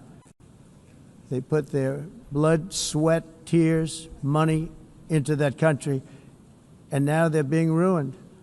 Proud nations must be allowed to protect their communities and prevent their societies from being overwhelmed by people they have never seen before, with different customs, religions, with different everything, where migrants have violated laws, has been speaking lodged throughout, false asylum and, claims, or claimed refugee not really status moving the markets, for sounding a little illegitimate hawkish on reasons. inflation, but They nothing's should, really in many happening there. cases, be immediately sent home. And while we will always have a big heart for places and Hello? people that are struggling and truly compassionate, Hello, Dakota. What's answers up? will Good to see you. be given. Yeah, we're live. We have to We're solve live. the President's problem. live. We have to solve Any it in trades their on or countries, any not prices create you're new looking at? problems in our countries. So we are No, very happy if to everyone allow joined me countries last night, they know exactly what I was looking at. I had a nice short, able and to I was send their looking people anymore. for a long to off send them to these us in 230s. caravans of We had this 25,000, consolidation 30,000 people on each. our way up These massive caravans of people in pouring these into our 930s, country, and I was looking for the market to totally come down and unchecked retest and it. Looks like we unvetted. did, and But not anymore. we're not seeing a lot of movement during this speech. Market's kind of Waiting sideways. Waiting for the magic words. Jack, any thoughts right now? Obviously, anything can happen at a moment's notice. Right now, it's 67.46. Looks like we're seeing a little support in the ES. It's tough to dip a toe in the water when the president is speaking, but what are your thoughts? I believe we're talking about immigration at the moment. We came within a half point of taking out the lows from overnight in the ES. When your prisons are filled with so-called asylum seekers who repay I'll have to, like, kindness, and that's what they just get. kind of They watch repay this speech play kindness out. with crime. Yeah. It's time I know, to unfortunately, end yes, we know the president does like to, talk about spread all topics, so we got to stay in tune. Obviously, not everything's market moving, but we got to be locked in, and we're not going to miss if something does happen. We saw that big pop in crude. We'll get back to the president for that. Anyone does take a trade, Aaron, if you do take any trades, please jump in. You're watching Topstep TV. President is addressing the United Nations General Assembly. Thanks for jumping on here, Dakota. Good to see you again. Yeah, thanks. This was a humanitarian act for all involved, because on the trips up, thousands of people a week were dying. Women were being raped. Nobody's ever seen anything like it. Raped, horribly beaten, raped. On the trip up, the journey up, it was a long walk. It was a long, arduous journey, indeed. And it was also a historic victory against human trafficking throughout the region. What we did was a victory, and we saved so many lives of people that wouldn't make the journey. That journey was loaded up with death. Loaded up with death. Dead bodies all along the roads of jungles to get up. They go through jungles, they go through areas so hot you couldn't breathe. They were dying of suffocation, areas so hot that you couldn't breathe. Dead bodies all over. By them not coming, Happy we're Tuesday, saving Andre. tremendous numbers of It's lives. My people have done a fantastic job in doing on the markets. what they did, and the We'll American continue to push out public here. agrees with it. I mean, I was very proud to see this morning I have the highest poll numbers I've ever had. Part of it is because of what we've done on the border. I guess the other part is what we've done on the economy. Joe Biden's policies empowered murderous gangs, human smugglers, child traffickers, drug cartels, and prisoners from all over the world. The previous administration also lost nearly 300,000 children. Think of that. Talk about They Russia. lost We talk about More tariffs. than 300,000 children, little children, who were trafficked into the United States on the Biden watch, many of whom have been raped, exploited, and Crude pushing abused higher here. and sold. Sold. Nobody talks about that. The fake news doesn't write about it. With many others, young children who are missing or dead. And we found a lot of these children, and we're sending them back, and we've been sending them back to their parents. They said, nobody knows who they are. They said, where do you come from? And they'll give us a country, and we'll find out, and we'll figure it out, and we'll bring them back to their homes. And the mother and father rush to the door, and their tears in their eyes. They can't believe that they're seeing their son or daughter, their little son or daughter again. We've done almost 30,000 of them so far. Any system that results in the mass trafficking of children is inherently evil. Yet that is exactly what the globalist migration agenda has done, and it's what it's all about. In America, those days, as you know, are over. The Trump administration is working, and we are continuing to work to track down the villains that are causing this problem, and also, as I said, to get back the 30,000 we've already returned. Now I think we're going to have another. We're going to find a lot. You're not going to find all of them. 300, more than 300,000. They're lost or they're dead. They're lost or they're dead because of the animals that did this. To protect our citizens, I've also designated multiple savage drug cartels as far as and you see this, and you see it happening right before your eyes. Let's put it this way. People don't like taking big loads of drugs in boats anymore. There aren't too many boats that are traveling on the seas by Venezuela. They tend not to want to travel very quickly anymore. And we've virtually stopped drugs coming into our country by sea. We call them the water drugs. They kill hundreds of thousands of people. I've also designated multiple savage drug cartels as far as foreign terrorist organizations, along with two bloodthirsty transnational gangs, probably the worst gangs anywhere in the world, MS-13 and Tren de Aragua. Tren de Aragua is from Venezuela, by the way. Such organizations torture, maim, mutilate, and murder with impunity. They're the enemies of all humanity. And for this reason, we've recently begun using the supreme power of the United States military to destroy Venezuelan terrorists and trafficking networks led by Nicolas Maduro. To every terrorist thug smuggling poisonous drugs into the United States of America, please be warned that we will blow you out of existence. That's what we're doing. We have no choice. Can't let it happen. They're destroying. I believe we lost 300,000 people last year to drugs, 300,000. Fentanyl and other drugs. Each boat that we sink carries drugs that would kill more than 25,000 Americans. We will not let that happen. Energy is another area where the United States is now thriving like never before. We're getting rid of the falsely named renewables. By the way, they're a joke. They don't work. They're too expensive. They're not strong enough to fire up the plants that you need to make your country great. The wind doesn't blow. Those big windmills are so pathetic and so bad, so expensive to operate. Then they have to be rebuilt all the time, and they start to rust and rot. Most expensive energy ever conceived, and it's actually energy. You're supposed to make money with energy, not lose money. You lose money, the governments have to subsidize. You can't put them out without massive subsidies. And most of them are built in China, and I give China a lot of credit. They build them, but they very few wind farms. So why is it that they build them and they send them all over the world, but they barely use them? You know what they use? Coal. They use gas. They use almost anything, but they don't like wind. But they sure as hell like selling the windmills. Europe, on the other hand, has a long way to go, with many countries being on the brink of destruction because of the green energy agenda, and I give a lot of credit to Germany.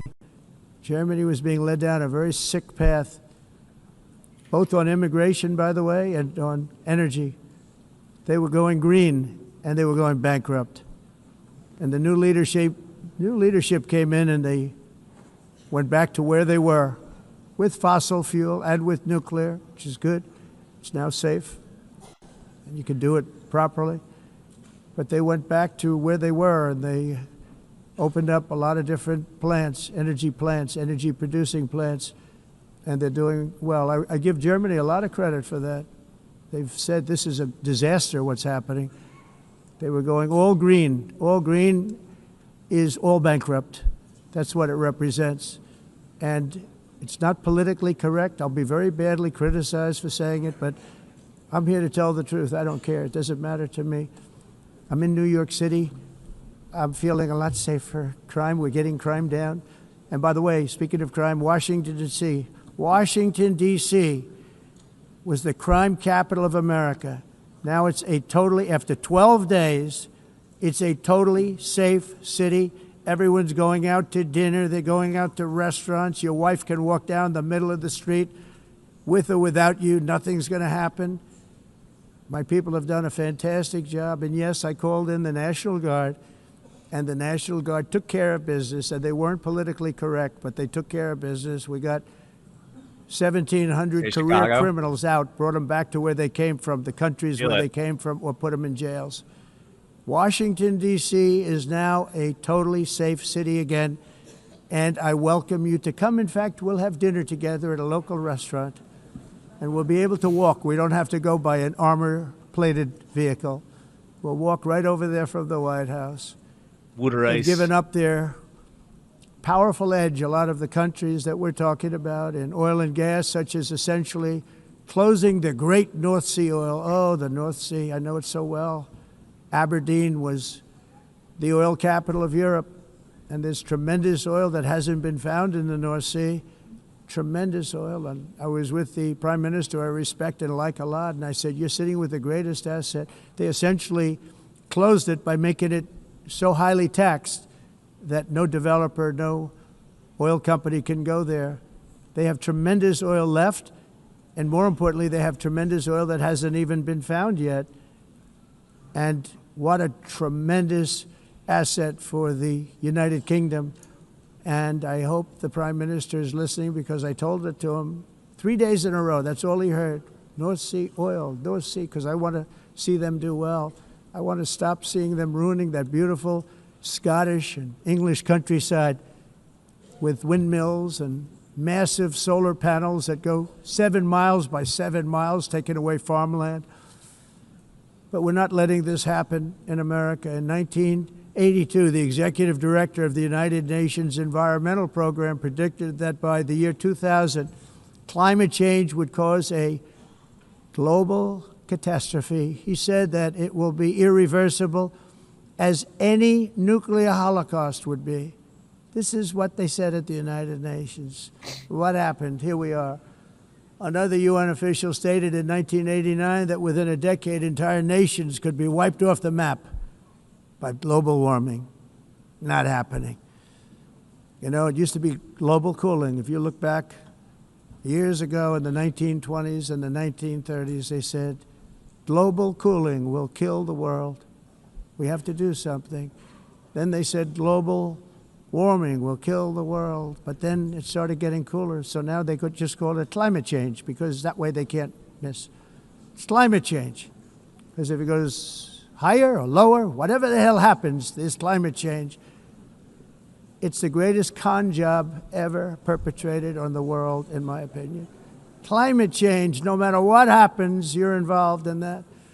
No more global warming, no more global cooling. All of these predictions made by the United Nations and many others, often for bad reasons, were wrong.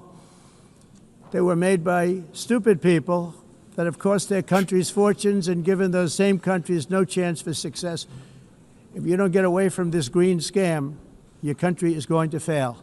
And I'm really good at predicting things, you know. They actually said during the campaign they had a hat, the best-selling hat. Trump was right about everything. And I don't say that in a braggadocious way, but it's true.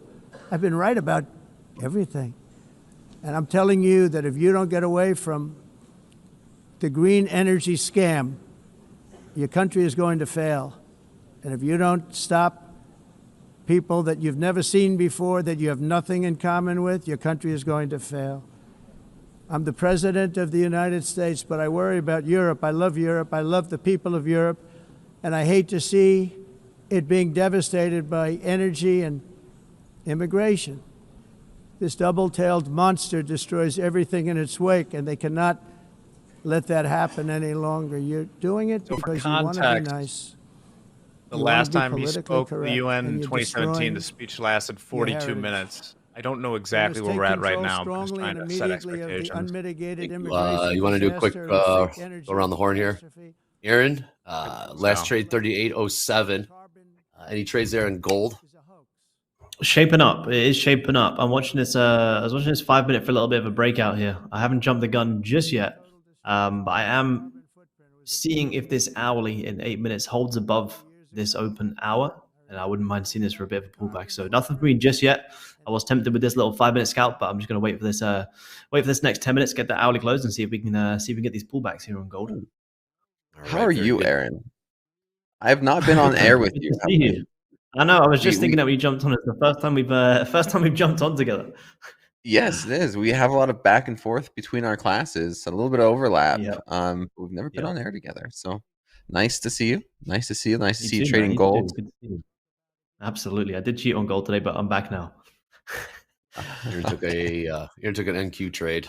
Aaron took an NQ Oh. trade. Talk about that later. Yes, what a time! What a time you guys to be on together. Hoag, thoughts on any of the markets, any levels that you got your eye on as we have the president continuing to address the United Nations? Yeah, I'm kind of looking at gold as looking for an opportunity for a long down here as well. We are below the initial balance, but we've traded both sides of it, so that tends to be range bound.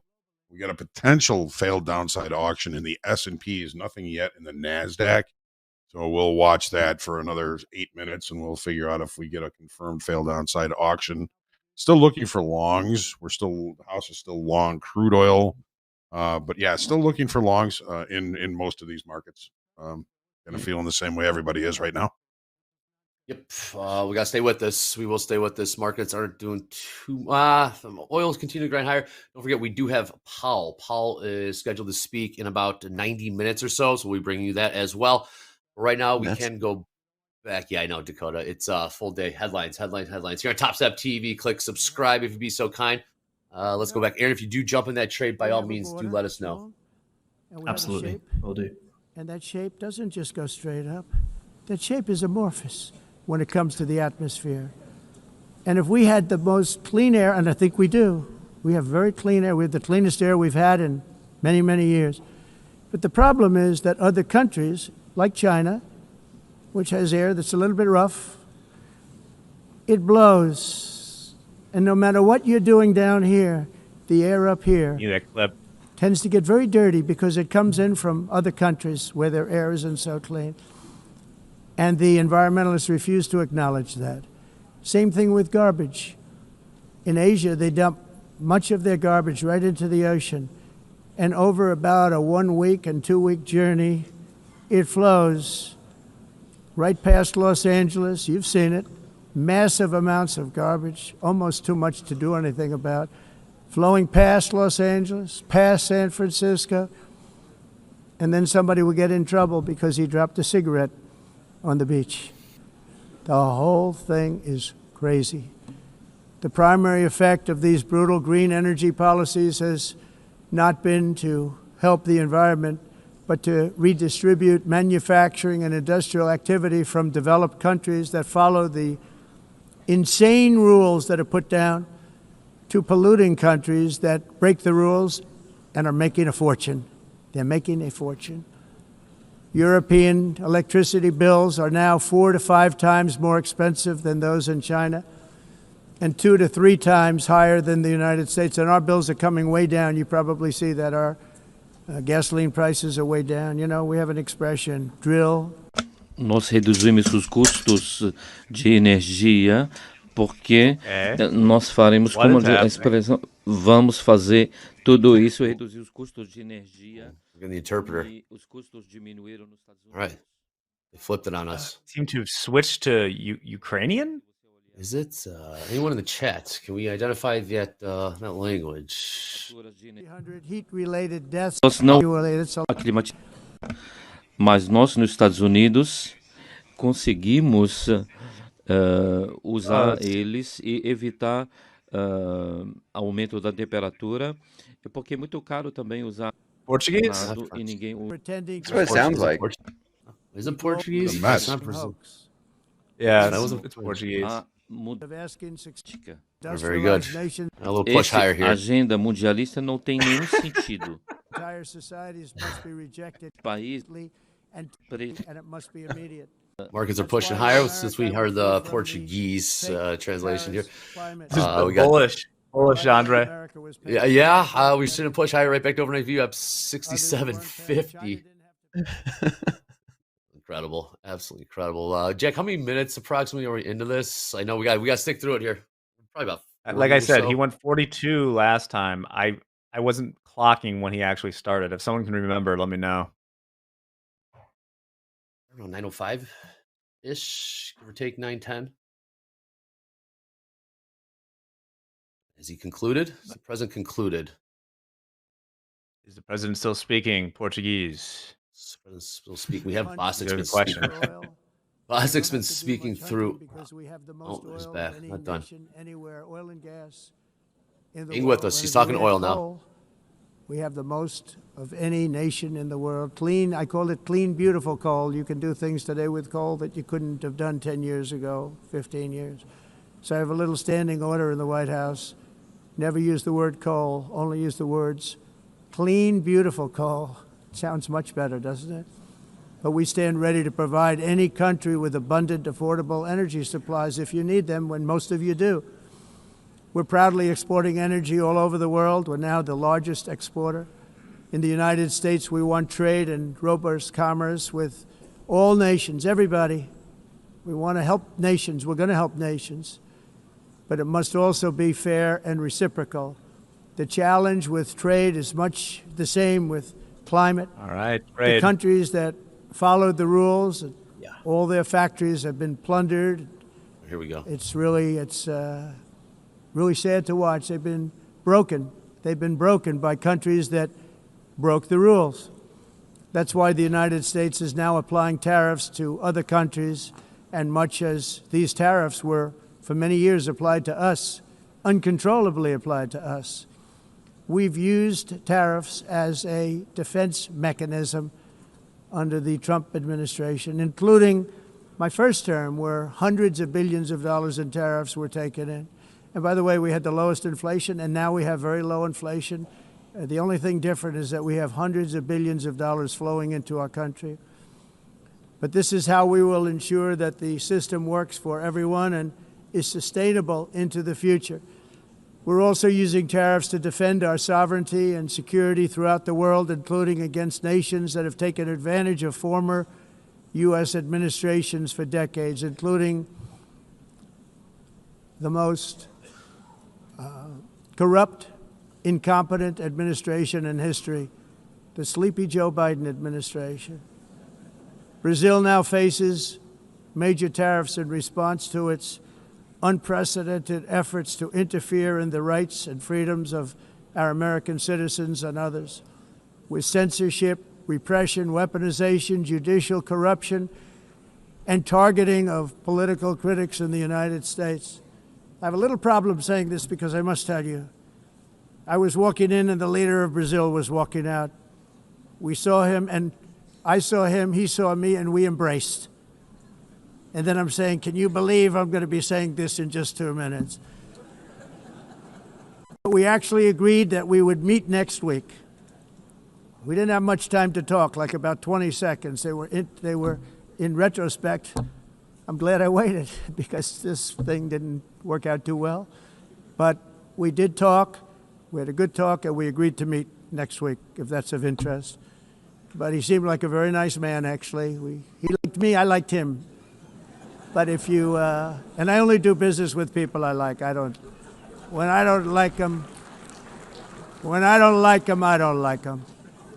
But we had, at least for about 39 seconds, we had excellent chemistry. It's a good sign. But also in the past, Brazil, can you believe this, unfairly tariffed our nation, but now because of our tariffs, we are hitting them back, and we're hitting them back very hard. As president, I will always defend our national sovereignty and the rights of American citizens. So I'm very sorry to say this, that Brazil is doing poorly and will continue to do poorly. They can only do well when they're working with us. Without us, they will fail, just as others have failed. It's true. Next year, the United States will celebrate the 250th anniversary of our glorious independence, a testament to enduring power and American freedom and spirit. We will also be proudly hosting the 2026 FIFA World Cup, and shortly thereafter, the 2028 Olympics, which is going to be very exciting. I hope you all come. I hope that countless people from all over the globe will take part of these will be great celebrations of liberty and human achievement, and that together we all can rejoice in the miracles of history that began in July 4th, 1776, when we founded the light to all nations. And it's something really that an amazing thing came out of that date. It's called the United States of America. In honor of this momentous anniversary, I hope that all countries who find inspiration in our example will join us in renewing our commitment, values, and those values really that we hold so dear. Together, let us defend free speech and free expression. Let us protect religious liberty, including for the most persecuted religion on the planet today. It's called Christianity. And let us safeguard our sovereignty and cherish qualities that have made each of our nations so special, incredible, and extraordinary. In closing, I just want to repeat that immigration and the high cost of so-called green renewable energy is destroying a large part of the free world and a large part of our planet. Sure are. Wow. Countries that cherish freedom are fading fast because of their policies on these two subjects. You need strong borders and traditional energy sources if you're going to be great again. Whether you have come from north or south, east or west, near or far, every leader in this beautiful hall today represents a rich culture, a noble history, and a proud heritage that makes each nation majestic and unique, unlike anything else in human history or any other place on the face of the earth. From London to Lima, from Rome to Athens, from Paris to Seoul, from Cairo to Tokyo and Amsterdam to right here in New York City, we stand on the shoulders of the leaders and legends, generals and giants, heroes and titans who won and built our beloved nations, all of our nations, with their own courage, strength, spirit, and skill. Our ancestors climbed mountains, conquered oceans, crossed deserts, and trekked over wide open plains. They charged into thunderous battles, plunged into grave dangers, and they were soldiers and farmers and workers and warriors and explorers and patriots. They built towns into cities, tribes into kingdoms, ideas into industries, and small islands into mighty empires.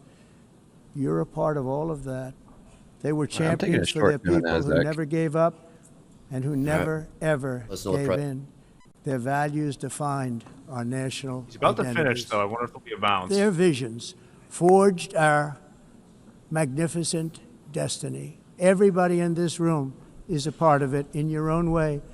Each of us inherits the deeds and the myths, the triumphs, the legacies of our own heroes and founders who so bravely showed us the way. Our ancestors gave everything for homelands that they defended with pride, with sweat, with blood, with life, and with death. Now the righteous task of protecting the nations that they built belongs to each and every one of us. So together let us uphold our sacred duty to our people and to our citizens. Let us protect their borders, ensure their safety, preserve their cultures, treasure, and traditions, and fight, fight, fight for their precious dreams and their cherished freedoms. And in friendship and really a beautiful vision, let us all work together to build a bright, beautiful planet, a planet that we all share, a planet of peace and a world that is richer, better, and more beautiful than ever before. That 600 can lot happen. upside NASDAQ. It will happen. It will happen, and I hope it can 24,955 on the happen offer. and start right now, right at this moment.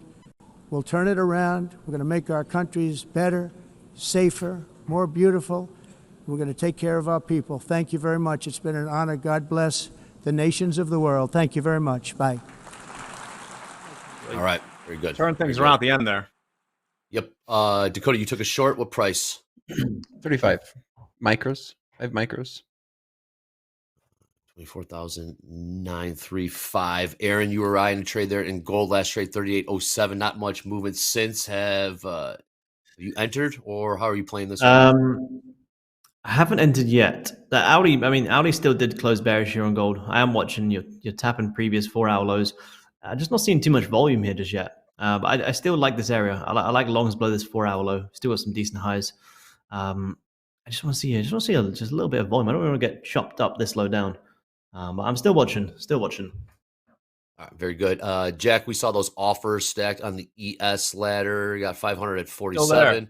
Yep. What are those prices, Jack? 500 stagger. 47, 47 3/4, 48 quarter, 749, 4 stacked 500 lots. That's not something I have seen. No, interesting. Hoag, how are we Almost looking looks on more Delta? like rollover stuff, but rollover's over. Hoag, what are you seeing on Delta? Have Crude continue to push higher? Session highs 63.72 now. House counts long from 63.13. How are we looking in Delta in NASDAQ and ES? Did it grow? Did it move during the speech at all? And what are we looking at right now? Nah, I mean, it's somewhat congruent. Kind of a small range, though, for negative 4,900 Delta in the S&Ps, negative 2,700 in the NASDAQ, which is yet to extend the IB low in the NASDAQ. NASDAQ seems to be holding up a little bit better, but it's actually come a little bit further off its recent highs than the S&Ps. We do not have a failed downside auction in the S&Ps. We are holding below the initial balance low, but again, we're not really seeing any momentum down here. Just going to run a bunch of stops here. Yeah.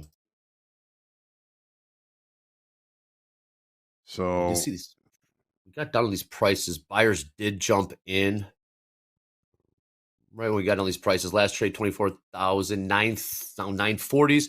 See the buyers come back in. They're trying to defend the 30s, 930s in the NASDAQ.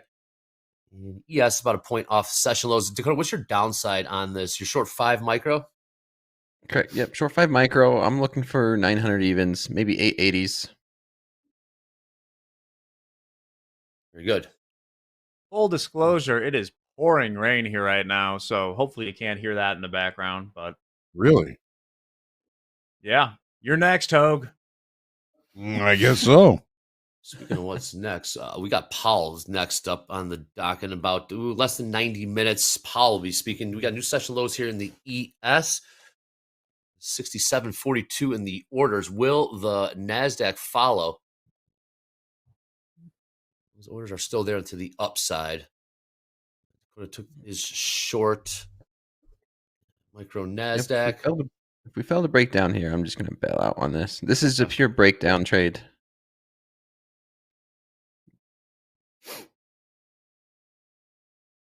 Nothing further on the schedule. Well, President's going to be in a bilateral meeting scheduled here shortly. We'll keep an eye out for headlines there. We got Powell speaking in less than 90 minutes. We'll be bringing that to you here on TopstepTV. We're going to bring you all the news. You got to stay locked in on these headlines throughout. Dow has rolled over, making new all-time highs earlier, 47,055 last trade. We're off about 150 points from there, trading 46,902.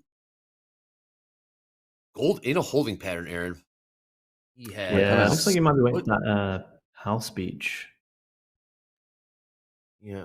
Oh, yep. Yeah, we held, so I'm flat. Minus right. $65.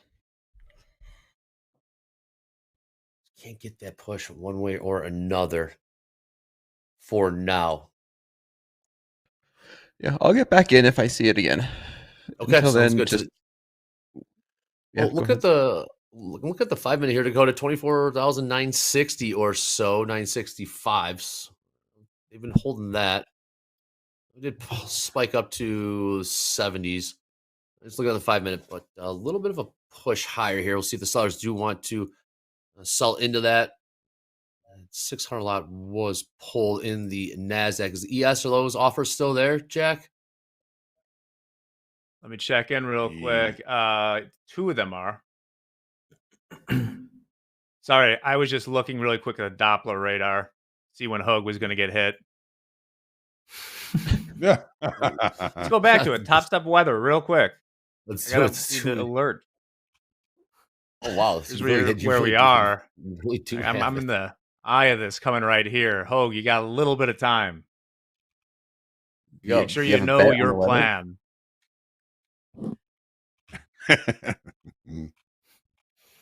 Usually those miss me. Hopefully. We're seeing Delta negative 5,200 in the S&Ps now. So it is increasing to the short 52? side. Yeah. It seems to be having a little bit of trouble seeing continuation with that aggressive selling here. And NASDAQ did not take out the initial balance low, negative 2,600 now in Delta in the NASDAQ. Seeing a little bit of possible accumulation or absorption down here in the equities. Here's where these single prints come into play. We talked about it this morning on the opening call. So in the NASDAQ, we had single prints. I'm just going to loosely call these prices out because there's nothing finite in futures trading. We had single prints from 24,969 down to 937. Our current low is 24,929. So anything within 10 or 20 points of a level like this, it seems to be in the NASDAQ the range of a potential level that we want to look for. So we were talking about possibly closing out some of these single prints and finding more buyers, because this is where the buyers continued to pull into the market yesterday. Are they still going to pull into the market today? So we got within about 10 points of the single prints closing, and we're seeing some buying coming in. We've got negative delta, seeing possible absorption of selling down in this area, and we've got a little bit of a potential turnaround here on the 30-minute. What's it look like on the 5? So we're seeing, increasing delta in a range, increasing negative delta, also indicating a possible, absorption of selling by maybe some longer time frame buyers here. We've got a little VWAP deal to work around here, but again, we haven't taken out the initial balance low in the NASDAQ. Now, in the S&Ps, a similar situation. We have 4 different areas of single prints in the S&Ps. This is the area that the NASDAQ just closed down to, and would be kind of our regular session low, would be the close of the singles all the way down here to 67.37. We also had another line of singles yesterday, and to close those singles, it was about 67.43, 43.5. Where did we just trade to? We just closed out those singles. This is another area where buyers came into the market yesterday. Now we're kind of coming back above the initial balance low. We've got negative 4,700 in delta. We've removed about 500 of it coming off of that low there. And if we got some shorter time frame, weaker hands traders shorting the hole here, this could really kind of rotate back to the upside. So those are the levels that I'm looking at, basically in the S&P 67.43. And back into the NASDAQ, pretty much our regular trading hour session low right now, 929. Great stuff, Hoag. We got London close in about 15 minutes, bottom of the hour, 15 minutes. Gold pushed a little higher there, 38.11. Saw some buying in the NASDAQ, right back up to 24,965 ES. Building a little bit of a base. We'll see what happens to that negative delta. If they do feel like they're feeling the pressure, will they unwind it, get back to neutral? All right, with that being said, Tuesday, exciting stuff coming here on the markets, on TopstepTV, as well as Topstep X. You ask and we deliver, but I'm not going to bring you that news. I'm going to throw it to Gabe. Gabe, Come on in. Happy Tuesday, my man. Big stuff here at Topstep and Topstep TV. Indeed. Good morning. It is a great day here at Topstep. Traders, the moment you are waiting for or have been waiting for is finally here. Are you a busy trader? Maybe you don't want to babysit charts. Part-time futures traders who want more full-time control. Anyone who wants more disciplined exits without the constant screen time, this is for you. Auto OCO brackets are here. They give you that total control in Topstep X so that your strategy can run itself while staying disciplined and consistent.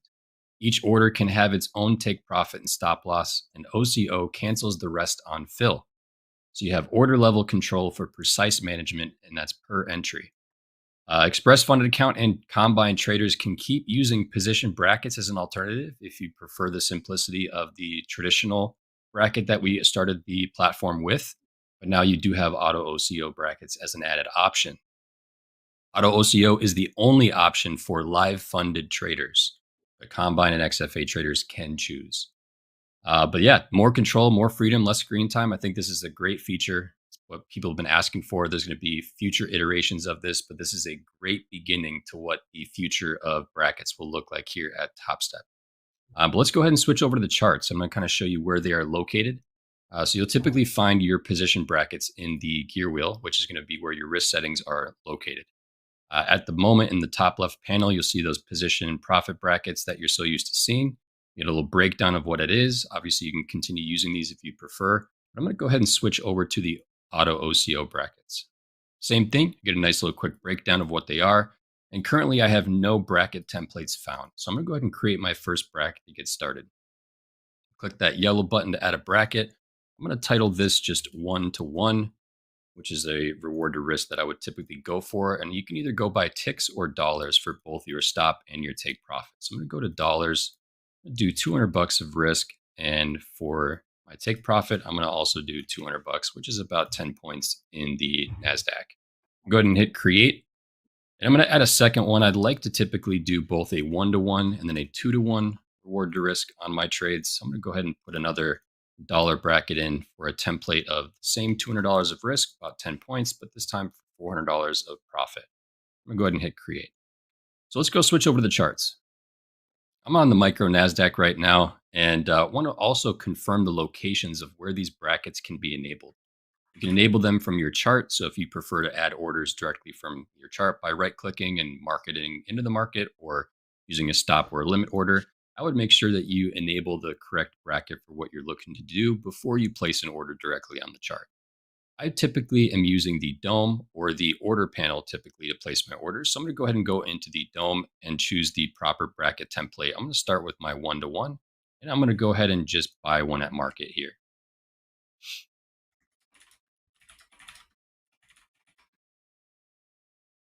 Next thing I'm going to do is I'm going to go to the 2-to-1 and hit buy at market as well.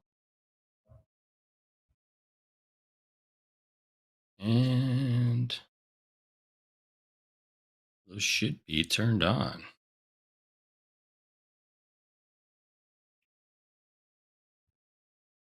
All right, let's switch over to a different product here. Let's go to the ES. I'm going to go ahead and hit buy at market. There we go. So we've got a $200 stop and a $200 profit target here in the ES. And then if I want to switch over to my 2-to-1 bracket, I'm going to go ahead and click buy again. There's my second fill. So I have two contracts running. I have the same stop loss for both. And then I have the two separate take profits here, one at 51.5 and one at 55.5. Obviously, if one hits, the rest will cancel. If the other hits, obviously, in the second OCO, then the remaining stop on the remaining contract will also cancel. But yeah, more freedom, less screen time, more control. I think it's a great first version of this, and it will continue to get better and better. I'm going to send it back to you there, Dre. Get to these markets. Well done, Gabe. Thank you very much. Yes. Exciting stuff. Topstep X. More to come indeed. Let's trade in the NASDAQ 24,963. Crude continue to grind higher here. Dakota, we took a look at the 5-minute. Any prices? Yep, I'm back in here at the top of this range at 61.25. 61.25. Yep. What are you looking forward to the downside there? This one's just going to be a base hit, Andre. Maybe back down to these 40s, maybe down to 50 again. Yeah. Range trading this. We have Powell. Powell's going to be coming in and speaking, so maybe we could hold this range until then. I might even scale into a bigger position if we're going to be range bound. Yes, Powell. We got the ES. Yes, about 3 points off the lows there. Looking at gold, 38.11. Aaron, gold has been a tricky one today. Just by looking at the charts. Yeah. Oh, no trade is probably the best trade. What kind of setup would you be looking for? It looks like it's kind of indecisive right now with the price action. What are you looking for in terms of a level pullback? Kind of one of my favorite setups is like an hourly fake out buy. I sort of refer to it as. It's pretty much like if I get a decent candle closing below a level, then it closes right back above. On the lower time frame, I see that as a nice sort of fake out opportunity. Then I go back and look at my high time frame, it ends up being a nice quick rejection. So kind of what gold loves to do. You know, it loves to come down, wick these lows and close back above. And the key for me is once gold does actually close back above, then I can get my trade. So you kind of see here, you close below the support, you get right back above, then you get your nice buy. So I'm trying to see if we can get back above here, and then see if we can get back up into these all-time highs. What price are you looking at there, Aaron? Any sort of, I mean, any closure back above, let's say 38.10-ish, hold back above that. I mean, you've still got, what, 2.5 hours till this 4 hours going to close. So this is what gold loves to do. You know, it can look so bearish and it can wick all the way right back above exactly what we did yesterday. So hourly closure back above. Then you do have Powell speaking as well, which is what gold might be waiting on. You did get that 15 breakout. But I haven't had a high time frame breakout just yet. We do have the 30 close in 10 minutes as well, though. I'm watching stuff. If thens. Crude continues to grind higher up and to the right. New session highs 63.79. Hoag, we are keeping an eye out for 64 evens. House accounts long 5. Micro Crude from 63.13, or we still have all 5? Sure. Yeah, we do. Any discussions behind the scenes with you and JD for risk man? Crude not done. Look at 63.85, 15 cents. Are we working 65s? I'm sorry, 64 evens. Are we working? I don't believe we are. We have not had any discussion. We have been holding pat and not moneying this. It's the first opening range trade we've had a winner on in a little while. So we're rather enjoying this right now. That is nice. Also, for people asking about what Powell's talking about today, he is giving remarks on the U.S. economy and a question and answer session. So that's always fun. Remember the last time we got one of those, Andre? We got one of the most memorable Milwaukee interactions of all time. Grateful Dead. He's talking in Rhode Island at the Greater Providence Chamber of Commerce Economic Outlook Luncheon. With a Q&A. James, please confirm if I'm assuming we will have that. We'll bring that in again, 11:30 a.m. Central. So about an hour from now, we got the London close in about 6 minutes. The EES just been stuck right now, 67.46, about 4 points off the lows there. We did come within a tick of all-time highs of 67.56 and the orders. And 50-50 on the tilt right now. Dow is selling off. Dow made new all-time highs today. And crude continues to go up, up, up. New session high is 63.87. Happens here at the London close. You said a Q&A, huh? That should be interesting. Yeah. And no, my Pilsner, Powell will not be calling in for a little while. We're trying to figure that out. As we grow, we have lawyers and what have you now. Maybe I'll just send out the file as like a Easter egg or something. There you go. I come up to overnight VWAP 24,968 in the NASDAQ. ES, very, very stubborn today. Those offers were pulled, Jack, up to that upside there in the ES. I did not see if they got filled. What we got down here? We got something. We got I think they pretty much got pulled. Did they? Okay. Yeah. The nearest two and then the last two got pulled. Nothing really huge there. Okay. Still negative 4,400 in Delta in the S&Ps. Negative 1,900 in the NASDAQ. Still peeling off some of those shorts. Yeah. Yes, a little bit more stubborn. 38.10, Aaron. Choppy, indecisive in the choppy right now in gold. It's choppy. I kind of want to see if this 30-minute can get a bit of a breakout here. It's kind of struggling back at this sort of breakout level from before. I do think we get back above, but again, we're not here to trade what we think. So I kind of want to see it close, confirm it, and then see if we can take it. It's struggling though. It is struggling. Your 38.10 level is basically the IB low, initial balance low. And when it centers around there, it can chop you up. So I applaud your patience in this right now. Oh, I'll take that. It's reassuring words there, Aaron. Absolutely. Got a Hogan in the house. 100%. London close again. 4 minutes. Might have ES. Push a little lower here. Got him for ES in the last. People pointed out. Yeah. 5. We're talking last 4 minutes until London close. Yep. You guys might want to go test those lows. 2 points off of those. NASDAQ might be rolling over a little bit. Dow pushing lower as well. 46,884. 884 last trade. 10-year is coming up on like the high of its range in yields. Where are we at? It breaks out of there. That could be trouble. 967 is basically TPO value high in the NASDAQ. That's resistance. You've also got 966 or 967, which is VWAP, overnight VWAP up against there too. So some pretty decent resistance up there. See, Dakota did take the Still short. seeing aggressive selling coming in Delta now, back to negative 5,000 in the S&Ps, negative 2,200 in the NASDAQ. They're still pushing into this. Interesting. Okay. Dakota did take the short up there, short from 961. Yeah, I did add to it. I added to it. Average price 68, 968. 9 micros. Nice. Yep, just looking for these lower 50s, and I'll start taking some profits. I like it, Dakota. I like it. I like what you're seeing there. London close 2.5 minutes. 2.5 minutes till London close. Once we get past that, we're going to take a look at the schedule for today. We got a lot more in store for today. Again, Powell to speak in an hour from now. I not know he's taking questions and answers. That is going to be a must listen. We'll be here have it on Topstep TV. Make sure you are tuned in for that.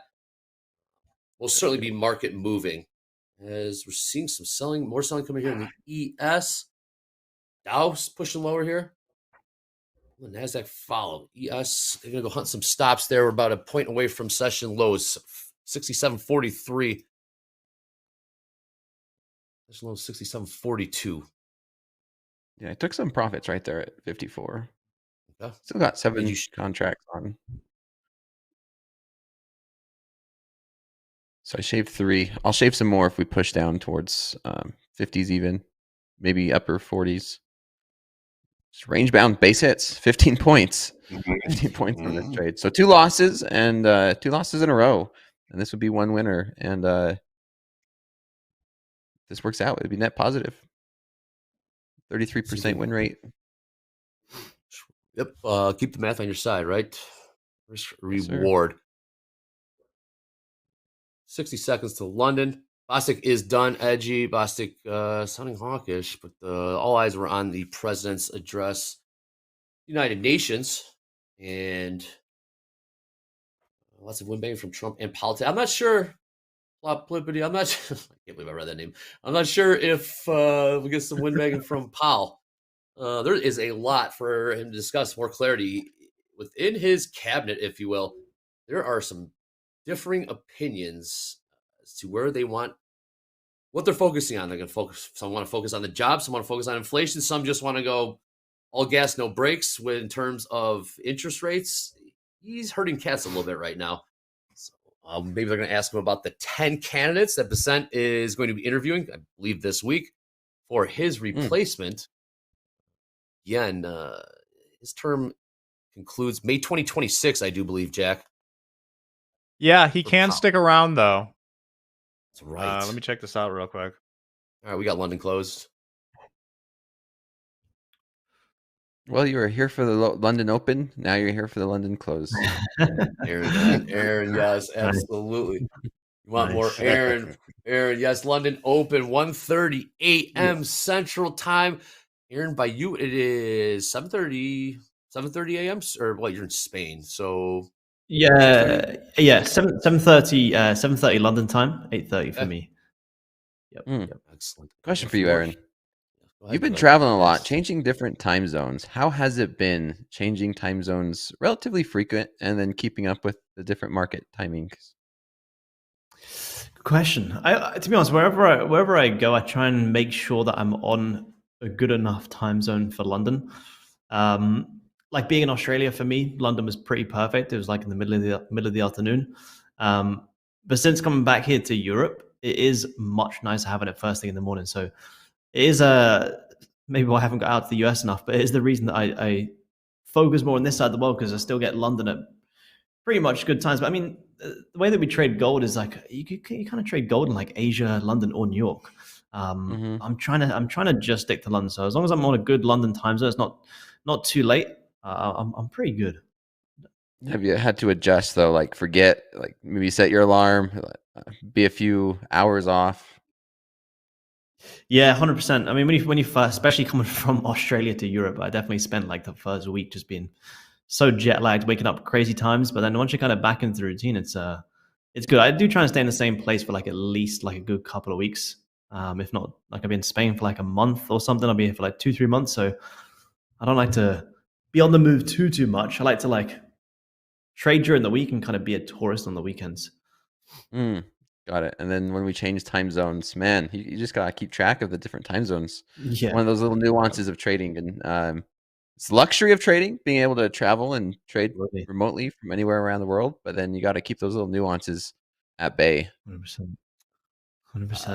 Yes. Well, Those that are folks, wondering, I'm going to sign out Go ahead, Hope. for recap. I'm going to sign out for morning recap prep. Pleasure being on with everybody today.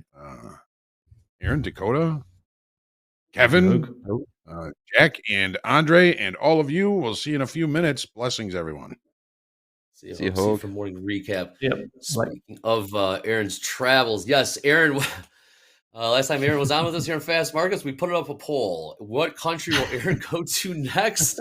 And the chat was kind of, we went with Switzerland. We will be going to Switzerland. Yeah, we got Switzerland. We're making it happen. This December time, we'll be there. Ooh, great time to be there. Great time to be there. Lucky man, indeed. We did see the ES go tap up against those lows. Buyers did step in. They keep wanting to tap on the lows here. It's 67.42 and the orders. All right, let's let Dakota's trade cook a little bit. We'll keep an eye on that gold, Aaron. If you do take a trade, please jump in. With that being said, I haven't heard from my man yet. My man, James, come on in. You always bring the volatility. Let's see if you can do it this time. What's up, James?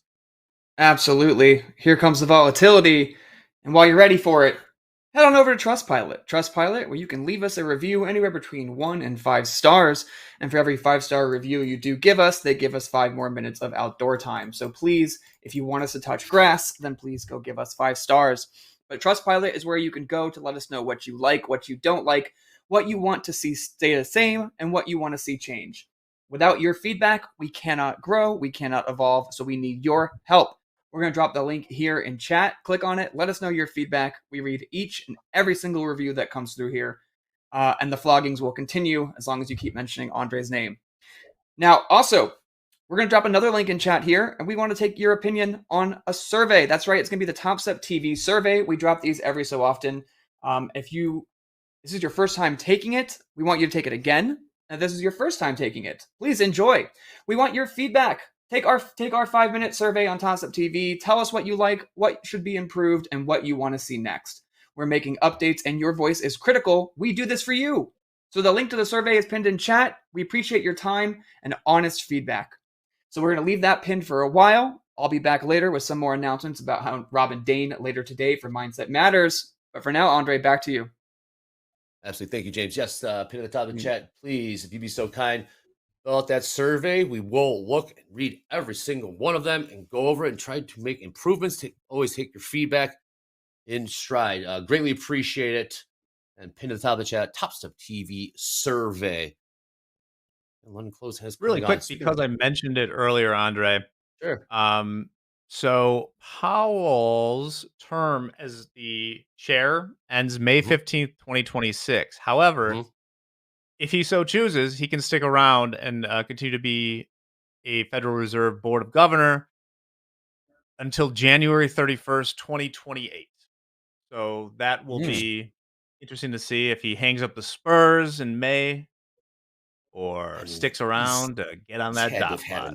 He's had to have had enough after that. I mean, go on the speaking, go work for one of the big banks. I mean, you gotta, unless he just loves it. He's a general contractor too, man. He's got to see it through. That's true. Typically, you see with Paulson. I believe Paulson went back to Goldman. You see Geithner. They go back into with the major institutions after serving as Fed chair. Geithner wasn't Fed chair; Treasury Secretary. We are seeing a little sell off here in crude. 63.65 last trade, coming about 24 cents off the highs. And you heard James talk about Robin Dayne later on today. Yes, we got Mindset Matters at 1 p.m. Central. But before we get there, we got the morning recap after this. Then we got trade with, I'm sorry. Oh, yeah, we got Hoag. I'm sorry, we got Jay, we got Jack, we got JD after Hoag. We got the Powell speech again, 11:30 a.m. Central. So they'll be into that. Then we got group coaching with JD Hogan Hoop. And then we got Mindset Matters with Robin Dayne and Hoag. And then Dr. V. Dolby and myself for Power Hour, of course, at the buzzer, Jay and Paul. So we got a loaded schedule for today. Stay tuned, stay locked in. The market's been pretty tricky today. If you're up, manage that downside risk. We're seeing the ES hanging around the lows right now. NASDAQ being much more stubborn. Dow continue to sell off. And gold has a mind of its own so far. So tricky so far. Manage that risk. Here with a few minutes left in fast markets. Dakota, trade still valid in the money? Yeah. I'm looking for these upper 40s, like these 40s to come into play. I already took some off for profit. And this is kind of just a chill, relax. This is amazing trade location now after I took a couple losses. I'm in short at 68. And I like it. Maybe we could get a play back down to this lower end of the range with the power of hindsight, right? Buy low, sell high.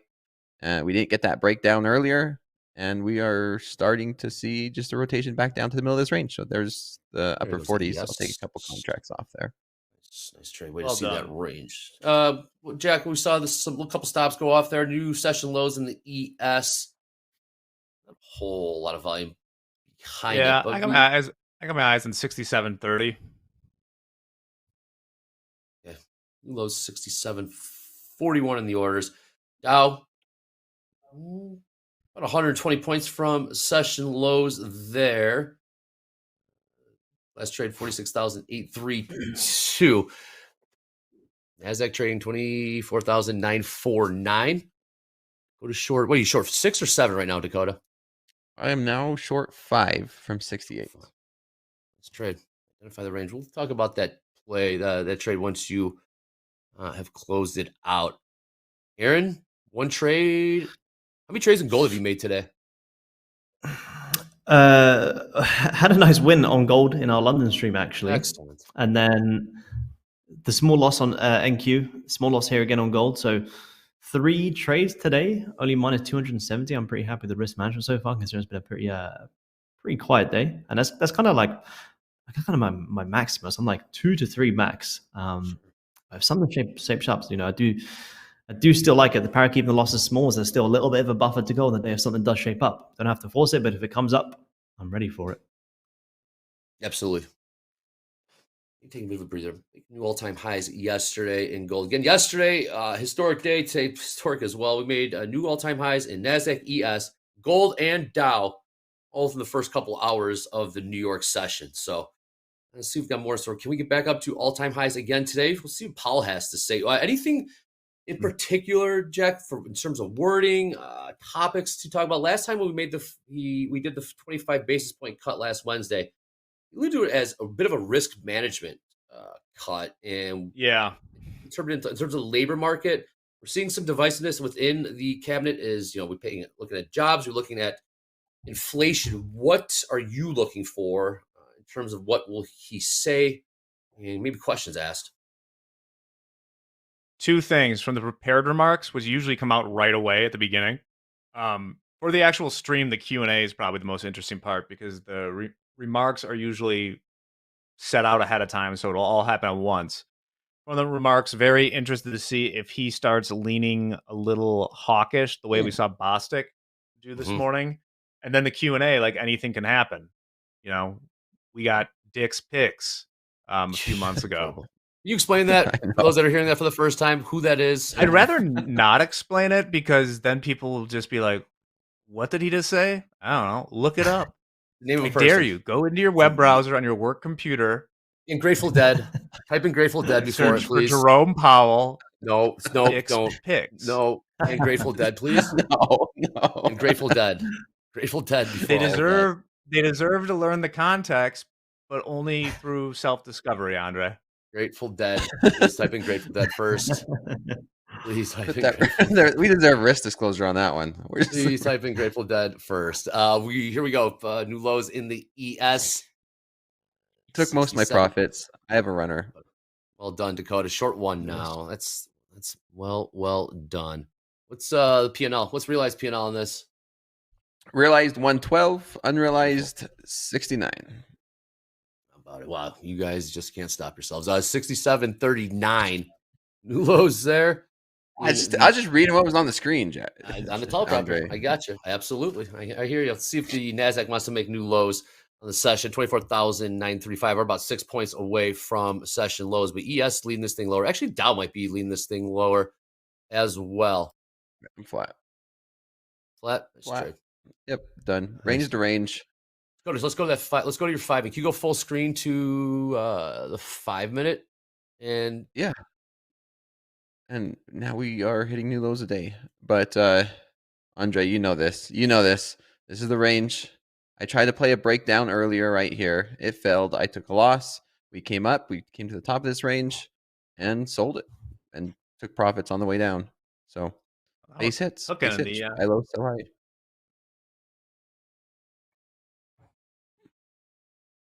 Jack, you got your eye on that ES?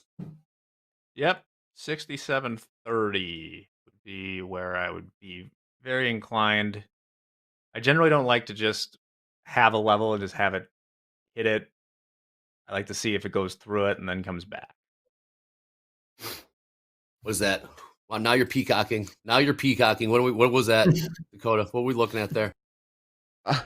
No, I've been getting a lot of crap. No, we caught you. I've been getting a lot of crap because traders are like, man, you're taking so many trades. You took 29 trades.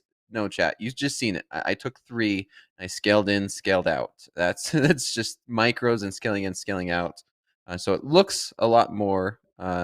Says 29 trades, but scaling in, scaling out, it'll look like more. Yeah, counting difficult to count trades. You're scaling in, scaling out. Very, very difficult in terms of first in, first out. And Correct. Scaling in. It's tricky. But there you go. Look at that bounce in the NASDAQ. 24,929. Would you cover the last trade there? Like 36. 36, I believe. Bottom of the range. Nice. Buy low, sell high. Keeps working. Keeps working, Andre. Day number 14. All green. I'm gonna go ahead and hit this button. I'm gonna manually lock out. What is that button? Nice. I'm done for the day, chat. I'm done for the day. $170. You've seen it here. I'm done. I that's all I really need. Like, what else? You are adapting. You are shifting gears with what the market is giving you. Look at that 5 minute range hold right back up to 24,950 in the NASDAQ, and from about 25 or 35, 24,935 up into the 60s, 65s. We've seen that hold for the last, it's wiki over there, it's an hour or so. Gold in a trance right now, 38.11. Perhaps waiting for Jerome Powell to speak in about 45 minutes. We'll be bringing that to you here on Top Step TV. That being said, we got more. Oh, everyone sit up straight when the mindset matters. Queen joins us, Robin Dayne. But come on in, James. Tell us more about when that's happening and where they get their questions into. Absolutely, Andre. Guys, today at 1 p.m., we're going to welcome back Robin Dayne for another Mindset Matters segment. Right, Robin has guided elite traders and portfolio managers alike, and now it's your turn. She'll help you manage to overcome your fear, sharpen focus, and trade with confidence. And she's going to be answering your questions live and showing you how to build the discipline and mental edge every trader needs. Set a reminder for today at 1 p.m. because your mindset is the ultimate trading tool. All right, we're about to drop a link here in chat for you to get your questions submitted to Robin ahead of time. So if you have a question for Robin that's focused on trading psychology or your trading mindset, go ahead, click on the link, submit that question now, and then be back here at 1 p.m. today when Hoag sits down with Robin Dayne and asks your questions live. If you've never once caught a Mindset Matters segment, we highly encourage you to watch this one. Robin Dayne is incredible. She's a big fan of TopstepTV, and TopstepTV is a big fan of her. So today, 1 p.m., get your questions in and don't miss it. Back to you, Andre. Absolutely. Definitely be tuned in for that. You got 1 p.m. Central. You got those questions pinned to the top of the chat. A little bit of a turnaround here in the ES, about 4 points off those lows. We just downtick 67.42. NASDAQ back up to 24,955. 955. Overnight VWAP 967. Nothing on the tilt right now. Would you go? You go back to the well if you see us get it back up to 24,009. Oh, you're locked out. That's right. You're locked out. Good. Yeah, I mean, this is not the best price action today, and Powell might shake some things up. And to answer your question, Andre, yes, right. I mean, it still held, right? You look to buy the bottom of this range, that held. Sell the top, buy the low, consolidate until we break out. What is the best price action, Dakota? Say this isn't. What is the best? I love clean price action when it comes to market structure. Like here on the 5 minute, this is range bound, which it's still good. You just got to be able to identify it, right? You've seen how I was trying to play a breakdown earlier, and then we just bounced off of it. And it took me 1 or 2 trades to identify it and be like, you know what? I need to be playing this as a range bound market. So I did, and it worked out pretty well. But then if we look at yesterday's price action, that was the price action. I like setups like yesterday, right, where we have patterns, we have breakout trades, we get volatility, we can have nice moves in this market where you could catch nice legs. I don't know how to explain it anywhere else. And then comparing it to today, right, where it's barcoding, just different market conditions. Clean price action. I like that. Aaron, I'll ask you, what is the best price action? If today is not the best price action, I would tend to agree in in gold. You like the trending markets. How do you get in when we're making new all-time highs? How do you get in on pullbacks? I like for me, clean price action, especially on gold, is my higher time frame candle closes, which you can kind of see. I don't really have any like hourly closure confirming bullishness. That's why when I kind of drop down to the lower time frame, I'm not really seeing too much. So for me, the cleanest price action is if I get kind of like our trade today here in London. Pre-London, we get a nice breakout, we pull back to London Open, we drop down to lower time frame, and then we get our trade. I kind of get the most skeptical when I look at my hourly or 30-minute chart, and we're kind of just you had a nice push up here, but you're straight into resistance. You got support right back down here. So when I kind of see gold that choppy, there's not really too much benefit for me sitting here to watch the 5 minute. I mean, to be honest, I'm happy to see gold down here than peaking all-time highs. When you're peaking all-time highs, it's very hard to trade. I'm not trying to trade. I'm not trying to call tops at price discovery levels. I'm also not trying to chase the trade. So the way that I trade all-time highs, kind of like today here in London, we had this amazing push up. Once it has this push up, let price develop, let price pull back, create some structure, and then cool. Now I'm like, great, I actually have structure to left the base trades off. So to me, this is still shaping up nicely.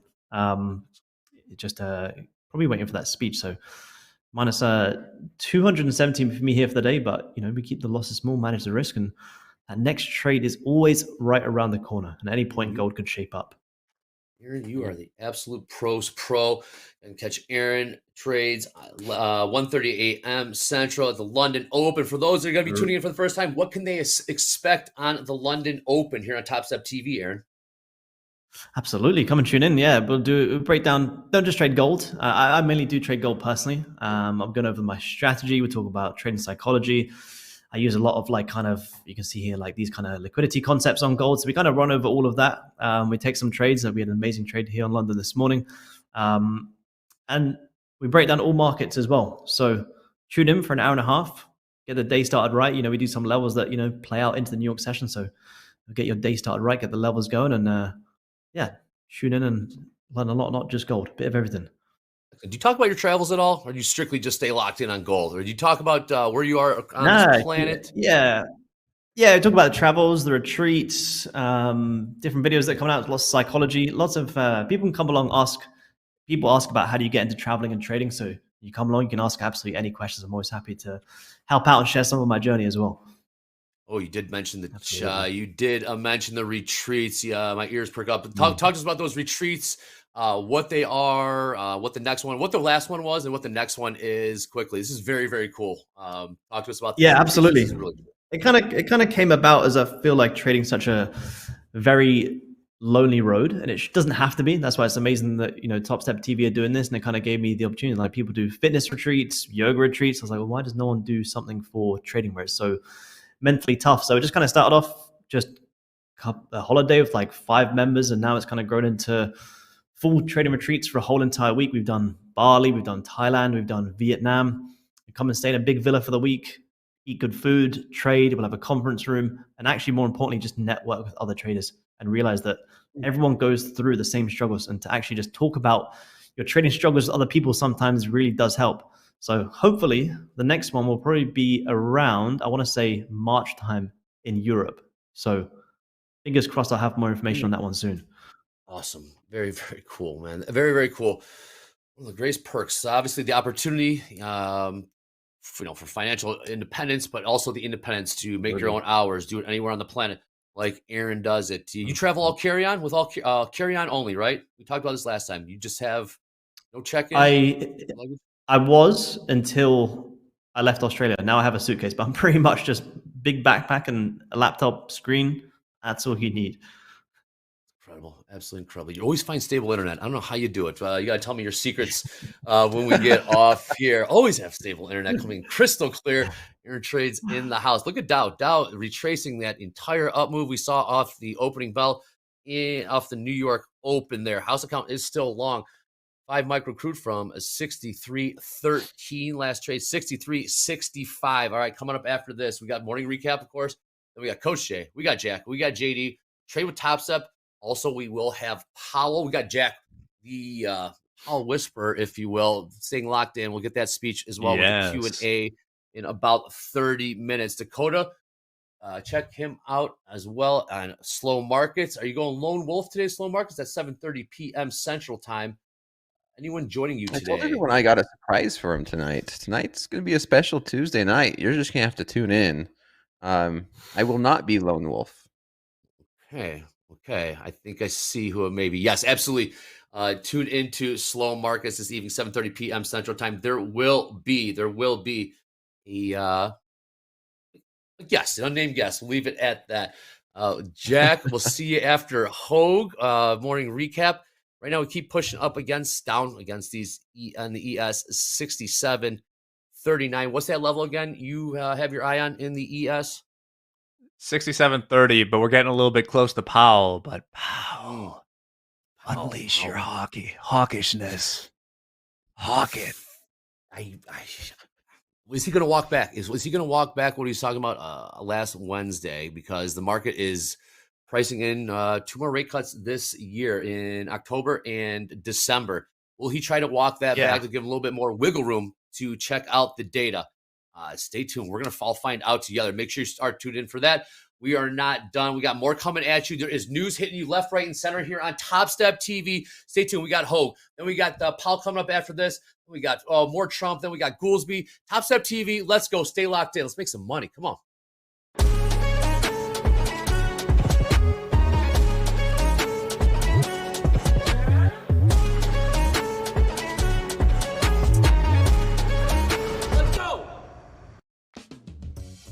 What's up, everybody? This is Dolby Time from TopstepTV, here to talk about some of the cool new features that we have for the new dashboard. My favorite one is going to be reset banking, something that did not exist back when I was doing trading combine. So what you can do, you can bank a reset with every trading combine rebuild, and you can use it on any active account at any time. So that means if you're trading in the month of June and you don't use any resets in June, that means that free one that you typically get on your rebuild date is going to get rolled over into next month. So how cool is that?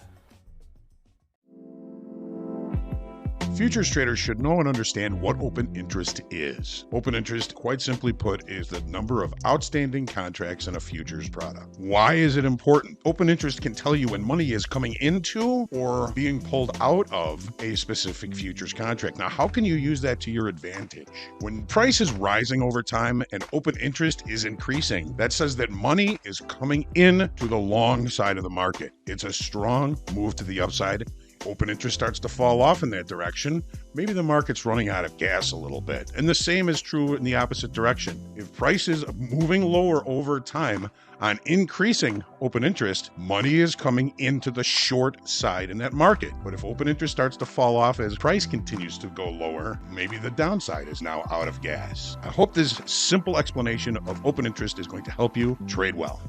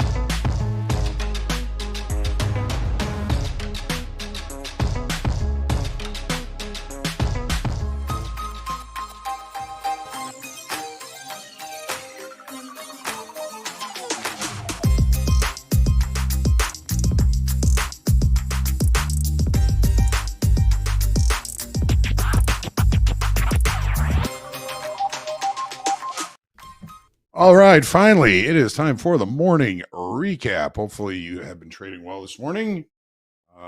Some interesting things going on in the markets. We did have the president speaking for a little while there. We're going to have Chairman Powell speaking in a little while. Let's take a look at the trades we took this morning, starting with the opening range trades first in gold.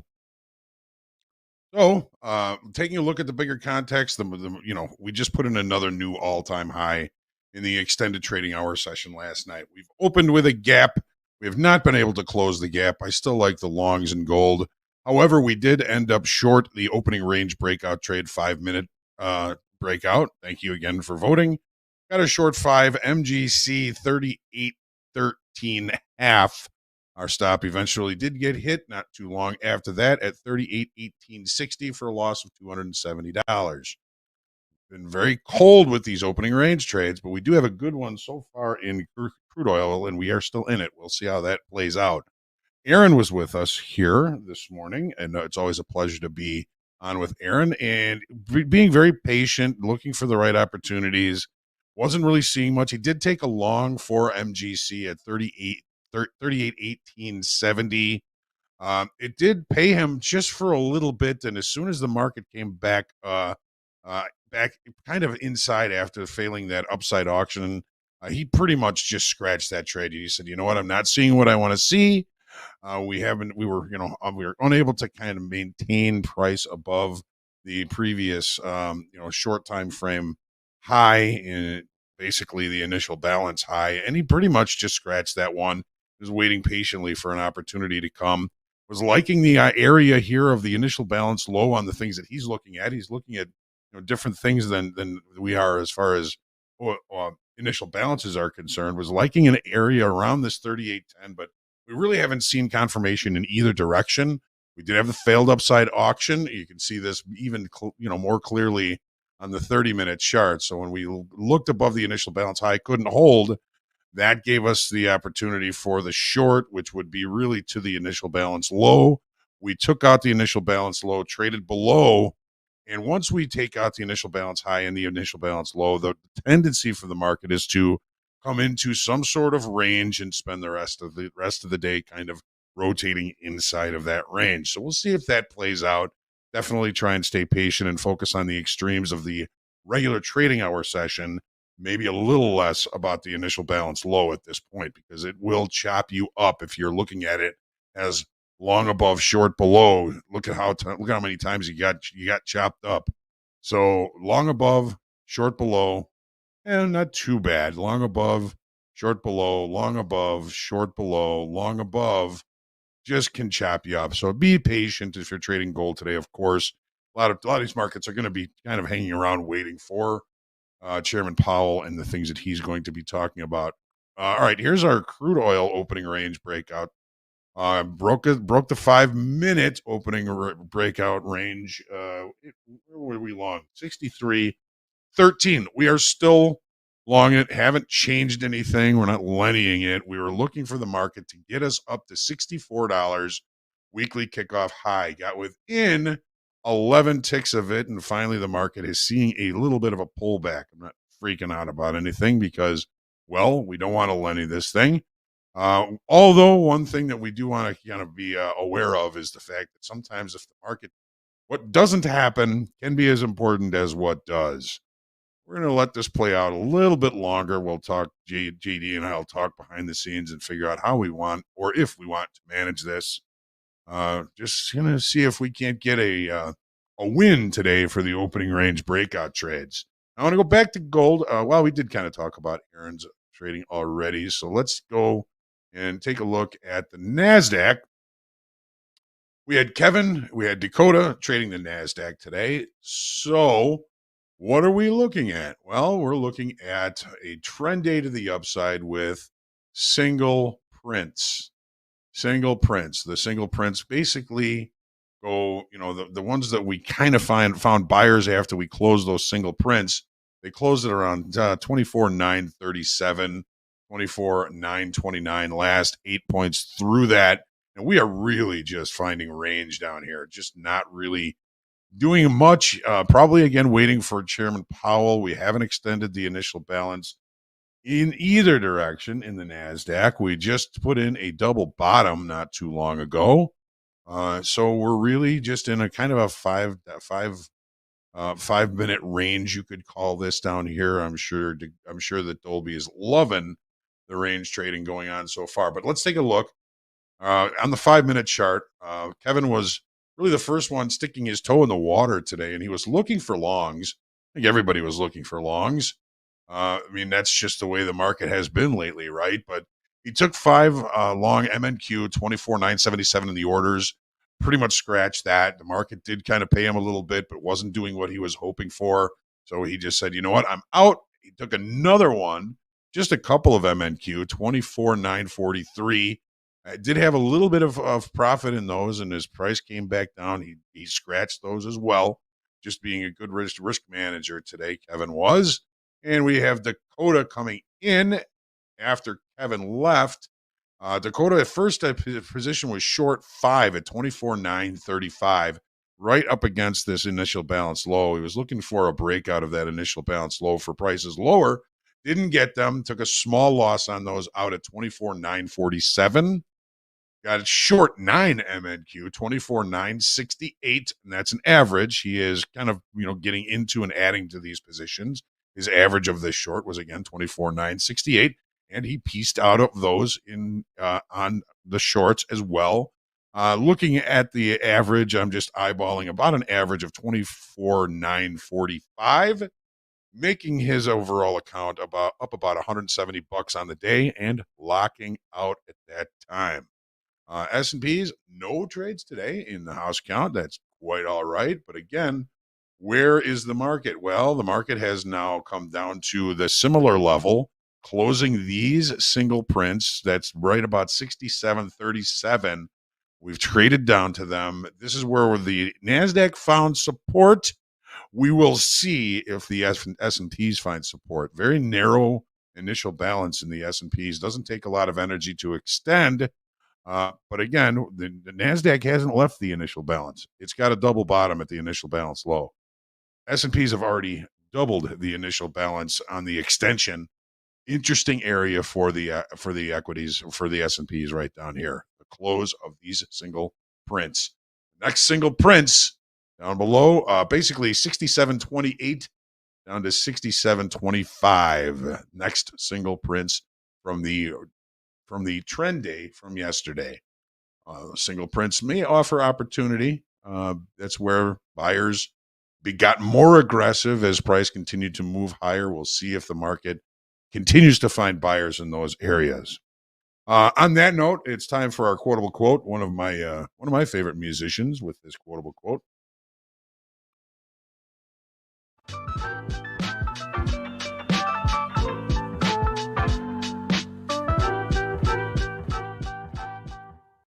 Any Frank Zappa fans out there? Frank Zappa has some really good quotes, and I do like this one, especially when it comes to trading, is without deviation from the norm, progress is not possible.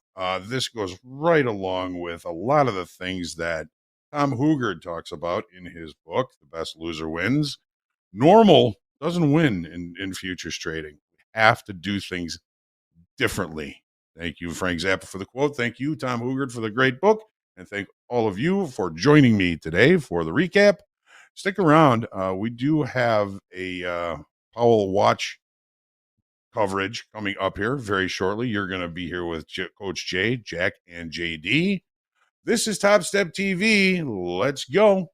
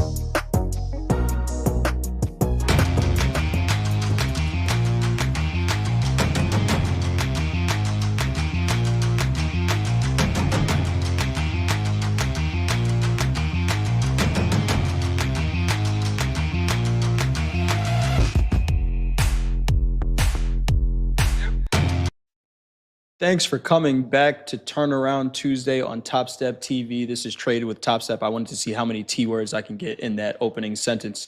I'm Coach Jay, Jack, JD. How are you doing, guys? We are seeing a little bit of Turnaround Tuesday action. Jack, I know you were on for fast markets, but JD, we talked about Turnaround Tuesday during the opening call. Seeing a pullback here in the equities. We are. It's amazing how those old wives' tales from the trading floor sometimes hit just right. Turnaround Tuesday used to be an adage thrown around every week. It would be what a lot of traders would expect to be the counter trend move for the week on Tuesday, and it's playing out again today. Is it an old wives' tale if it's actually Tuesday. true? Yeah, F around Friday, the afternoon. Don't be around for that. We're at a level that I had kind of talked about in the ES. The problem is, well, not a problem because it's going to be good entertainment. We got Powell talking in about 25 minutes from the glamorous location of the Greater Providence Chamber of Commerce's Economic Luncheon in Warwick, Rhode Island. Like a Spinal Tap. You know what he's going to venue, be talking but that about, is where Jack? Powell will be speaking. About the economy. There we go. As one would guess. He's talking about Caleb Williams' game tape. Yes. Slightly unusual. No. He is specifically talking about speech on the U.S. economy, followed by a Q&A session. Speech will probably come out all at once as a prepared remark. The Q&A could be interesting. And that's what's keeping me. I do kind of like the buys here, but I don't know if I want to do it right in front of when Powell's talking. Making sense. Jack is looking at the S&Ps. Last trade here in the S&P, 67.34.5. Last trade in the NASDAQ, 24.925s. Seeing lows of the session. That turnaround Tuesday target we were looking at during the opening call was about 50% of yesterday's range. That price is 67.26 in the S&P. In the NASDAQ, that is 24.888, which was the prior all-time high before yesterday. What prices are you looking at, Jack, that you do like, or is it kind of just right here, right now? Pretty much 67.30. Hoag was talking about going through those single TPOs, but you can see, we had a little bit of a rock fight here the other day. Also, from an option standpoint, this is like 66.70. I have marked out as pretty good level. Now it could accelerate below that, but it could get some support there, which would be right about maybe even a little bit below 67.30 in the ES. I was in a short right before we got on here to get stopped out of that trade in the range. Our trade location was a little bit low on that range, but a nice extension here that we're seeing in the NASDAQ. I think I was short from 945. Got stopped out on the pop back up into that range, but nice trade here. JD, are we still in that? A little bit. Yeah, go ahead, Jack. Yeah, I was gonna say, still Nvidia's down 2.25% right now, retracing some of that big move from yesterday on their OpenAI 100 bill dog investment. Amazon down 2.3%. None of the Mag 7, they're weighing a little bit. Only Google and Meta are up a fraction of a percent. I've started adding Broadcom to this. They're up 1.4% right now. So the best of the mega caps. JD, are we still in that house crude trade? We are, and it's turning around on us a little bit. We put in that high up at 63.88, and now we're seeing some rejection of that high. It's not stopping either. This is a 5-minute chart, and we've got quite a few red candles in there. This is looking a little more than just a pullback. This might be a retracement, full-fledged retracement coming. I'll talk to Hoag in the background. We were thinking about exiting, peeling a few off at weekly kickoff high, which is all the way up at $64 even. But we will see. What were you going to say, Jack? I was going to say, if I may give a little bit of surely unwanted hindsight capital, is I think we got some spikes out of some of the things Trump said during there, but once it's over, it's kind of fleeting. It kind of happened, but with not real like substance to it, for instance. And Yeah. But no lennying, it could still go through the roof. Who knows? It could. It could. I don't want to give this thing too much more room. I'd hate to take a loss now after being almost 3R in the money on this trade. I mean, with how Crude has been trading, can we hold it one more day and just sell it tomorrow at the high of the range when it eventually turns around? We can do that. I could hold for the auto liquidator. Just pull the stop. Yeah. Just hold for the auto liquidator and then re-enter right at 5 o'clock Central Time. There we go. Very possible. How still long Crude? What was the price on that, JD? 63.13? Is that the right price? 63.13. You got it. 63.13. Got you. House is long. Again, we are expecting Powell in about 20 minutes. We will pipe that in, or if not, we will get you the comments coming out of Fed Chair Powell in about 20 minutes from now. Chat, let us know. Anybody in any trades currently? You guys just kind of watching the show. We did get an extension of the low of that range in the NASDAQ there. Little bounce back, 24,929 last trade there. S&P looks like it's doing a better job to the downside, 67.34. Jack, you have eyes on the Mag 7. What are they doing right now? Yeah, I mean, Nvidia is still down over 2%. Amazon's down over 2%. The Nvidia, it's kind of, they were up so much yesterday, a little bit of retracement probably in order.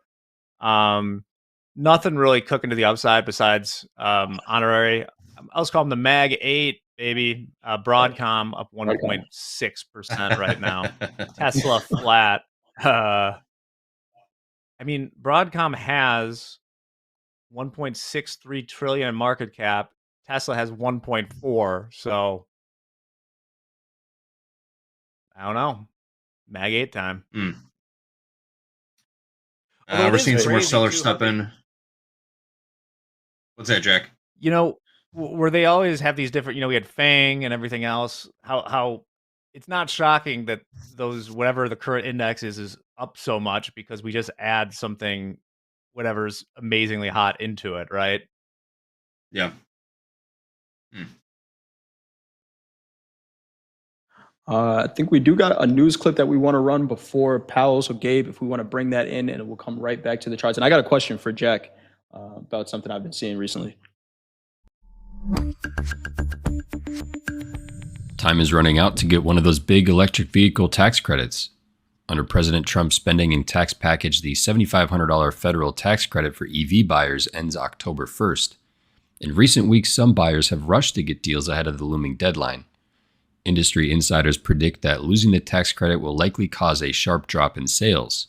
However, an automotive survey found that most buyers who want an EV will still get one even without the credit. Automakers could respond to the credit loss with discounts, cashback offers, or reduced production.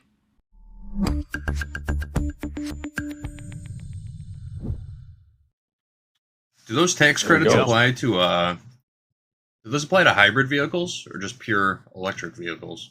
Not as much. You don't get that full as the owner of a hybrid myself. There is a credit for hybrids though? Maybe. I haven't looked at my taxes in a while. Seeing yes, a I little am bit the of a proud bounce. owner of a You have a hybrid hybrid vehicle. Nice. Purchased just a few months ago. Yeah, you shared that video earlier today on newer vehicles being the thing to buy if you're looking for one. I'm looking for a car in the next couple months here, so maybe I go with something electric. We will see. Jack, I wanted to ask you, when did the beer in your fridge become sentient? Oh, I don't know. Things all around the house are talking to me at some point. But yes, one is rather vocal in the chat. I don't know when that started happening, but it was makes the chat interesting for sure. Yeah. See, we're getting a little bit of a bounce here in the ES, kind of going back into where there was a little bit of structure on that straight up line that was the ES yesterday. 15 minutes until Powell comes at it.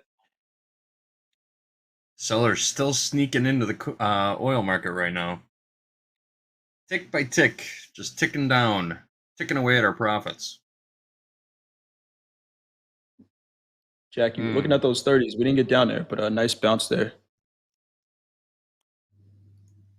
Yeah, well, it makes me want to look at those 30s even more, but I usually like to hold trades for, a half an hour at least or something, and that goes right in the Powell time, especially when you're trading the ES. Absolutely. Do we know how long he's planning on speaking? Is it something just like a half an hour, an hour? No, you said prepared remarks and then Q&A, so could go a little I while. think things like these are usually pretty short and to the point. No disrespect to the Greater Providence, Rhode Island Chamber of Commerce. The Q&As can be interesting, but it's not going to be as long as the normal Fed thing where, man, we're usually watching for like an hour and a half by the time all the questions are answered. Right back up into this range. 24,950 last trade in the Nasdaq. Let's take a look at the tilt. 60% long in the S&P, 55% long in the Nasdaq, 78% short crude oil, JD, and 54% long in gold. Sellers came in at the high of that crude oil range. It's kind of good for us. Once the tilt hits 80% in crude oil, well, historically, a reversal is imminent. I didn't see if it did tick above 80. If this is correct, their average price is right here, right now. So let's hope they don't get any favorable price action, JD. They got to cover and push this right back up to those 64s. Yep. That 80% level is it's a fabulous indicator in crude oil. I recommend keeping an eye on that. We saw 80% long in gold last week, and they just got paid. But in crude oil, a little bit different, especially this, range bound market that we're seeing here. 77% short tilt. So I think a lot of people were targeting that 67.30 level, and we could just be saying too, it's, you're short, might want to cover it before Powell. Yeah, sort of in standby mode for the moment here. We are waiting for Powell. Should be at the podium in a bit. Wow, looking at the Dow made new all-time highs today, 47.55, and we are below the New York session open now.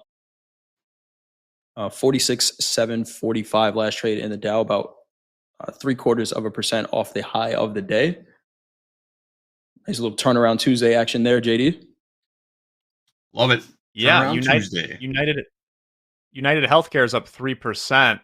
It is slowly climbing its way back up the Dow, which is, as we all know, price weighted for God knows what reason. But Goldman Sachs is up 0.75%. That's the highest weighted. It's nearly 11% of the Dow. Why? Because its share price is $811. Nvidia is the 19th. Are you still in that most trade, weighted. Jack? Which trade? Are you still in that UNH? Oh, hell yeah. Healthcare trade? Nice. Oh, Never leave. Yes, I am currently up a pretty penny on that one. Thank you to the haters. Mainly just Baron. But Mainly Baron. Baron hated that trade. He hated it. And none of this is financial advice, but I'm not selling it anytime soon because to me it provides some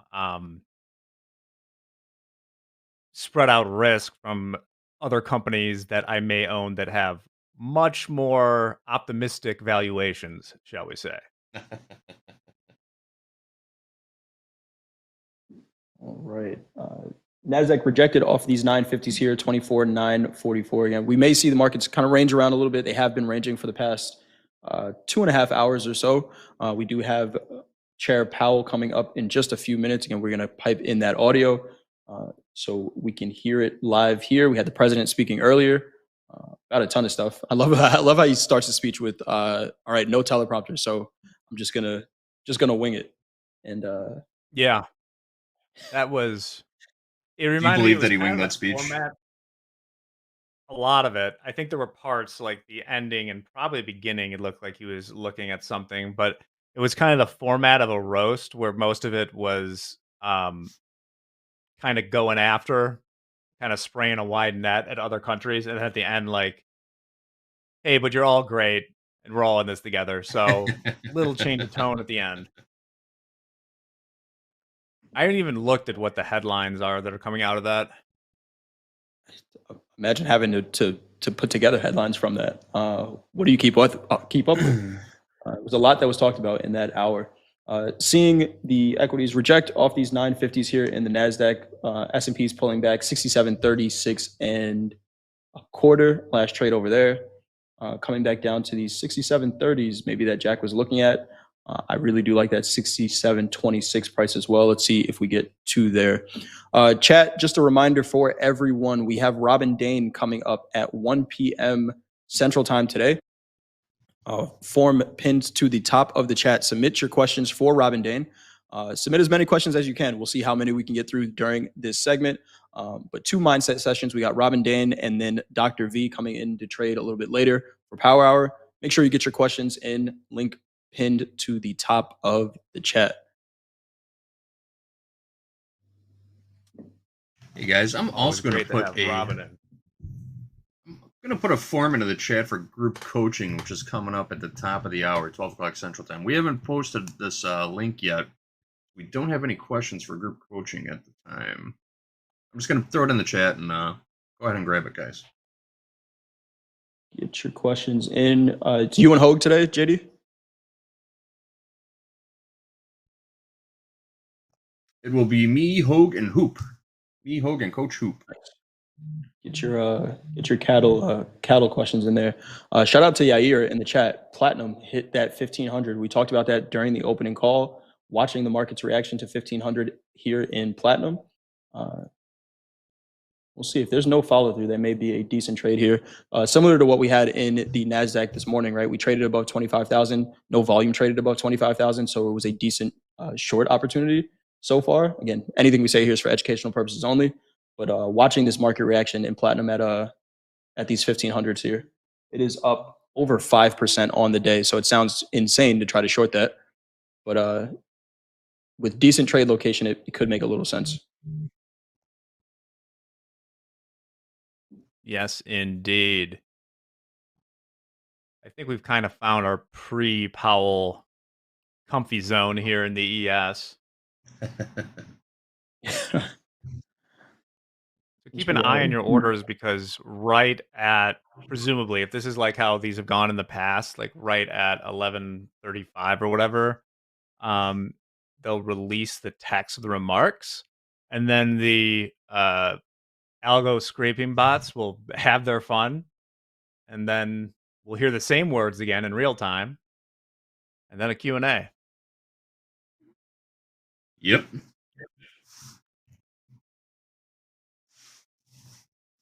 That tilt pairing back a little bit. In the crude oil, I'm going to refresh my platform here. Yeah, a little bit. 69% short now. Price bounced a little bit here, so they didn't get any price action below those 45s. JD, looking okay for now. 69% short now. I couldn't tell you if it actually hit 80. What was a good question? You were saying, what kind of questions do we expect that are going to be thrown at Powell here? I feel like I'm trying to think about. Yeah, I've been trying to think about what questions I would ask Powell, but he's been pretty consistent in everything that he says. I would be most interested in what his feelings are about, he spoke last week. They have their dot plots, and traders are overwhelmingly kind of looking at 50 basis points more cuts by December, and kind of see where his head is on that, right? Or what he thinks the real, because there is this fabled thing in economics called the natural rate of unemployment, and kind of how he feels about that now. We've had a lot of like wacky sort of stuff in the employment markets where labor force participation rate is something that I pay close attention to. Or just ask him something wild like, where will the S&P be 1 year from now? He wouldn't answer it. Can't answer that. Just a higher or a lower? Let's pull the chat on that one, actually. We just hit a new all-time high in the S&P yesterday. 1 year from today, will we be higher or lower than this new all-time high? Great question. I'm going to say higher. That's the safe Equities bet. just go up, right? Just buy them. Just find a spot to buy it. Hold on for the ride. 24,930s last trade in the Nasdaq, 67.34. Like Jack said, we kind of found our range pre-Powell here. The Dow still making new lows on the day. The Russell kind of just hanging out. I like the Russell. Gold hanging out right above VWAP 38.07s. And platinum rejecting off of that 1500 there. Hanging on to his crude trade in the House 6313s. Go ahead, Jack. I think the most important indicator out there, I said it before, is the AI CapEx spend. Because I truly believe that that's if you're seeing this, and who knows when or if it'll happen, but I think that's the one thing that people would be looking at if any of those projections start to decrease. That could be the sort of musical chairs moment, because I know a lot of people are looking at that, and it's just been going higher and higher. Zuckerberg gave an interesting interview the other day where he said something along the lines of like, yeah, if we spend hundreds of billions of dollars on this and it doesn't work, that would suck, but the risks are higher of not. So you have this just arms race going on, and there will be winners and losers. Nvidia, the chief winner for now. 100 billion to OpenAI. 100 billion to buy their stuff. 100 billion. Again, we are waiting for Powell to come up to the podium. Should be in just a few minutes here. Just a few minutes. Let us know in the chat, again, if you are in any trades. Understand that Powell's speech and the press conference after does have the potential to move the markets around. So just know where your risk is if you are holding on to anything. But let us know. Anyone in a trade, get a little vibe check before Powell. Are you up on the day, down on the day, or just waiting until after Powell to trade here? Had the Nasdaq reject right off of a New York session VWAP at 24,955 on that last push to the upside. Currently trading 24,932. I saw Dakota in the chat saying he likes these 880s down here in the Nasdaq. I know he was short last night for slow markets and took another short here. I don't know if he's still holding. Dakota, you still holding on to that trade? Let us know. 24,888 was the prior all-time high before yesterday. Be a nice spot to look for potential longs if we do get there.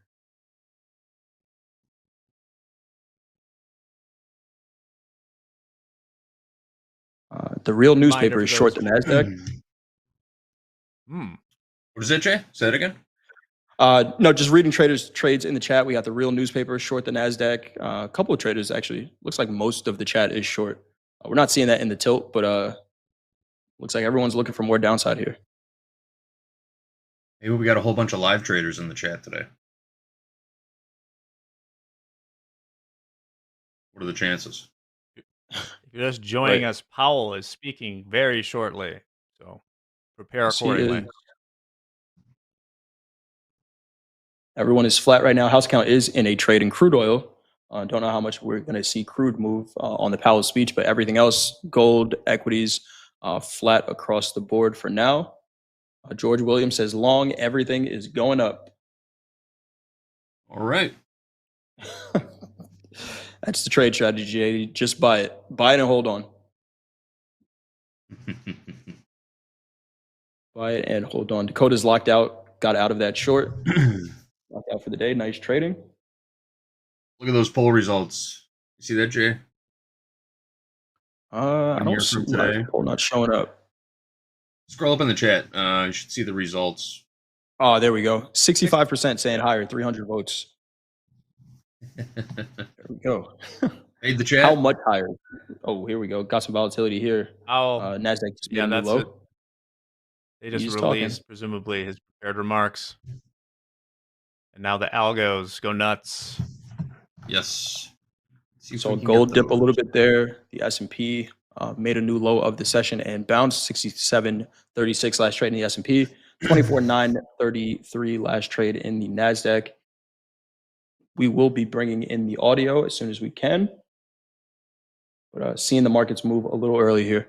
So prepared remarks come out first. Jack, algos get those, and then we hear Powell's speech.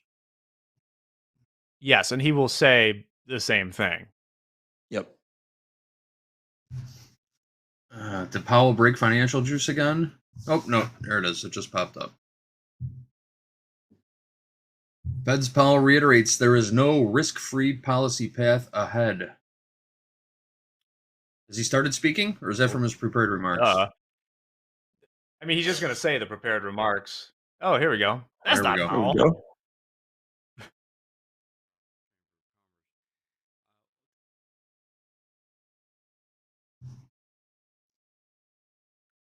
Vimeo. Well, we'll work on getting this in here. I'm sure they're just introducing Chairman Seeing some Powell. selling in gold back below 3,800s here. Hear him, it's just Gold extreme. selling. Diversity and made it even greater. Thank you, Mark. Today, I have a distinct honor. That is to welcome Jerome Powell, the chair of the Federal Reserve, back to Rhode Island. Along with many of my colleagues on both sides of the aisle, I have long appreciated Chairman Powell's decency and steady leadership and commitment to the values that distinguish America from every other country in the world. He has the distinction of having been appointed by a Republican president and reappointed by a Democratic president. He has shown the courage to make tough decisions in an exceptionally challenging economic and political environment. And he has made these decisions based on the data and the facts and good analysis. And that is something increasingly rare these days. It feels like a much different world today than the last time Chair Powell addressed us in 2019. The COVID-19 pandemic brought substantial economic upheaval, including unemployment rates we had not seen for decades. That crisis was followed by a serious bout of inflation. And in fact, every economist, left and right, were predicting not about the coming recession, but how severe it would be. Because of Jerome Powell, there was no recession. Chair Powell deserves credit for navigating those choppy waters.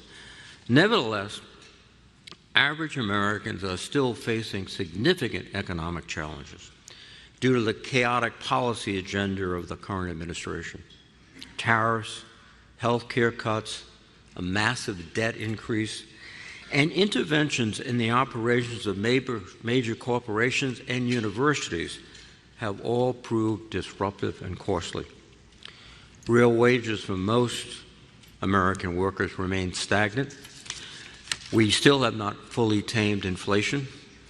Roughly 36 million Americans are experiencing poverty, and housing is too expensive and in too short a supply everywhere, but particularly here. The policy chaos is extended into a direct assault on the Fed's independence and personal attacks by the President against members of the Fed. But Chair Powell has met these challenges with equanimity and professionalism. He understands that a strong and independent central bank can contribute to sound economic policy in this nation.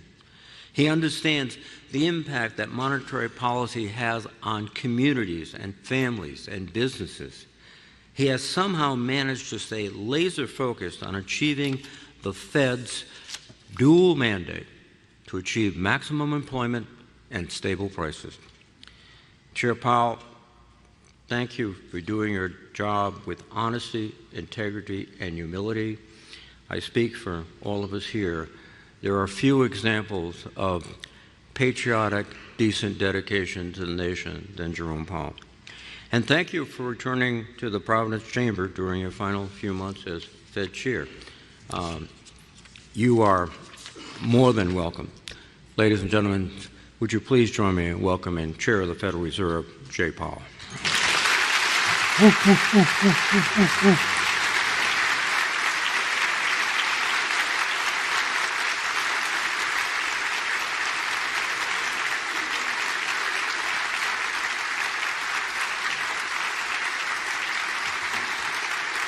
Seeing some offers up here in the S&P. That was been offered, 1,100 offered at 67.40 in the S&P. Thank you for your warm reception, and thank you, Senator Reid, for your very kind introduction. It is a pleasure to be back in Rhode Island.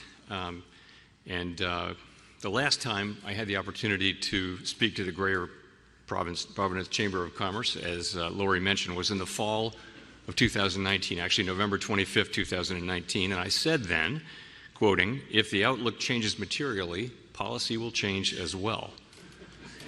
Well, little did any of us know, just a couple of months later, the COVID-19 pandemic arrived. Both the economy and our policy evolved dramatically in ways that no one could have predicted. Along with actions by Congress, the administration, and the private sector, the Fed's aggressive response helped stave off historically severe downside risks to the economy. The COVID pandemic came on the heels of the painfully slow, decade-long recovery from the global financial crisis. And these two back-to-back world historical crises have left behind scars that will be with us for a long time. In democracies around the world, public trust in economic and political institutions has been challenged. Those of us who are in public service at this time need to focus tightly on carrying out our critical missions to the best of our ability in the midst of stormy seas and powerful crosswinds. Throughout this turbulent period, central banks like the Fed have had to develop innovative new policies that were designed to deliver on our statutory goals during times of crisis, rather than for everyday use. Despite these two unique, extremely large shocks, the U.S. economy has performed as well or better than other large advanced economies around the world.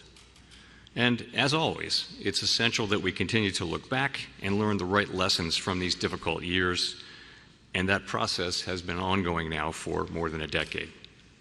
So, turning to the present day, the U.S. economy is showing resilience in the midst of substantial changes in trade and immigration policies, as well as in fiscal, regulatory, and geopolitical arenas. These policies are still emerging, and their longer-term implications will take some time to be seen. Recent data show that the pace of economic growth has moderated. The unemployment rate is low but has edged up. Job gains have slowed, and the downside risks to employment have risen. At the same time, inflation has risen recently and remains somewhat elevated. 1,000 lot ES 67. In recent months, it has become clear that the balance of risks has shifted, prompting us to move our policy stance closer to neutral at our FOMC meeting last week. GDP rose at a pace of about 1.5% in the first half of this year, down from 2.5% last year. The moderation in growth largely reflects a slowdown in consumer spending. Activity in the housing sector remains weak, but business investment in equipment and intangibles has picked up from last year's pace, largely reflecting the AI build-out. As noted in the September Beige Book, which I bet you wonder what it is. The September Beige Book, that's a report that gathers qualitative information from across the Federal Reserve System. We'll talk about later. Businesses continue to say that uncertainty is weighing on their outlook. Measures of consumer and business sentiment declined sharply in the spring. They have since moved up, but remain low relative to the start of the year.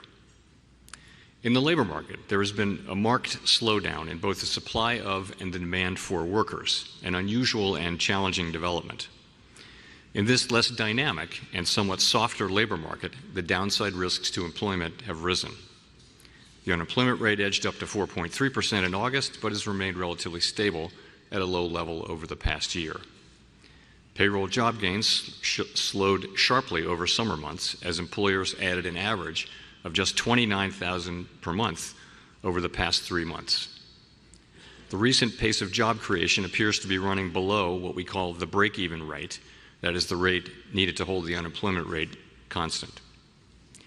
But a number of other labor market indicators remain broadly stable. For example, the ratio of job openings to unemployment remains near 1, and multiple measures of job openings have been moving roughly sideways, not down, as have initial claims for unemployment insurance.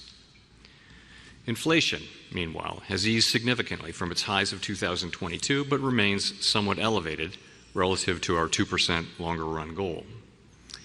The latest available data indicate that total PCE prices rose, that's personal consumption expenditure prices, that's the inflation measure that we follow most closely, rose 2.7% over the 12 months ending in August, up from 2.3% in August 2024.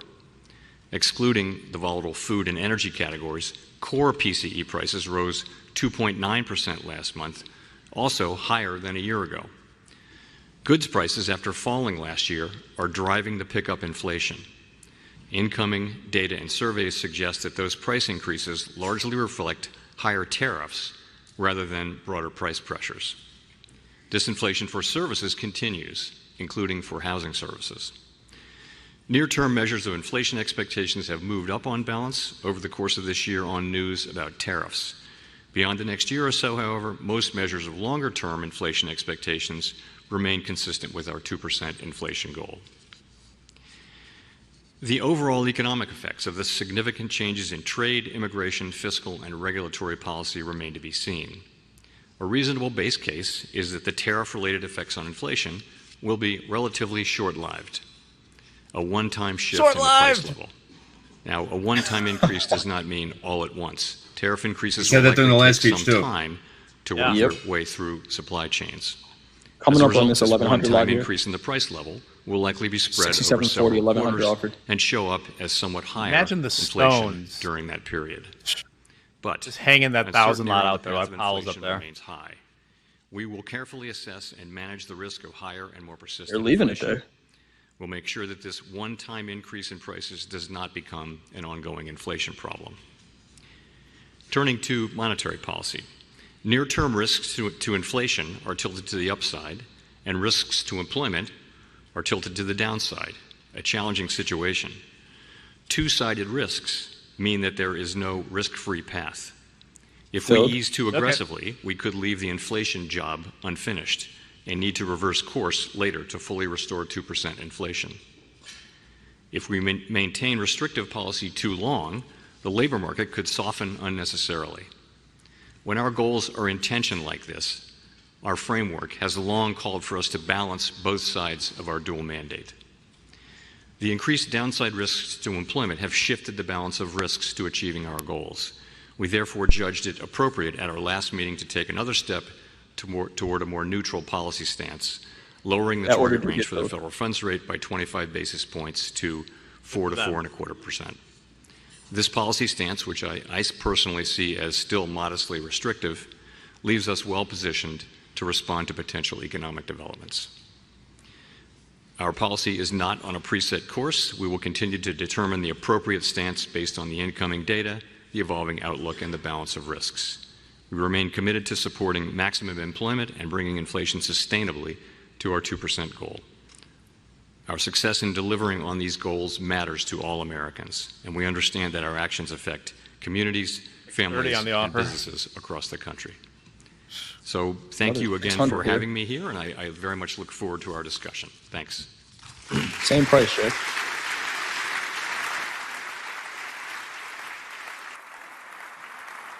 That got filled also. Another 600 just showed up at 6740s as well. Those were also filled. Interesting. Ton of volume trading in its prices. All right, we'll turn this up because this is where it could get interesting. Those were already out. Yep, this is the spicy part. Agreed. Take away that podium. That guy's working real hard.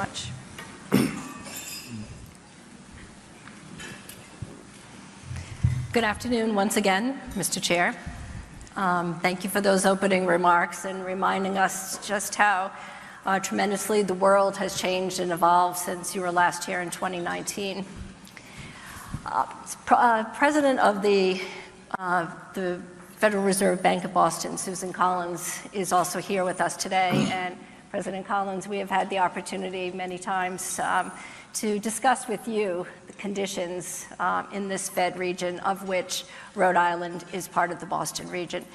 So, Mr. Chairman, I would ask you to think about your comments reflecting on the importance, what you have said, the importance of deeply understanding local labor markets.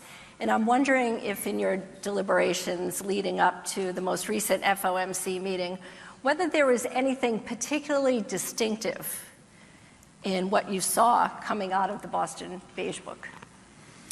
So let me say a word about the Beige Book. So there are 12 reserve banks, as you know, around the country, and each of them has deep ties into not just the business community, but medical community, educational community, nonprofits. And each FOMC cycle, which is sort of 8 of those a year, they do a deep dive and they collect lots and lots of information about the economy. And so, and that information gets collated and put into what we call the Beige Book because it's beige. And we're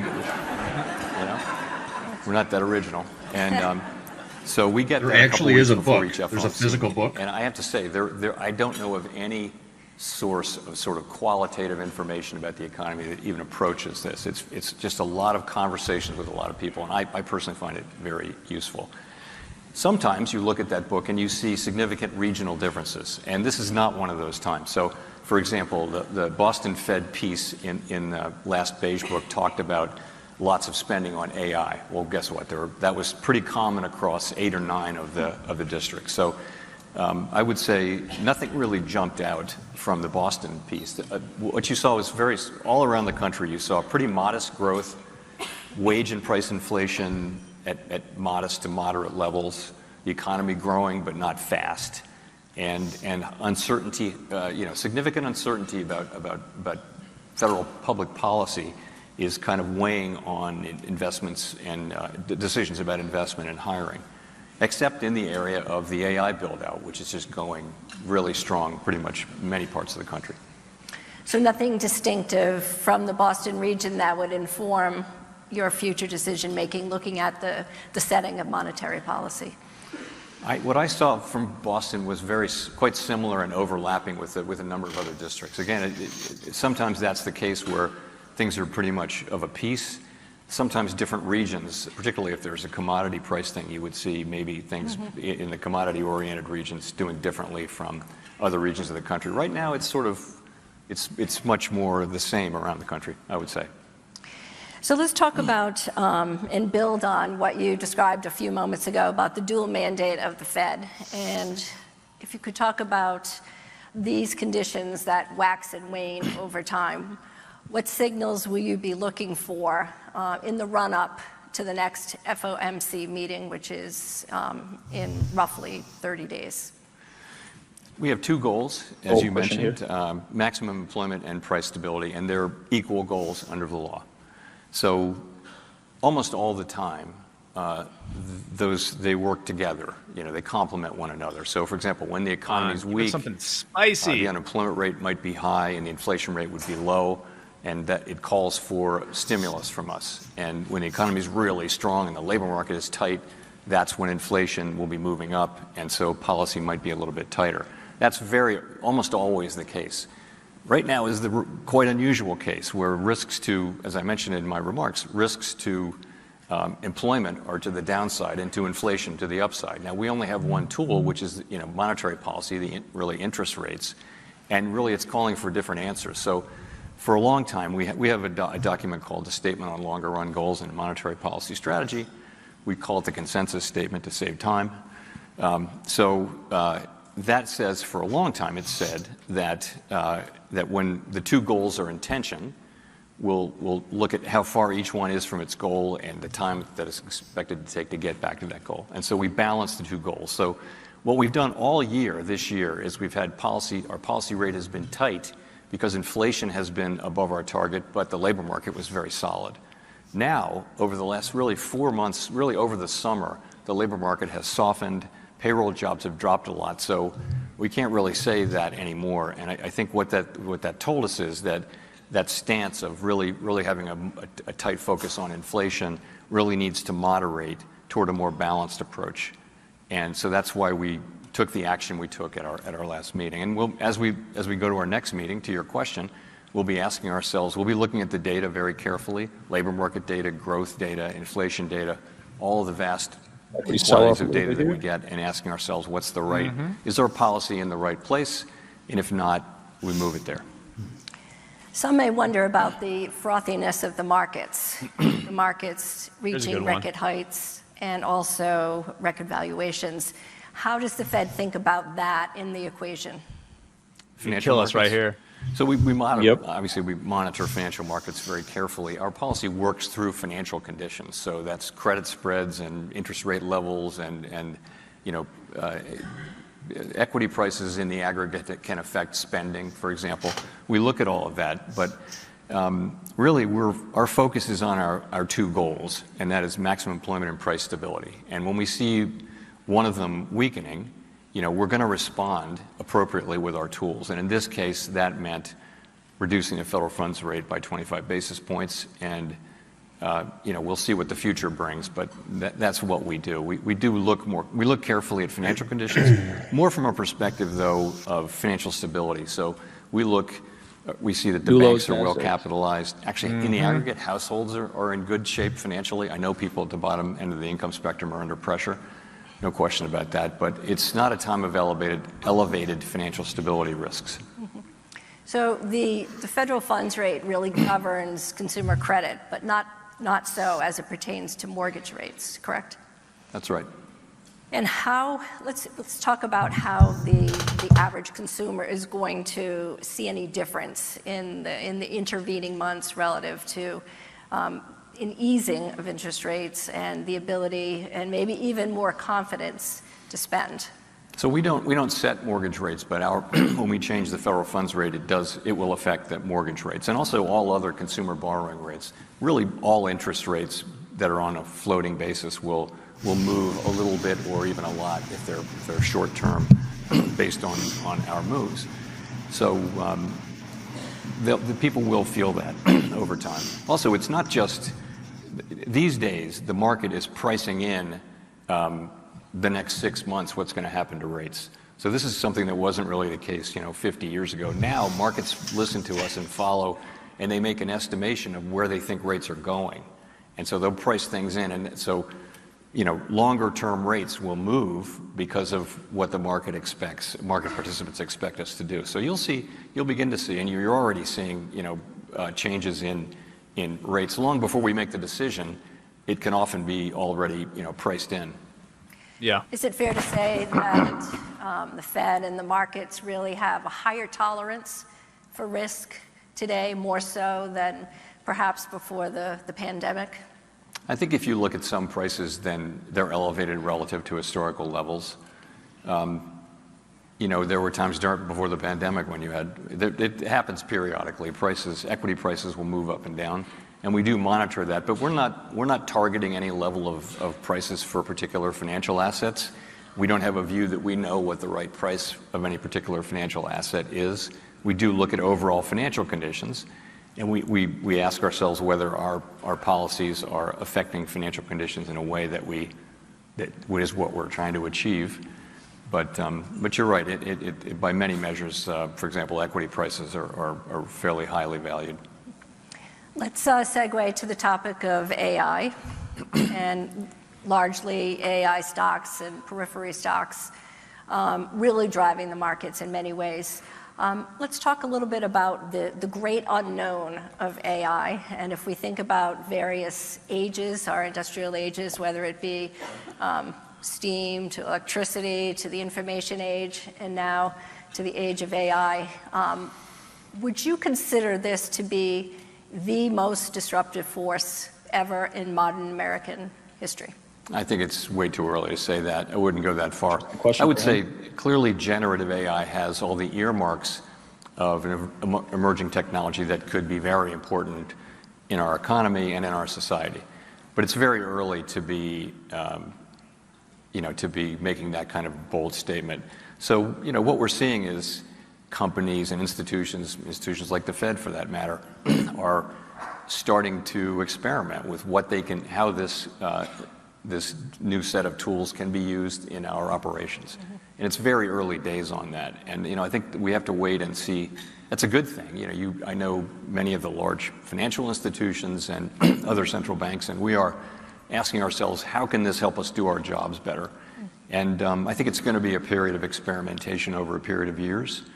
And, the history is always that there's a lot of fear that technological innovation will eliminate jobs. We are what has tended to happen watching Fed Chair Powell right now. Jack and I are going to head out so we can make some room for group coaching. We're going to bring in JD. JD's going to stick around. Hoag and Hoop are coming in. We're going to continue to play this, but Jack and I are going to step out for now to make some room for Hoop and Hoag. Pleasure hanging out with you guys. Thank you guys. Appreciate it. All right, I'm going to drop that group coaching form in the chat one more time for all you guys. Get some questions in for us while we go back to Powell real quick. What are your thoughts about specifically agentic AI as a differentiator from generative AI? And how will the Fed be looking at the impacts of the workforce, the labor participation rate, given the unknown of what could happen with displacement around AI tools at all ends of the spectrum? Our tools work on demand, basically. Lower interest rates, higher interest rates, they work on demand. When there are structural changes in the economy, there's not a lot that an interest rate change can do for that. And so if you're talking about distributional issues or labor force participation or retraining or any of the things that come to mind in connection with those questions, that's really going to be something for legislators and the private sector.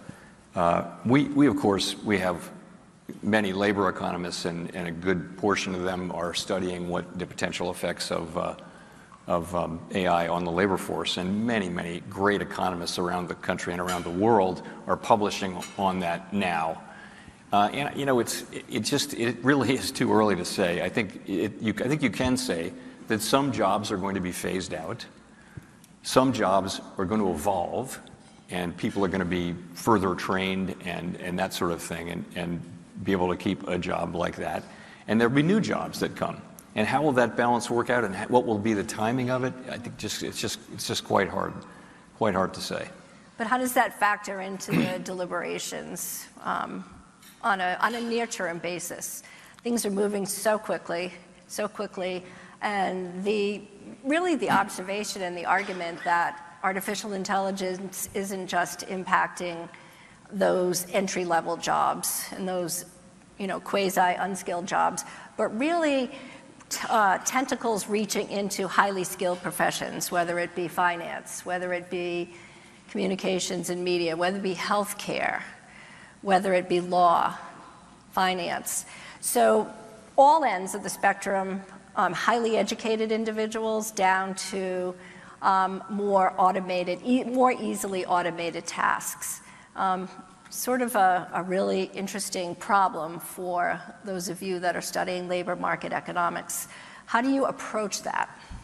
Well, a lot of what we're doing with our time is trying to understand the current position of the economy, what's actually going on in the economy today. Pardon me. So part of that is hiring rate has really dropped.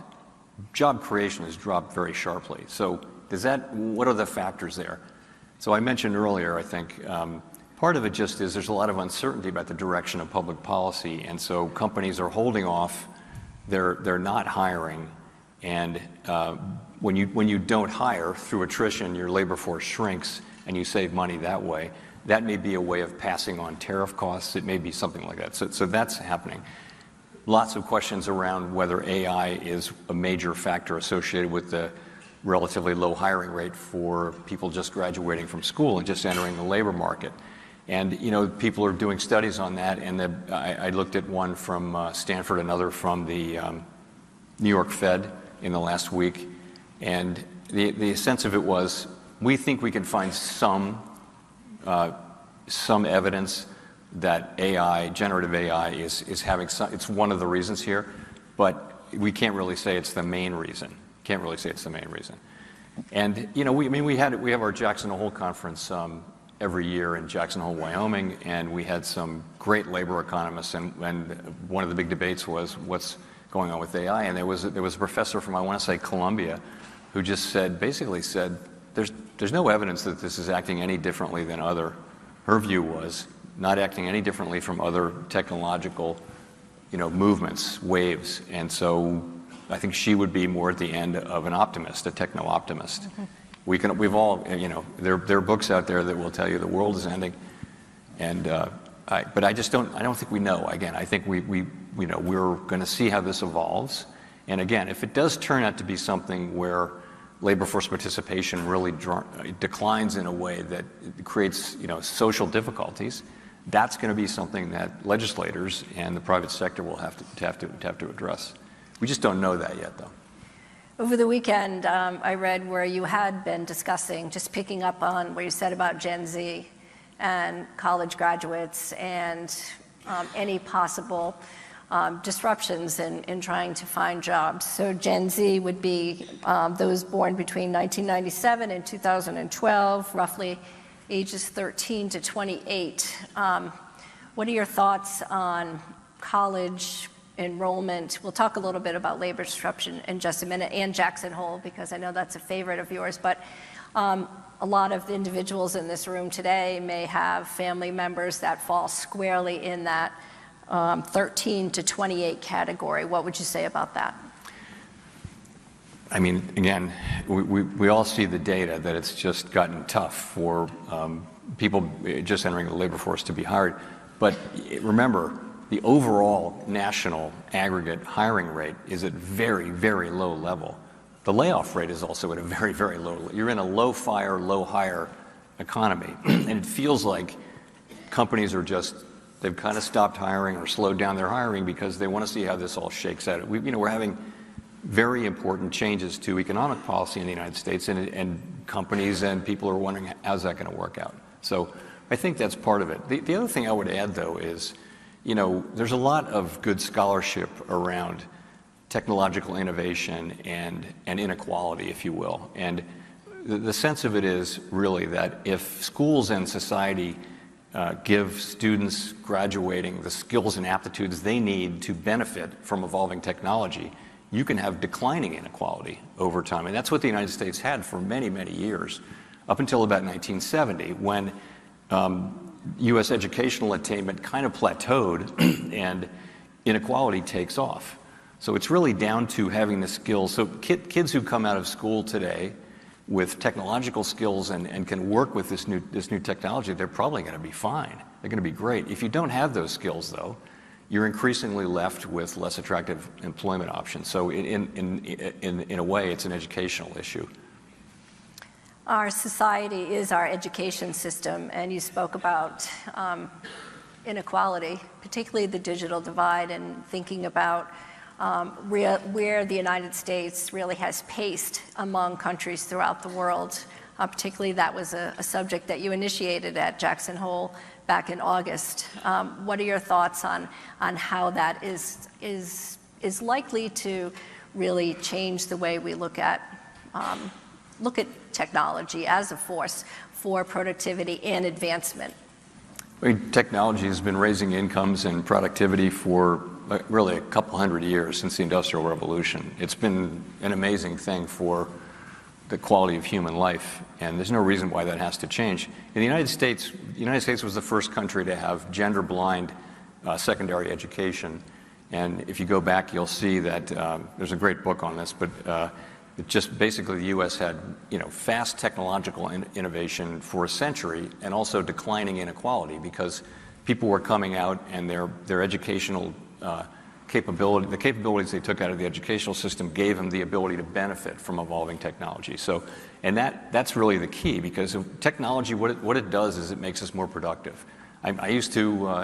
One summer I worked on a project that was building houses, and I basically had a shovel and I just dug most of the summer. And now that would be a Bobcat, which can do 100 times the work, no blisters, no water breaks.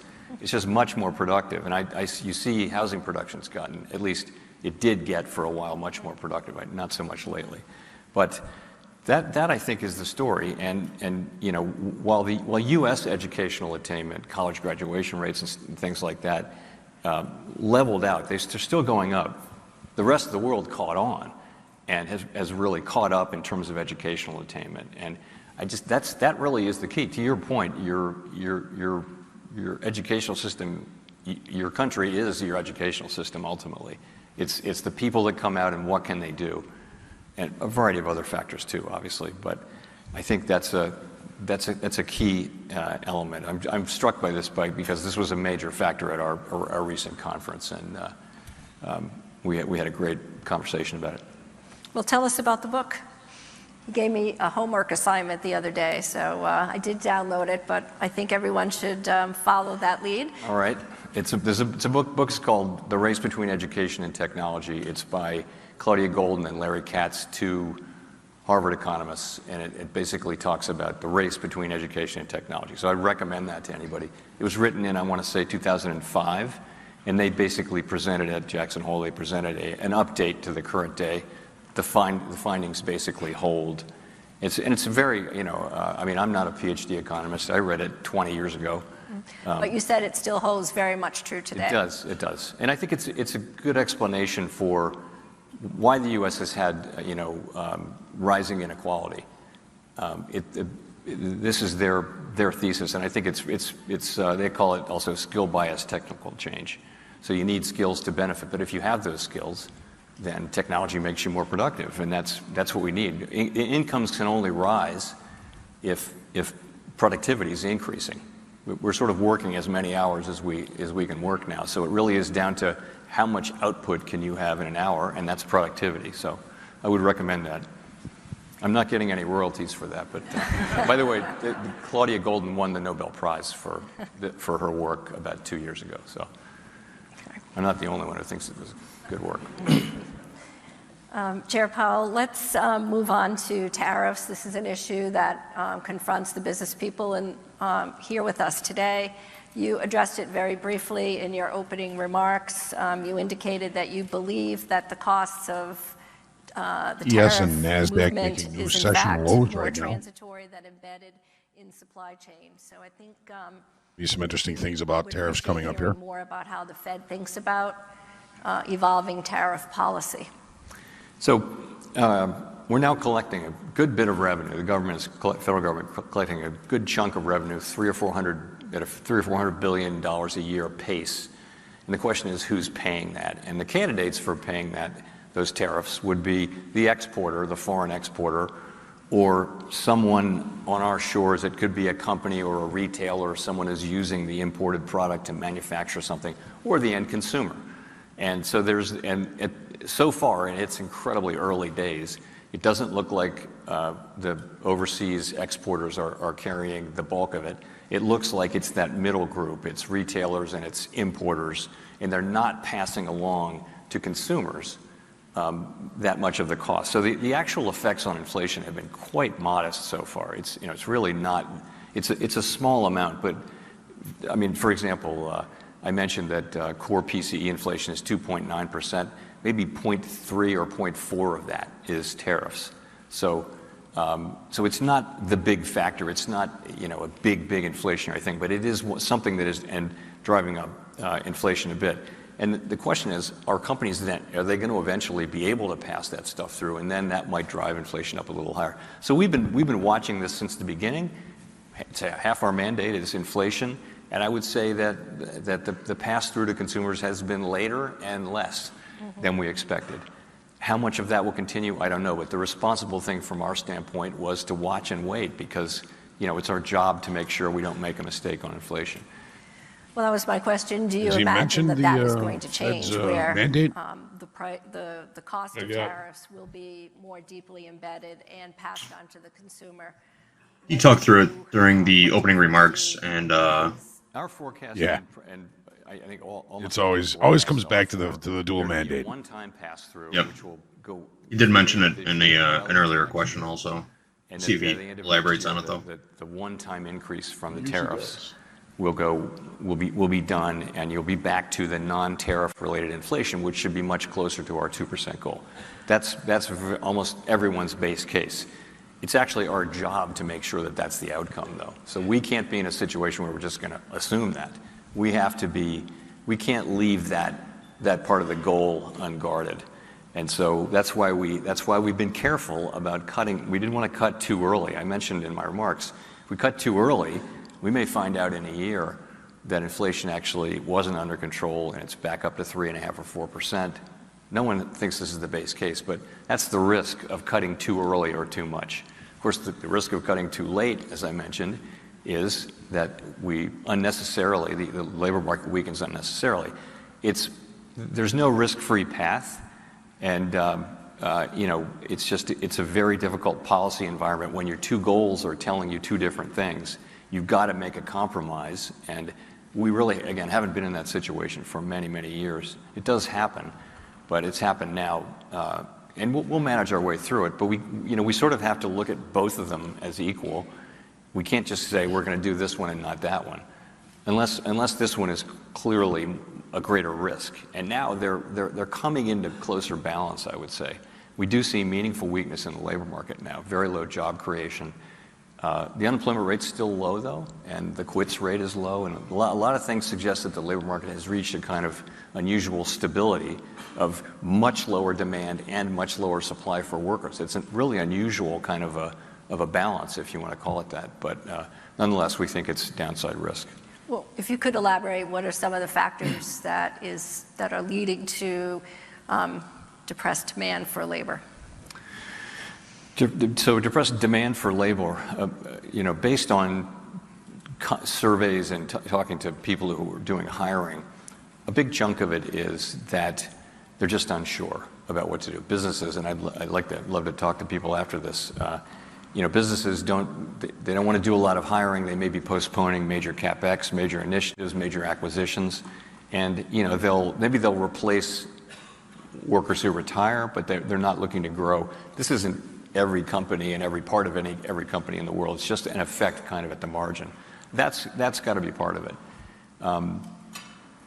I think that's the demand side. The supply side, of course, has a lot to do with immigration policy. So immigration was at a very high level for 2 or 3 years before this year, and now immigration has really gone close to zero, and immigration is not really contributing to the labor force growth now, whereas it's been most of what the labor force growth was, and now so at the same time you've got declining demand and also declining supply of workers, of new workers. One of your passions is demystifying the Fed. You enjoy speaking about it, and those that are Fed watchers are wondering, will there in fact be 2 additional rate cuts before the end of the year? Of course, we're uncertain about that, if I understood your comments correctly. What does it mean to demystify the Fed, and what can each of us in this room do to be better Fed watchers for the benefit of our own businesses, if you will? So not so many years ago, maybe 40 years ago, and for a long time before that, the main theory of central banking was to be mysterious and obscure. In fact, Montague Norman, who's a very famous former head of the Bank of England, but ending in the middle of World War II, famously said, never apologize, never explain. And he thought that monetary policy worked back, and everyone thought, it works best when no one understands. It's kind of mysterious. So starting maybe 40 years ago, a bunch of economists, including Alan Blinder and a number of others, said, you know what, that's wrong, because if markets and the public understand the way you'll react to incoming data, then they'll kind of do your job for you. And so they argued for greater transparency. And people said, you know what, that makes sense. So central banks started being transparent. The Fed didn't even issue a post-Federal Open Market Committee announcement until 1994. Yes, and then did NASDAQ so as an continue experiment putting in just to new see what session happened. lows right now. If you fast forward through, the 30 years since then, now we have a post-meeting statement, we have minutes, we have press conferences, every FOMC participant press release. On Squawk Box, we have a press release. So, and maybe some people say it's too much, it's excessive, but so that's the way it's evolved. So we try really hard to communicate with the interested public in a way that is useful and comprehensible and jargon-free. That's what we focus on, and that's all we're trying to do. So we don't use their, every profession has their jargon, and you kind of need it for internal conversations, but we try not to do that. So that's all we're trying to do. A couple of thoughts about what I wouldn't say, I can't make anyone a better Fed watcher, I don't think, but things I would want to tell people about the Fed. One is just this, that we're making decisions, our decisions are made under elevated levels of uncertainty. Big even offer in the normal S&Ps here. times. It's the economy is 1,100 on the offer at 67.31. The offer in the S&Ps. Selling still coming into this. Got Delta in the S&Ps negative 7,200. We've got Delta negative 7,800 in the NASDAQ. Still some aggressive selling coming in. And again, 1,000 on the offer at 67.31 even in the S&Ps. What the current state of the economy is and where it's going to go. So we try to have policy that can cover the range of plausible outcomes, not just one outcome. So that's one thing. So we're never saying that we know the economy is going to do this or we know it's going to do that, because honestly, it just, famous statement is financial forecasters are a humble lot with much to be humble about. So that's one thing I would say.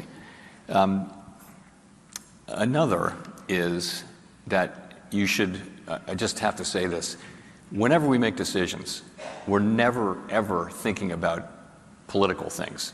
And so we're based in Washington, D.C., and many people, in Congress, and they're often things are seen through a lens of, is it good for this party or bad for this party or this politician? We're just not looking at things that way. We're looking at what's the best thing for the people that we serve in the medium term. What's the best policy? And many people don't believe us because they think, come on, you're really political. But the truth is, most of the people who are calling us political, it's just a cheap shot. And also, we don't engage. We don't, our argument is doing our jobs. We don't get into back and forth with external people. We just do our jobs. We keep our head down and do our jobs. That's what we do. So those are two things I would offer about the Fed.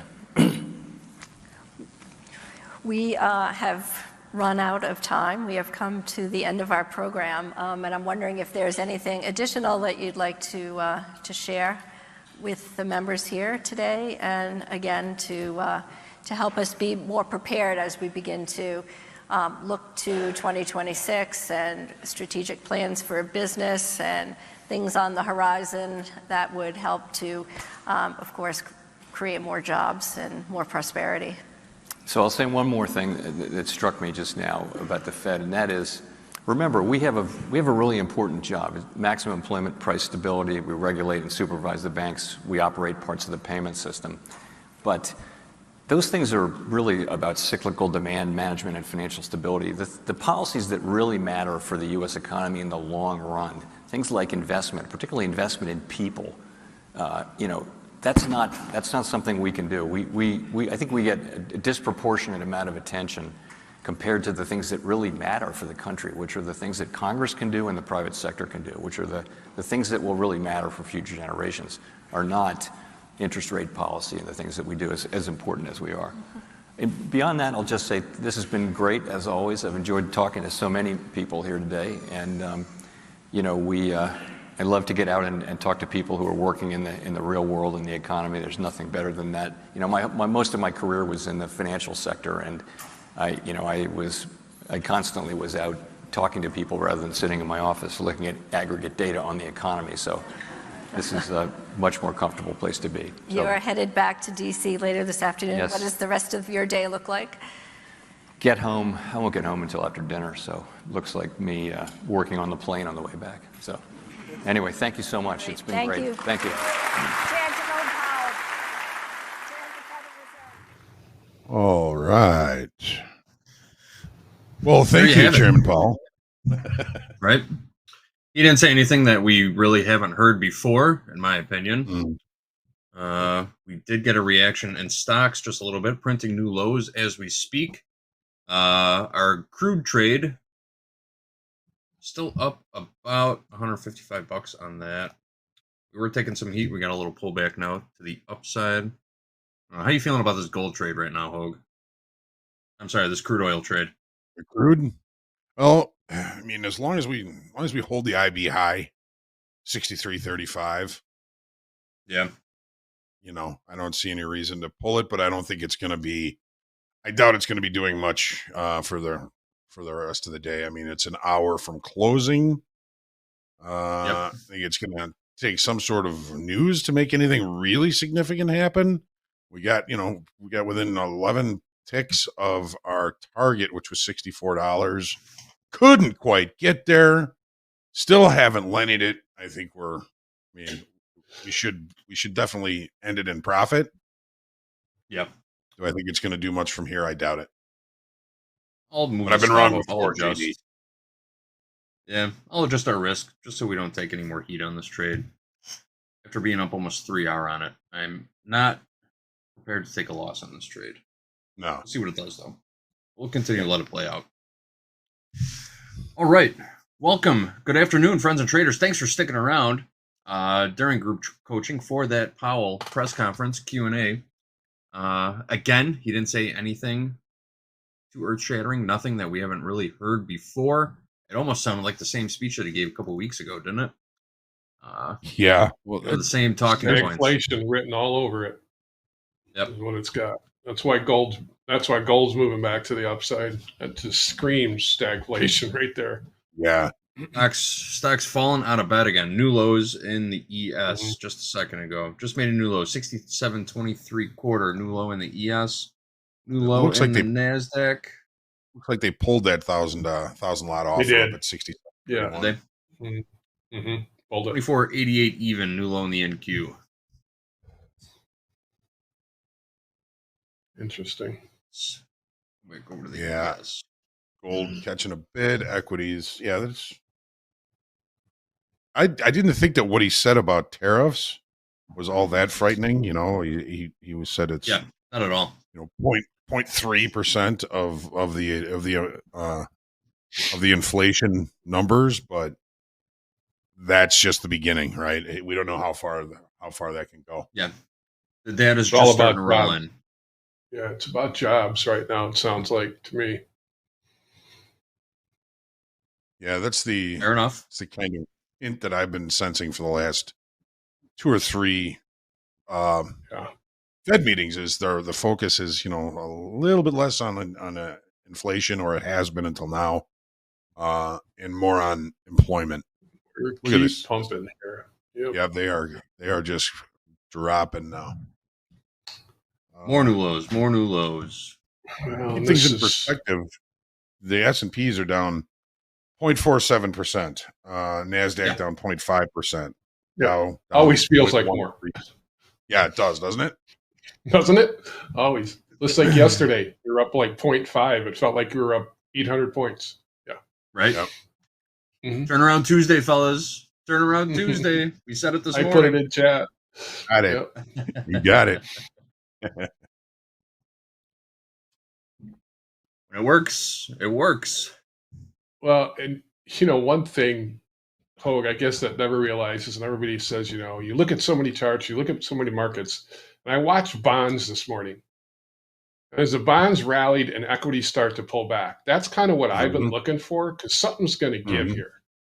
And if jobs aren't the greatest, I mean, once again, we have great unemployment. I'm not going to say it. It's just the rhetoric that's out there. But if bonds rally and the equities pull back, it's kind of what I was thinking. So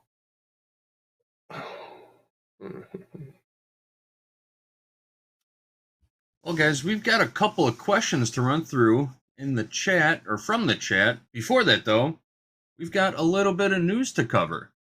Guess what's in the news today? Beer. Michelob Ultra has become America's new top-selling beer. We have that clip ready to go. Really? Ultra?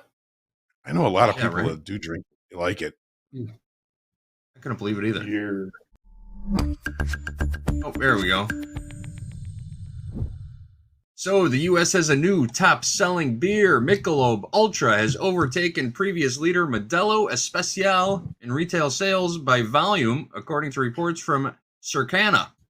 Modelo's parent company said the Trump administration, officials at Anheuser-Busch say this boost was largely helped by the launch of their non-alcoholic Michelob Ultra Zero. Overall, the beer industry is struggling a little. Retail sales for the first half of the year were just under $35 billion. That's a year-over-year drop of roughly 5%. Did you see that $18 price tag for a can of Michelob Ultra at the beginning of this video clip? No. What? There it is. No, Oh, it's there kind it of is. hidden. $18. What does that What a mean? steal. That's at a game. That's at a ballpark game or something. I guarantee you. It's one of those dispensers. I guarantee Yeah, you. that's a Oh, 28 to 25 ounce beer. That's what it says. That's like 2 beers at least. Yep. Wow. Well, there you have it. Michelob Ultra is on top. Well, Love a the good first beer beer I story. ever had was a Michelob, but regular Michelob. You know, the brown bottle with the golden hourglass bust. bottle. Yes, yeah, it was the first one I Lowenbrow. had. I think I was about 6 years old, and I could still taste it. It tastes like the first beer I ever had. Lowenbrow for Michelob me. Ultra. I'll have to try one. I don't think I've ever had a Michelob. Maybe I have. Hate to say I haven't when I have, but I don't actually remember ever going out and ordering a Michelob Ultra. Old style? Yeah, I've had Old Style. I've had the Got another PBR. name in Chicago. Yeah, I know. The Old Smile. Yeah. Or dog pile. The dog pile. Yeah, I'm sure there's a few. All right, let's get into it, we just guys. keep making new lows. All right. I know this thing's dumping. Ooh. Wait till it slows down before we hit a question. Actually, I'll ask the question. You guys think about it while we watch the market tank here. All right, this question comes from Connor. Connor says, previous day open interest has dropped after a large rally. There's still large open interest in the calls above the current underlying in the ES. Price falls and net premium drops in the calls. Could this be an indication that the dealers turned short on calls? Previous day, big rally, drop in open interest. What does it mean to everybody? Mm-hmm. Well, to me, let's see here. When we have a similar to what we had in the S&Ps yesterday, looking at the chart. Now, I'm not including options in this at this time, okay? But on this rally we saw yesterday, when we put in the all-time highs, Connor, we lost open interest in the front month. You know, there's still, you know, there was the settlement for the September contract happened yesterday. They all settled in cash. So there's a big drop in open interest because of that. But just focusing on the December today, we lost open interest. So that tells me that this is less about new buying coming in as it is about squeezing shorts out. And without you know, continuation of initiative buying up at this level, the market is primed for a pullback. We talked about it this morning. We even you know, talked about how the market always looks the best at the top and the worst at the bottom, and it was looking really good. But if you remember this morning, we only gave the auction grade in the equities yesterday at all-time highs, a B-. It was still going higher, but the volume was weak and the loss in open interest was a little bit of a warning shot. Saw a little bit of a warning shot in gold last week that kind of created a little bit of a pullback. And of course, buyers have come back into that. We're seeing open interest continuing to pile into that as well. But as far as open interest in calls above the current ES observed, price falls and net premium drops in the calls. Well, I mean, yeah, as price falls, you're going to, of course, see the premiums drop in calls. Is it an indication that the dealers turned short on the calls? Well, you would probably see, open interest, of course, drop in those calls.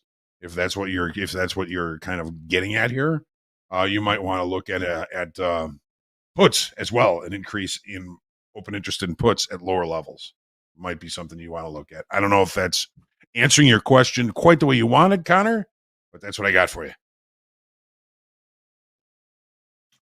Fair enough. I did drop Hoag's volume and open interest cheat sheet into the chat. Let me put it in there one more time. Actually, it's a good one. New lows. While I type this in, what's your take on it? Do you look at volume and open interest? Is that part of your process? Every day.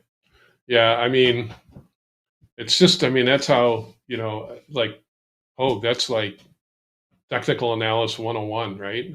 That's just, if you're trying to see if a trend is continuing, it's stalling, it's in flux. That's just was kind of always a tool, right? Because once again, I think the way, trained in it was a longer time frame, was looked at a lot more back then, as opposed to a lot of more micro focused now. So I don't think it probably doesn't quite resonate, but man, we just keep going lower. New lows in the 67.14 new low print. Yeah, volume and open interest can be great signals. Yep. Great indicators of the strength of a move. What's up, Hoag? And it seems like electronic traders have never really even thought about it or learned about open interest on the trading floor. You had to pick up that bulletin sheet before you even walked on the trading floor. You were like, "Where's the sheet? Where's the sheet?" It's always something that on the trading floor we were looking at, and that not a lot of people, I think, know about in electronic trading. So that's why we're here. That's why we're here, JD. Yep. Wow. That's why we're here. It's just not something people talk about when you yeah, you're right. It's not a popular topic, but it's for real. 10. More new lows in the ES. Here we go. I don't see much support. What's funny is when everything's frothy, then all of a sudden a 2,600 lot comes in late in the day yesterday. 1,200 lots are coming in today, and they're all on the sell side. So we've seen this before. That's telling me something. Remember last time we had a big break that we looked back, and I know Andre and we were talking about. Remember that price? It's just, I don't know. Keep those levels in mind. 67.55, right? Was the big one yesterday? 31. Yep. 55 too. 2,600 lot late. Looks like Trump just had a meeting with Zelensky, president of Ukraine. Looking for some market moving headlines out of there. Talking a little bit about NATO shooting down Russian aircraft. But no real headlines. 200 They might start coming in, but the meeting is definitely over. We'll continue to keep one eye in the ditch for you and pull in any headlines that we see coming across the wire. But we are hovering just above lows of the day in the equities. The dip, not so much today. We are right up against yesterday's lows in the Nasdaq. We've broken a trend line to the upside. We've broken it now. I can easily see a target down to 24,770, 774, the 200 session moving average on the 30-minute chart for the Nasdaq. But we're right up against yesterday's low, which is where the opening range was left at the dead ass low. So, yep, we're gonna find some buyers. We better find them soon. 6,700 in the ES, maybe. Let's see. Big fat round number. Yep. Yeah. So close. Get the 200 session moving average is at 6709. Yeah, and we're kind of right around it now. Oh, yesterday. 05 and the orders. 05 in the orders. So, yeah. Would like to see us hold yesterday's lows, but we don't get to choose that. This is the drop in open interest in the S&Ps from yesterday. We looked at the all-time high. We stopped short by a tick. New lows. Who knows? What's up, PD, yeah, I like number 167 if we're going to get into another question. 167, an old one. Let's see. Oh, from Sean. We didn't cover this one the other day, did we? Okay. This came in the other day. Sean wants to know, is it better to have a fixed contract risk per trade or a fixed dollar risk per trade? Please explain why. I'm not sure I understand the question. A fixed contract.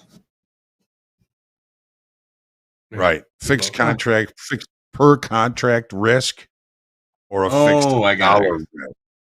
Gotcha. Right. So scaling This is into a position and scaling out of a position, sort of. Right. Okay. So, number one, Sean, I'm of the school that it has to fit the current market state. If the market is volatile, you're going to have to trade smaller, and probably widen your stops a little bit. So, let me just put it this way, Sean. If I'm looking at an opportunity, let's just say the failed upside auction in gold today. All right. So this was a pretty cheap opportunity. 38.2080 was the high of the initial balance high, and it was about a 20 tick risk if I were to get in right as the market pulled back below the initial balance high. So we're risking about 20 ticks. That's $200 per contract. If my maximum risk per trade is $1,000, let's just say, for example, if that's the case, then I can probably put on 4 or 5 contracts because I'm risking 20 ticks. That's $1,000 for 5 contracts. If my risk is bigger, let's say I have to risk 40 ticks to get into that trade, I can only take a 2 lot because that's the same amount of risk per trade. And I can withstand a little bit more volatility in that. The risk is going to be a little bit bigger, but I can trade smaller, and possibly that the potential profit target might be a little bit bigger as well because of the volatility that we're seeing in the marketplace. So that's one way to trade sizes based on the overall risk you're willing to take per trade, and then take the risk per contract and make the contract size fit your overall risk per trade. Now, do we have to do that all the time? No. Does it have to be market state? Make it market state contingent? Yes, of course it does. So there's lots of different things that are going to change some of the things that you're looking at. But is it better to have a fixed contract risk per trade, or a fixed dollar risk per trade? And again, I mean, you can change the risk according to the current market state by changing your trade, your sizing, right? You guys agree with that? I think it's important to also take into account where you're at on your trading journey. Also, are you still cycling through combines? Are you at the funded level? Are you in a live trading account? If you're still in a trading combine, you're trading at, it depends on what size account you're trading. If you're in a 50K combine, you have $2,000 worth of drawdown per account. How many swings at the plate do you want? How long do you want that $2,000 to last? How many trades is that good for? And then you scale up according to account size. When you get into an XFA and you start building that base, then you can really start getting into individual contract size risk and expanding risk parameters. But I would say it really has a lot to do with where you are at on your trading journey, especially here at Topstep. But go ahead. I'm just watching us blow through 05. Became 67.02 is the low in ES, and the bonds continue to rally. So that's something to keep an eye on right here. I'm a dollar amount guy. Yeah. Dollar amount? Yeah. Yep. Turnaround Tuesday. Turnaround Tuesday, baby. Crude oil's coming back to get us too, Hoag. Man, what a bummer. Well, yeah, crudes. When you lenny it, you shouldn't. When you don't lenny it, you should. Yeah, right. You're never right. Well, listen, we said yesterday the art of the trailing stop, right? I mean, ultimately, I mean, you could have trailed a stop maybe when it got above, 63.5. But, the news this morning was Russia this, and we were pumping, and then, kind of that comes out of the market. So, yeah. Coulda, woulda, shoulda in trading, right, guys? So It sure is who- not. Sean's question, largely about risk management, and risk management is very personal, and it's very time frame specific. Your risk management in an investment account, of course, is going to be different in a day trading account or some sort of a swing account. How do you deal with talking to your team about risk management? Good question. Hoag, I think that's probably always been, since leaving the floor, probably my biggest. Sometimes, we took on a lot of leverage. So, and it's sometimes too much leverage, and I'm never gonna say I didn't. But that Right. was the environment. We talked about that the other day. I think as trading in the combines, and everybody seems to do pretty well in the combine, but once the XFA lights go on, it's a different person. And I gotta believe it's a leverage thing, and it's got to be a risk thing. So, do people trade tighter? I mean, I guess that's a term. Hoag, we used to talk about that when Yeah. when you're drawdown and you don't have that much in the account. Do you trade a little tighter? Yeah, 100%. So, I think when I usually say, like I said, we all try and lead by example, right? As coaches, um, trading micros, scaling in, scaling out, watching a guy like Dakota do it, who used to, who would have 30 NASDAQ on. So yeah, you can take the risk, but what's, if you got like JD said, if you got $1,000 left to draw down, you're not going to go throw 5 minis on in the NASDAQ, right? I mean, I've seen people do it. Don't get me wrong. I see their trade reports, but Sure. it's just not great trade management, because when you get to the XFA and you start to press, that's when you end up blowing accounts. So, and like you said, I think the biggest thing you said, I nodded my head at first, Hoag, was market state. Every market state, when we're in this slow grind up, I have a setting on mine, and I've shared it with traders that, like, I have a 35 trade limit. But when we're in rollover and the ranges are compressed, I'll open that up a little bit because it's a different market state. So, and I think that's more of me trying to try and talk to traders about strategies and setup, and it's more of that, like you said, risk management. Like JD, you said it. It's the only thing we can control, right? Yep, Right. 100%. Yeah. It's the only thing you have any control over. So JD, if you had an account with a $3,000 max drawdown, and you were trading ES, MES, whatever it is, what would your overall daily loss limit be with a $3,000 max drawdown? I would start at $500 a day and then increase as I built a cushion. It would give me 6 swings at the plate. I think that's appropriate. And then you slowly build that account over time. You're not going to hit home runs every day. Not every day is a home run hitting kind of day. So you play small ball for a little bit, and then you start increasing position size. Then you can start letting runners run. You know what I mean? There's a strategy behind it. How do you build an account? There is a process involved. Just going out and full porting and leaning on the reset button, I don't think is a viable trading strategy. But again, to each their own. To each their own, I've passed quite a few trading methods. Now, would I've you? got a couple. You'd probably be trading micros with $500 of daily loss available, right? Most likely. And then you gradually increase your position sizing, and that's the way to do it. Okay, so if you were, let's say, in the account for 15 trading days, and you've got your $500 daily loss limit, and your biggest day in that period of time was like, let's call it $750. That was your biggest day, but your average winning day is 400. Would that make you consider tightening your daily loss limit to 400 because an average of a daily profit is 400? Do you have any business losing more than that? Ooh, that's a good question too. I think I would keep my daily loss limit as it is. Maybe make some adjustments on my daily profit target too. And I mean, obviously, you need more context. You know, am I trying too hard to hit that dinger?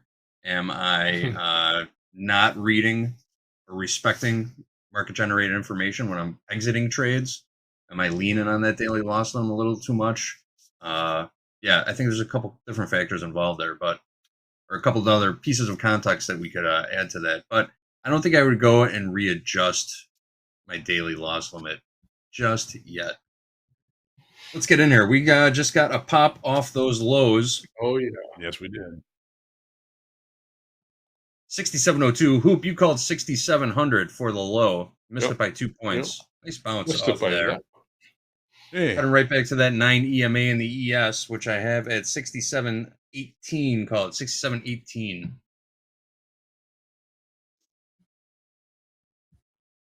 That crude oil trade. So everything else was moving but crude oil there. Just slowly grinding lower. Look at that. Shocker, grinder lower. Ugly crude chart. Crap market. I don't even want to look at it anymore. Let's take a look at the NASDAQ. Just say Nice it's bounce. idiot shit. It's a turd. Crude's a turd. Sorry. It is. It's a turd. So how textbook is this? A reversal off peaking volume, spiking volume, and then a pullback. And now we have decreasing volume on the way up here.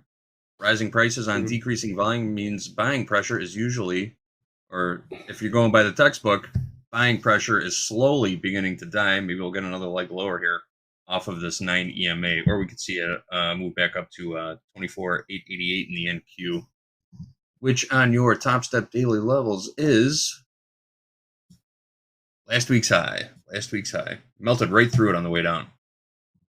Didn't give it a second look. There was some pretty strong selling and some pretty decent buying coming right in. Typical crude. Trap everybody right at the high. Right? Yep. Trap everybody at the high. Today. Right.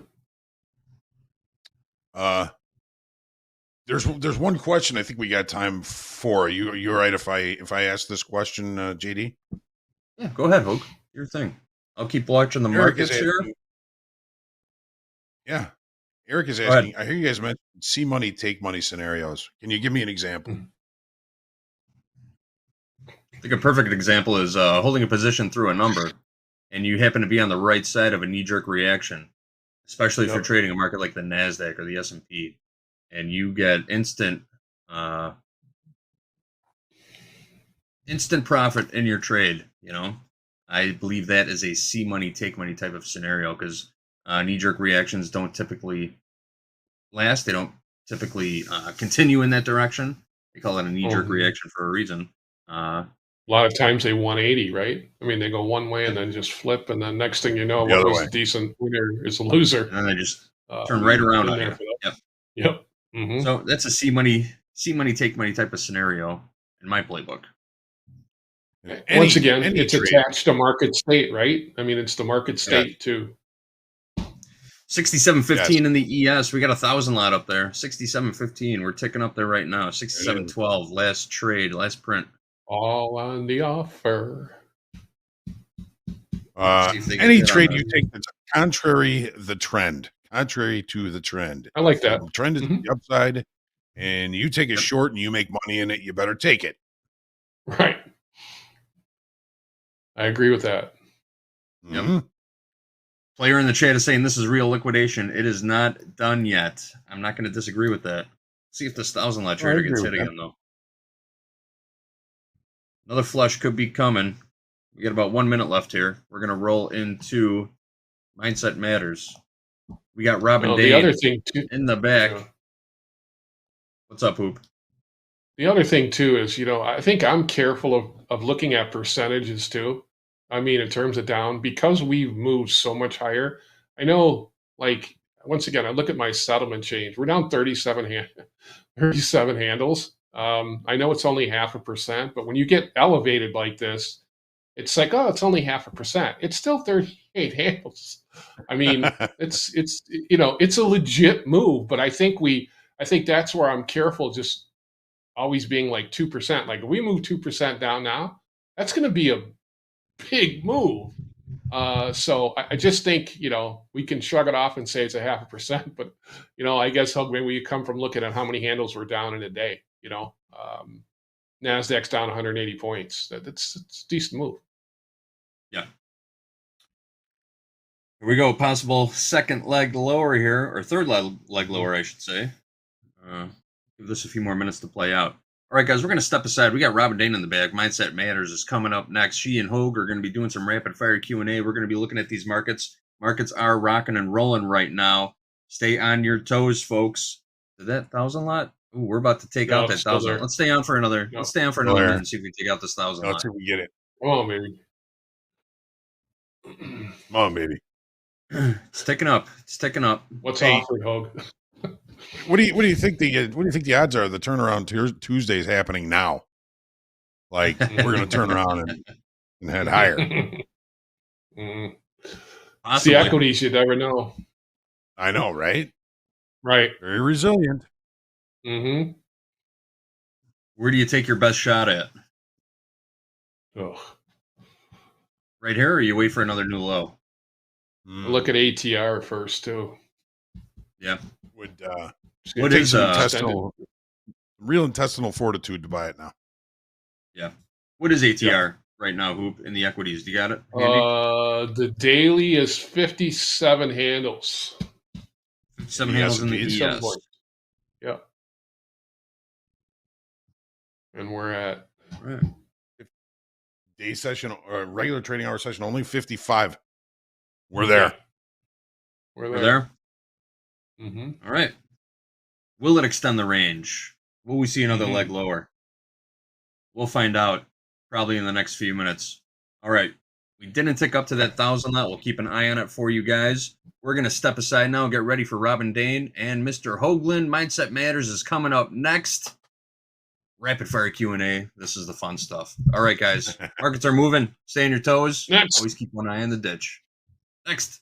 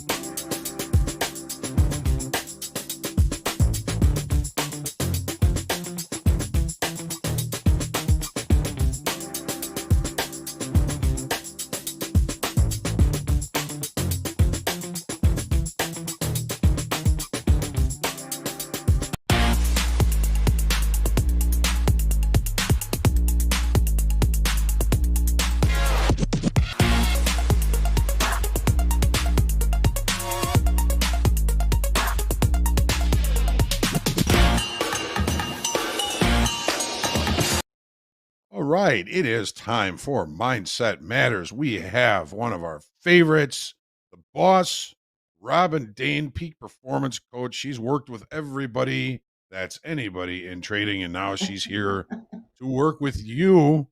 Robin, it's great to have you back. I miss you whenever we are not with you. And you've got some really good stuff for us today. But let's start off with, how you feeling today? How's trading going? It's a good day. That big downdraft wasn't from me. Powell caused that, so I didn't do that. But with that kind of a move, you have opportunities. Absolutely. So So we just may cut talking. out if the market gets a little bit crazy, and they'll let me know. But I have today. I've got three areas. I've got the top 10 trading mistakes from beginners and top 10 trading mistake from experienced traders.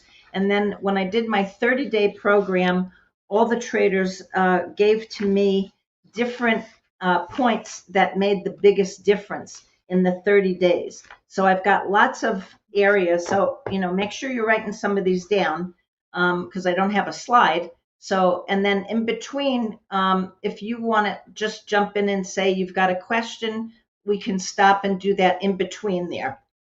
Okay, awesome. Okay. All right, you're the boss. Let's get going.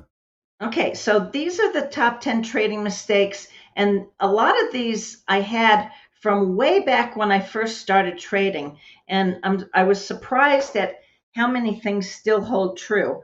So these are the top 10 for people that have just started trading. And when I say started, between 1 and let's say 8 years, or those are new traders.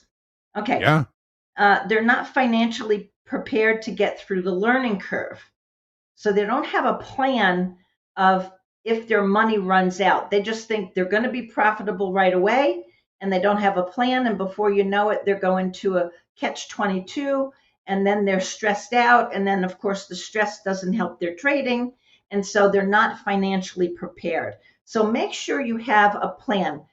Hoag, what would you say a good financial plan of cash would be on reserve for a new trader? Is this a new trader that is just trading, like they're Yeah. not working a job, anything like that? Yep, they're not working a job. 2 years, bills and living expenses paid. Excellent. That's excellent. And a lot of you are in this situation where you're in a pinch and you don't have that.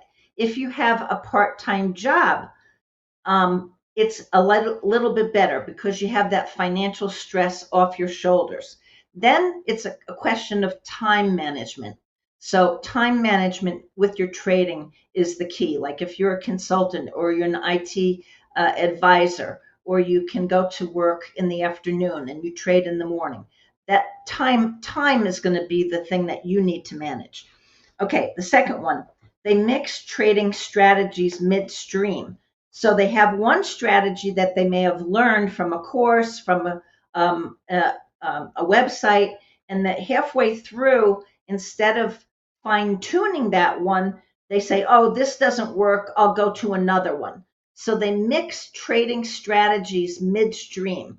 And you need to solidify your trading strategy as quickly as possible. That's going to get you to success as fast as possible. So you're tweaking your strategy, and I always say have a plan and have your criteria. And your criteria should be 7 to 10 items, and make sure that it's working.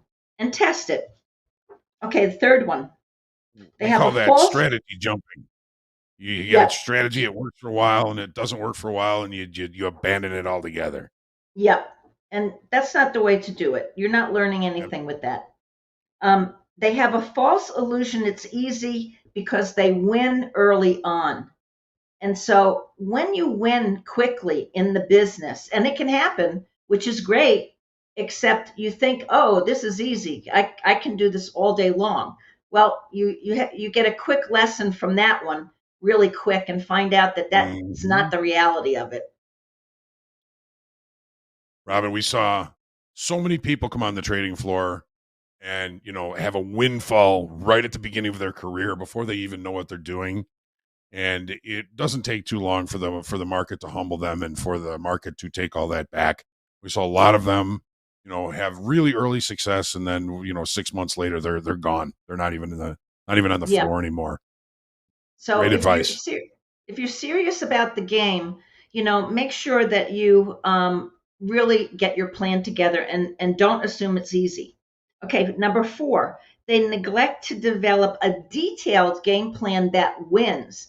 So if you have losing days, and I always say this, people are really good at defining the losing day, what they did wrong. And then when I ask them, well, you had some winning trades, what did you do? They say, I can't remember. The winning trades is what you want to really look at, define, and dig down in. What did you do during those winning trades? Because the winning trades, when your trading goes off, is what you want to bring back. And when you go off, you go, oh, I can't remember what I did. So define your winning strategy in as much detail as possible.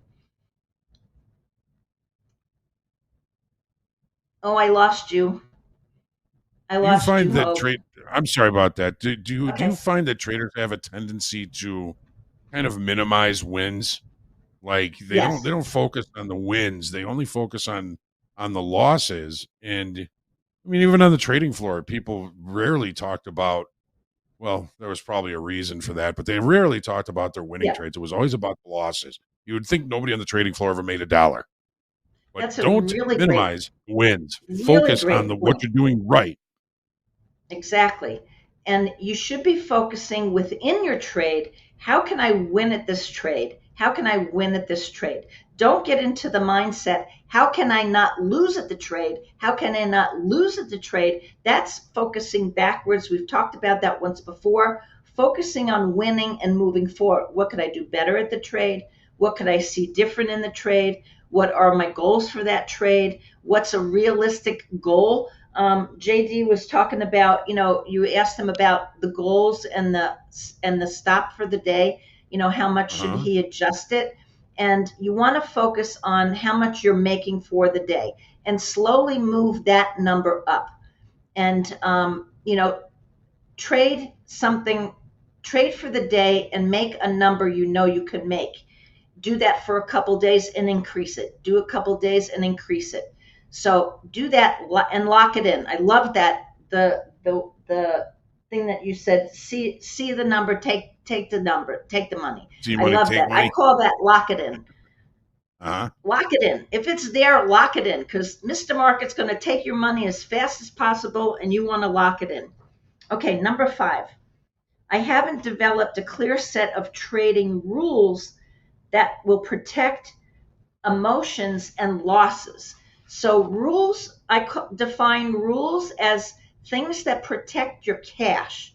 So a rule might be, I won't trade more than and lose more than $300 a day. And these are new traders. I won't lose more than $300 a day, because you're looking for your goal within your trading account.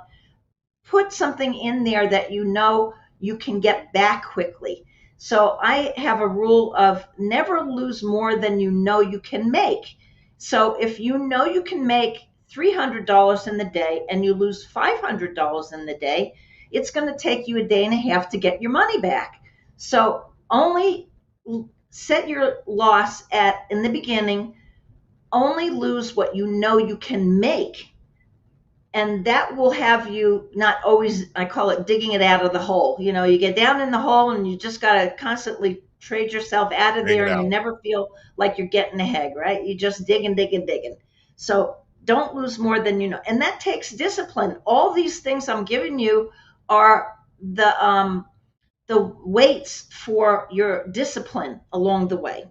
Okay, next one. They don't realize that their past beliefs on winning and losing, being right and being wrong, success and failure, their value to money is going to be their emotional baggage that will come up with each new trade and have a huge impact. If you were very successful in the past doing something, You might push more in your trading thinking you're going to be very successful in trading. This is a different business. It's a different animal. Everything is different from anything you've ever done. It is not the same thing. There is no business where you have to accept losing every single day. It's a possibility. So you have to accept that. So your past beliefs about that. A lot of people, not a lot of them, but some traders come to me where their parents don't feel that, or the people in their family don't feel that trading's a real business. And so they think, you're gambling. And so never talk trading to somebody who doesn't trade. That's a big rule for me. So you don't go down that rabbit hole. It's just a different business. But if you were conditioned that you had to work for a living in something like, construction or something, even programming, but you had to work, and your family doesn't define trading as work, you may have the belief that that's different, and it's hard to convince them. Don't try to convince them. This is a different business. Robin, I mean, that's just one example of a belief system that is going to be contrary to being successful in trading. There are so many of them. You mentioned one of them that was an issue for me, was your relationship with money, and how when you're making money trading, it seems easy. We all know how difficult it is, but you have to really believe that you've earned the money that you can make. Somebody told me a long time ago, you can make anything you think you're worth. So if you think you're worth a lot, maybe you can make a lot and be able to keep Exactly. But it's so important. Have you run into a lot of traders who don't believe any of that and say, well, that's a bunch of hooey? And how long does it take for them to start to believe it? Well, they have to lose enough. If they lose enough, it'll come back to bite you. All your beliefs are this is the only business that rises to the surface, all of your emotional baggage. It'll come to the surface in trading. No other business will do that. All your beliefs will come to the surface, and you'll either deal with them, you'll manage them, or you'll be out of the business. So you have to adjust that. That's why coaching is really important. This is a 90% emotional business. You've got some great teachers in Topstep here, and you look at all the charts, you have everything going, you have great information. It's absolutely terrific. But if your emotions are getting in the way, I don't care how great the strategy is or what they're telling you. If you can't push the button, you can't execute the trade, you can't make the money. So emotions are going to get in the way. And if you're stuck, you should really consider coaching. For me in particular, because it will release those blocks that you may have created and free you up. It's the best investment you could make in yourself in your trading career. And there are a lot of people in the room right now that have done coaching, and you can ask them. Okay, the next one. They trade. Robin, give me just a second. I want to just go over the markets real quick. Sure. We're not really getting much of a bounce here in the equities. S&P 6709 half last, right at that 200 session moving average on the 30-minute chart. NASDAQ bounced off that 200 session moving average on the 30-minute chart.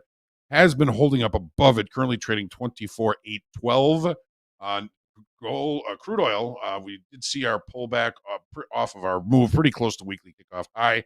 It's about to basically close for regular trading hours in about 15 minutes. We're still holding those longs. We've kind of let some of those profits go back against us, but hey, them's the breaks. And gold, it really looked like it was going to try and push against those initial balance highs up at 38.20 at 80, but right back down now to 38.10, the initial balance low. So the market really trying to find some footing in one direction or another as far as gold and crude oil are concerned, but we're still dragging along the bottom here in the equities. Okay, I apologize, my good friend Robin. We are on number 7, I think. Yep, number 7. They trade with their emotions and not their intellect. So they fall into the trap. They don't realize they have a block, and they're trading from their emotions. If you're trading with emotions, you have a block. End of story. I don't even have to go any farther than that. I'm not going to convince you of something. If you're emotionally trading, you have a block. They don't, number 8 is they don't take responsibility for their trading and their trading, their emotional trading stress. So they don't take responsibility. They blame it on the system. They blame it on the person in the room, gave them the wrong information. They blame it on the chart. They blame it on their computer. They blame it on something else. They don't take responsibility. I like what JD said in the beginning. You own your trading. He owns his trading, and he made that very clear, and I love that. Traders need to own their business, and whatever you do, that is your business, and you are in control. You're the one that can change it. You are the one can fix it. You are in control, nobody else. Okay, number 9. All right, Robin, wait, give Yep. me 1 second. I'm going to go back to Yep. number 7. Trading with emotions, Okay. not intellect. Do you find that understanding your emotions is going to help you in the long run in trading, understanding when you are emotional and being able to take yourself out of that and back into cognitive thinking?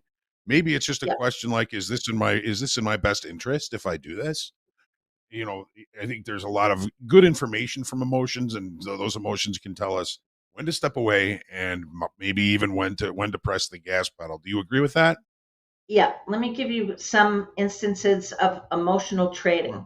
If you're trading over and over and over again, and you're going in again and again and again, I call that you're pushing. You go into one trade to another trade to another trade, and you're all over the place. You're in emotional trading, and you have to stop that. And that's Yes. the best time to walk away, to get up and walk Mhm. away. You have to break the pattern. We've talked about that many times, breaking the pattern. Okay, the Mhm. other one is you go in there and you are upset with yourself. I get upset when I hear this. I don't like when a trader says, "Oh, I'm so upset." I said, "Well, why are you upset?" He says, "Well, I had all these losses." I said, "Can you fix them right now?" No. Can you change them right now? No. Stop thinking about it. If you don't think about it, you can move forward. What did you do incorrectly? What do you need to fix? What do you need to modify? Did you test it? So don't get trapped in the overtrading. And I just went through. I was going to do a coaching, a case study. But the first guy I pulled up, he says, "Oh, I had 100 trades this week." I said, "What are you doing? Totally a beginner, totally over trading. You should be, what would you say is a good measure of trades per day, Hogue? What would you say? Number of trades per Well, day. Let's say if you're trading NASDAQ. for me, 3 to Yes. 5, but that's my time frame. Some folks are trading in shorter time frames, looking for Yeah. smaller opportunities. But for me, 3 to 5 in one product is enough. Yeah. I would say if you go over 7 to 10, it's too much, especially if you're new.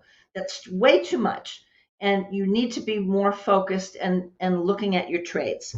Do you want to go back to 8 or you want to go to 9? Well, 8, I mean, we It should was the all know. responsibility, being Yeah, responsible. if Yeah. you're pushing the buttons, it's your responsibility. No matter where Right. the trade idea came from, you did it. And Right. sometimes, people are following other people. If they take a loss, they blame the other guy. If it's a win, then they're a genius, right? Then I'm the genius. It's just amazing the way the mind tries to do that to us. But yes, you have to take responsibility for your trades. They are your trades, no matter where they came from. All right, on to number 9. Okay. You're going to like this one. They tend to trade defensively more of the time than offensively. And I can't tell you how many people fill out my questionnaire and they get this backwards. They say, "Oh, I'm trading defensively." I said, "If you're trading defensively, you're doing something wrong. You should be offensively trading as much as possible, and you switch to defense when the market throws you a curve. You're managing your profits and you're doing maybe your lock in your money, or you're managing your loss. You've gone into defensive mode. when you go into defensive mode, this could be a rule. We didn't really talk a lot about the rules, but we'll go back to that. When you trade, have to go defensively, that's when you probably need to have a rule. And if you're defensive, you're not in the mindset of you looking at a win. So you want to be offensively trading. This is where I'm going. This is my plan. This is my target. This is where I'm going to close the trade. And if it doesn't Offensively, work, not aggressively, offensively. no, exactly. So if you're heading down the field and somebody's ready to take the ball and you see he's wide open, you throw the ball and you go for it. That's okay. But if another person comes up and is ready to tackle him, you're not going to throw the ball that way. You're going to go into defense. So you go into defense, stay in offensive as long as you can. And if you go into defense, lock in your profit. And if you just do that mindset, you will find you'll be more profitable in the long run, and you won't hold trades too long, because that's the big problem, holding on to a losing trade too long. That's a real big one, right? But I you're love in that. defensive mode at that point, right? I love that that you've kind of paired that with like football, because I feel like if you trade not to lose, you're going to lose. Just like the Chicago Bears, if they go in at halftime with a lead, they have a tendency to trade not to lose, and they end up losing. It's just something about that mindset that changes everything. Or you're the outfielder that made that incredible catch this weekend off his foot. I mean, he didn't give up. He saw the ball, watched the ball, and didn't give up when it didn't go into his mitt, and caught it off his foot. If you haven't seen that video, you have got to see that. That's the most incredible catch I've ever seen. I was engaged to a pitcher, so that was the most incredible catch I've ever seen.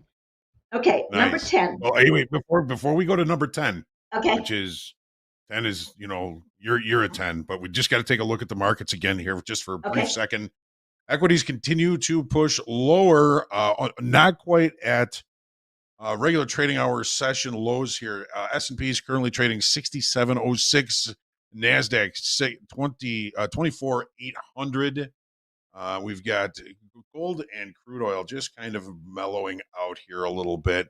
Gold still basically right at the IB low, 38.10, and the crude oil right at IB high, 63.36. Okay, I apologize. Now, a drum roll, please, for number 10. The rules number 10. or the mistakes of the new traders. Number They 10. lack the experience and time in the market to develop their strict disciplines. Their disciplines. Your discipline list is really, really important. Your disciplines. Why in every trading book you read, the big D is in every single book, discipline. And so, people read it, it kind of goes over their head, they don't think about it, but then when they get into the market, they realize discipline is the key. Can I stop when I'm over trading? Can I stop when I'm doing this, when I have a rule? And rules are very important. There are things I want to go back to that. Rules are things that protect your cash, and disciplines are nice things to know about the market that you're learning. And way back, I talked about writing those down. And when you write all those distinctions down and you reread them, you go through the learning curve faster because you're reading it, seeing it, hearing it, and saying it out loud, and you learn much faster. So you want to go through the learning curve really fast. So anything on that one? I'm going to go to the experienced ones now. Sure. Journaling and kind of reviewing and kind of reliving each of those trades you take on a daily basis, even including some of the emotional and physical changes that occur while you're in those trades, and kind of refeeling those, reliving them at the end of the day. If it's an hour-long trade, you're not going to sit there and relive it for an hour, but at least put yourself back in that place. Remember why you took the trade. Think about the outcome. think about the changes that occurred inside of you during that trade, and try and digest that. I mean, if you're living the trade twice in a day, that's going to help help speed your learning curve, right? Absolutely. Yep, All right. absolutely. And figuring your way out of an emotional challenge is good. Like if you fall into the trap of the same emotional pattern over and over and over, you have to ask the question, what can I do to break that pattern? What could I do differently in that moment that would stop me from going in? And I always tell you about that trade where I had to sit on my hands when in the trading room when they kept on yelling, Microsoft's running, and I jump into the trade, and of course they were all getting short while I was going long. So you have to get discipline and get your emotions under control and ask the question, what can I do in this moment to be in control? Whatever you have to do whatever it takes. You're the one that's in charge. You're responsible. You can do whatever you want. This is a game. Play the game however you want, but play it to win. Play it to have wins. And you didn't even notice my shirt. I did my game on CBOT, my CBOT Oh, shirt. nice. Game on. So I like it. Game on. Okay, so now I'm going through the ones. These are for experienced traders. They start losing when they get too comfortable with an old strategy that stops working, and they blame everything on something else but themselves, and they don't make a change. So they get comfortable with a strategy, but then the strategy stops working. This game is a constant learning curve. There is nothing that I learned in the beginning that I'm doing exactly the same way today. Absolutely nothing. This is a constant learning curve, constantly. Everything is changing. And now with the economy, AI, and all this other stuff in the markets, Trump, tariffs, it is just changing every second. You have to be flexible and change with it. If you get too comfortable and start losing, you're locking in a losing pattern. You have to modify it. What say you? Getting too comfortable, feeling like you're God's gift to trading because you've been successful for a period of time, absolutely Exactly. toxic. The minute you let your guard down, the market is going to humble you, and it hopefully humbles you gently. But I've never really been gently humbled by the market. You got to keep doing the work. You get too comfortable. You stop doing the homework. You stop being prepared. You stop trading to win, I guess. You just think you're just going to win automatically, and it doesn't happen that way. Getting And that's a comfortable theme doesn't we've work. got going here. Responsibility. You are responsible. Yes. Absolutely. Okay, here's another one. They trade too many markets at one time without focus, and they're not aware when they're changing. So really good traders can set up their screens in a way that you can trade, several different markets. I know that you do that in Topstep with what we're just looking at now, and that's okay. But beginners should pick one market. Why? You need to gain the feel of that market. Each market has a personality. It's got to fit with yours, and usually the fit comes from speed. So the speed of that market is where you want to feel comfortable. I know I've had traders that go in, well, I can't trade that, it's too fast. Okay, you just decided what you can't trade. Now what can you trade? What markets are moving the way you want to? And you can't get the feel of that personality and know it unless you trade it on a regular basis. And so staying with one market, if you don't like that market after a period of time, that's fine. But when you go to the next market, stay with it for a while so you can gain the personality. Each personality is different. What would you say to that? And when you move to a different product, we highly suggest trading it in a practice account until you get your bearings and understand its personality. And even though its personality may be one way today, it can change tomorrow. Markets are always changing. There's technical patterns that appear in every market.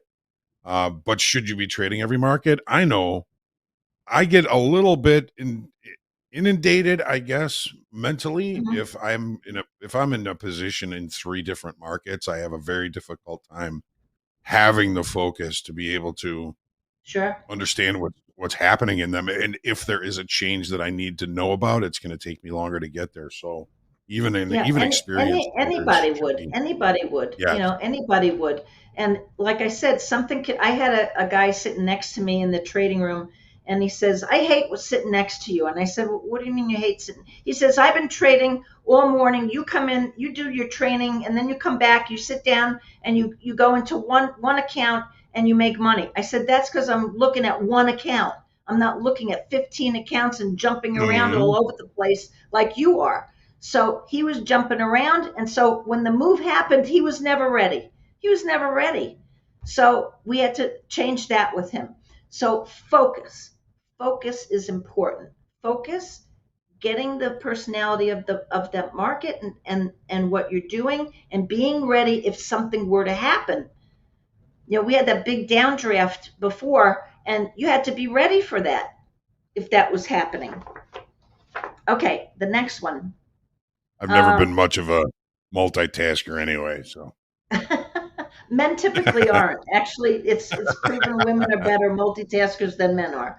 I hate to say that. I knew that was coming. I knew that was coming. All right. Okay. This one we said before, mixing trading strategies.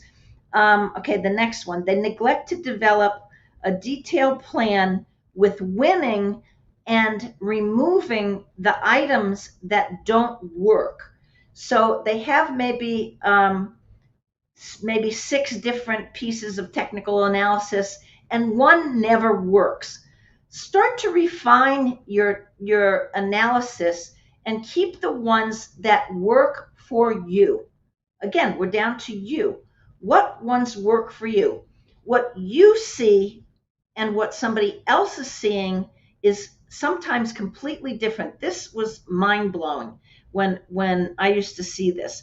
If we showed a screen to 10 traders and the teachers explained what they were doing, and they would have a student try to repeat it, they had 10 different versions of what they saw, 10 different versions of seeing the same thing. They filter through their mental aspect, their emotions. They filter through their experience. They filter through their beliefs.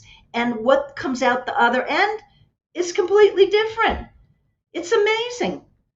It's amazing. Okay. Anything on that one? These are, I mean, you could. These could write a book. Yeah, absolutely. No, these could easily be for anybody that's new in trading as well. We went through the 10 absolutely for new in trading. A lot. I mean, you just gotta keep working on all of these, like for your entire journey as a trader. This is really great stuff, and I really appreciate it. That's a What really are we on good now? one. Number 4?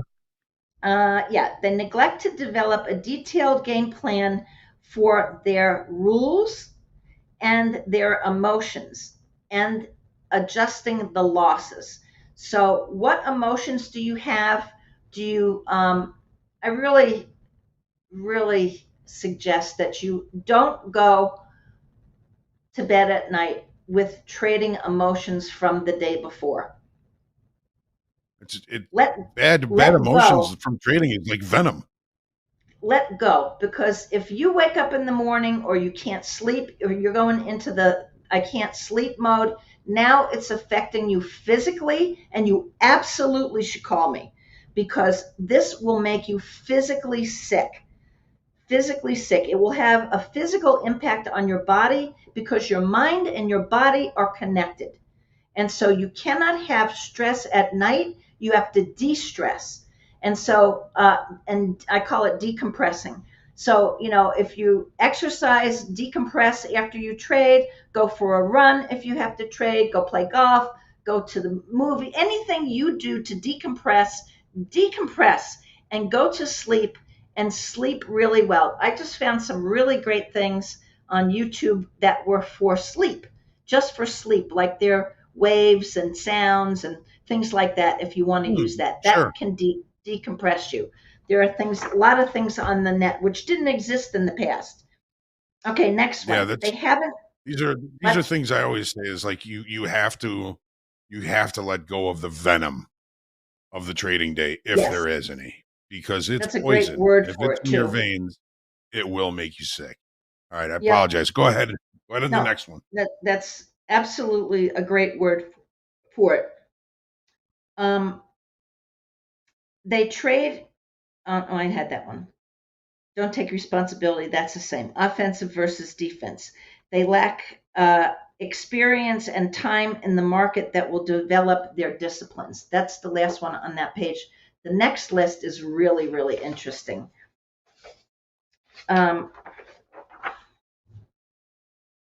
There's a misperception that trading success comes from a great strategy when the mindset is literally 90% of the game. This is a 90% game. The guys that you have in the room here have a great discipline that they're teaching you, and they're giving you suggestions and ideas that will help you develop your disciplines. But it's a 90% emotional game. If you're not in control, I'm not here to sell you coaching, but I'm telling you, if you don't get your mindset and your emotions under control, you're going to be out of the business. Why do you think that statistic can be so high? Because it's an emotional stress on your body, the system, and you can't get things, you can't learn if you're in an emotional block. You can't learn. So that's part of the issue. All right, these are the ones I really like. Now these that I'm going to give you. Strategy doesn't beat mindset. Mindset beats strategy. Yes. Yes. I don't care what the strategy is. If you can have the best strategy, and if you can't push the key, what good is it? That's if you go into right. fear, if you can't push the key, that's it. How many times have you heard we could, if we had a strategy that we could hand out to 100 people, each outcome would be different based on mindset. Exactly. If we had one strategy, everybody'd be trading it. I mean, it just doesn't exist. So when you think about it, it's the combination of what you have in your mind, how you've been learning, how you develop your plan, what your criteria is, how the market, and then you add on top of that what the markets are giving you, and add on top of that what's the news giving you. You have so many layers of information that your brain has to process in the moment to make a decision. Make one decision, push the key. And so we can get really caught up at any layer along the way. We can get stuck in any one of those. If news comes out, somebody jumps in. So that's one layer. Trump makes a thing, somebody jumps in, or they sell short. There's any number of things that can happen along the way in any of those areas that if you don't manage it and stay disciplined, it's gonna work against you. So all these things that take work, and a lot of traders don't want to work. You have to work to stay successful in this business every single day. That's a dirty word, work. It's a 4-letter word, by the way. It's a 4-letter word. Every single day. Okay, now this list, you're gonna like this list. This list, I did a 30-day program where I monitored 10 traders every single day from the beginning to the end, and they went through all my tracking system and all that, and they had a huge leap from the beginning to the end of the 30 days. And I asked them at the end, what were the biggest ahas that you got during the 30 days that had the greatest impact on your trading success? And these are the ones that they gave me. We're never going to get through all of them. I'll do them for next time, but I'm going to give you some of them. So the first one is I'll give you what the challenge was and then what the solution was, because last time you said we didn't have enough solutions in there. So I'm going to give you the solutions. I didn't realize I had been over trading. So he didn't have a measurement of what over trading really was. So when we defined it, then he began to adjust it. And his fix was, I fixed and I started to be more selective and focused on the quality more than the quantity. So the quality of the trade versus quantity. And I can't tell you how many traders just overtrade. So give yourself, you want 3-4 great trades instead of 15 bad trades. So Right. not quantity, quality of the trade. A good quality trade is a trade that you manage, that you're offensive from the beginning to the end. If you have to go defensive, you lock in the cash and you do the see cash, take cash, and that it's a good trade from beginning to end. You got in at the right time, you managed it, and you closed it properly. That's a perfect Lock trade. it in. Lock it in. Okay, anything on that one? I've Or we're always been a good? big fan of quality over quantity. That's for sure. Okay. All right, next one. This is his challenge. Several mentioned they would have had bigger profits if they had closed their trades sooner and not waited so long. So this is holding on, going into greed, holding on to the trade too long. It hit a level, you should have closed it there and locked in the cash, but they held on. This was his solution. Check the length of time for a normal trade. So time in the trade. I sat down with Mark Cook. He was in Market Wizards. He was a good friend of mine. And he had a timer, literally. He traded 100 contracts. He would go in with 50.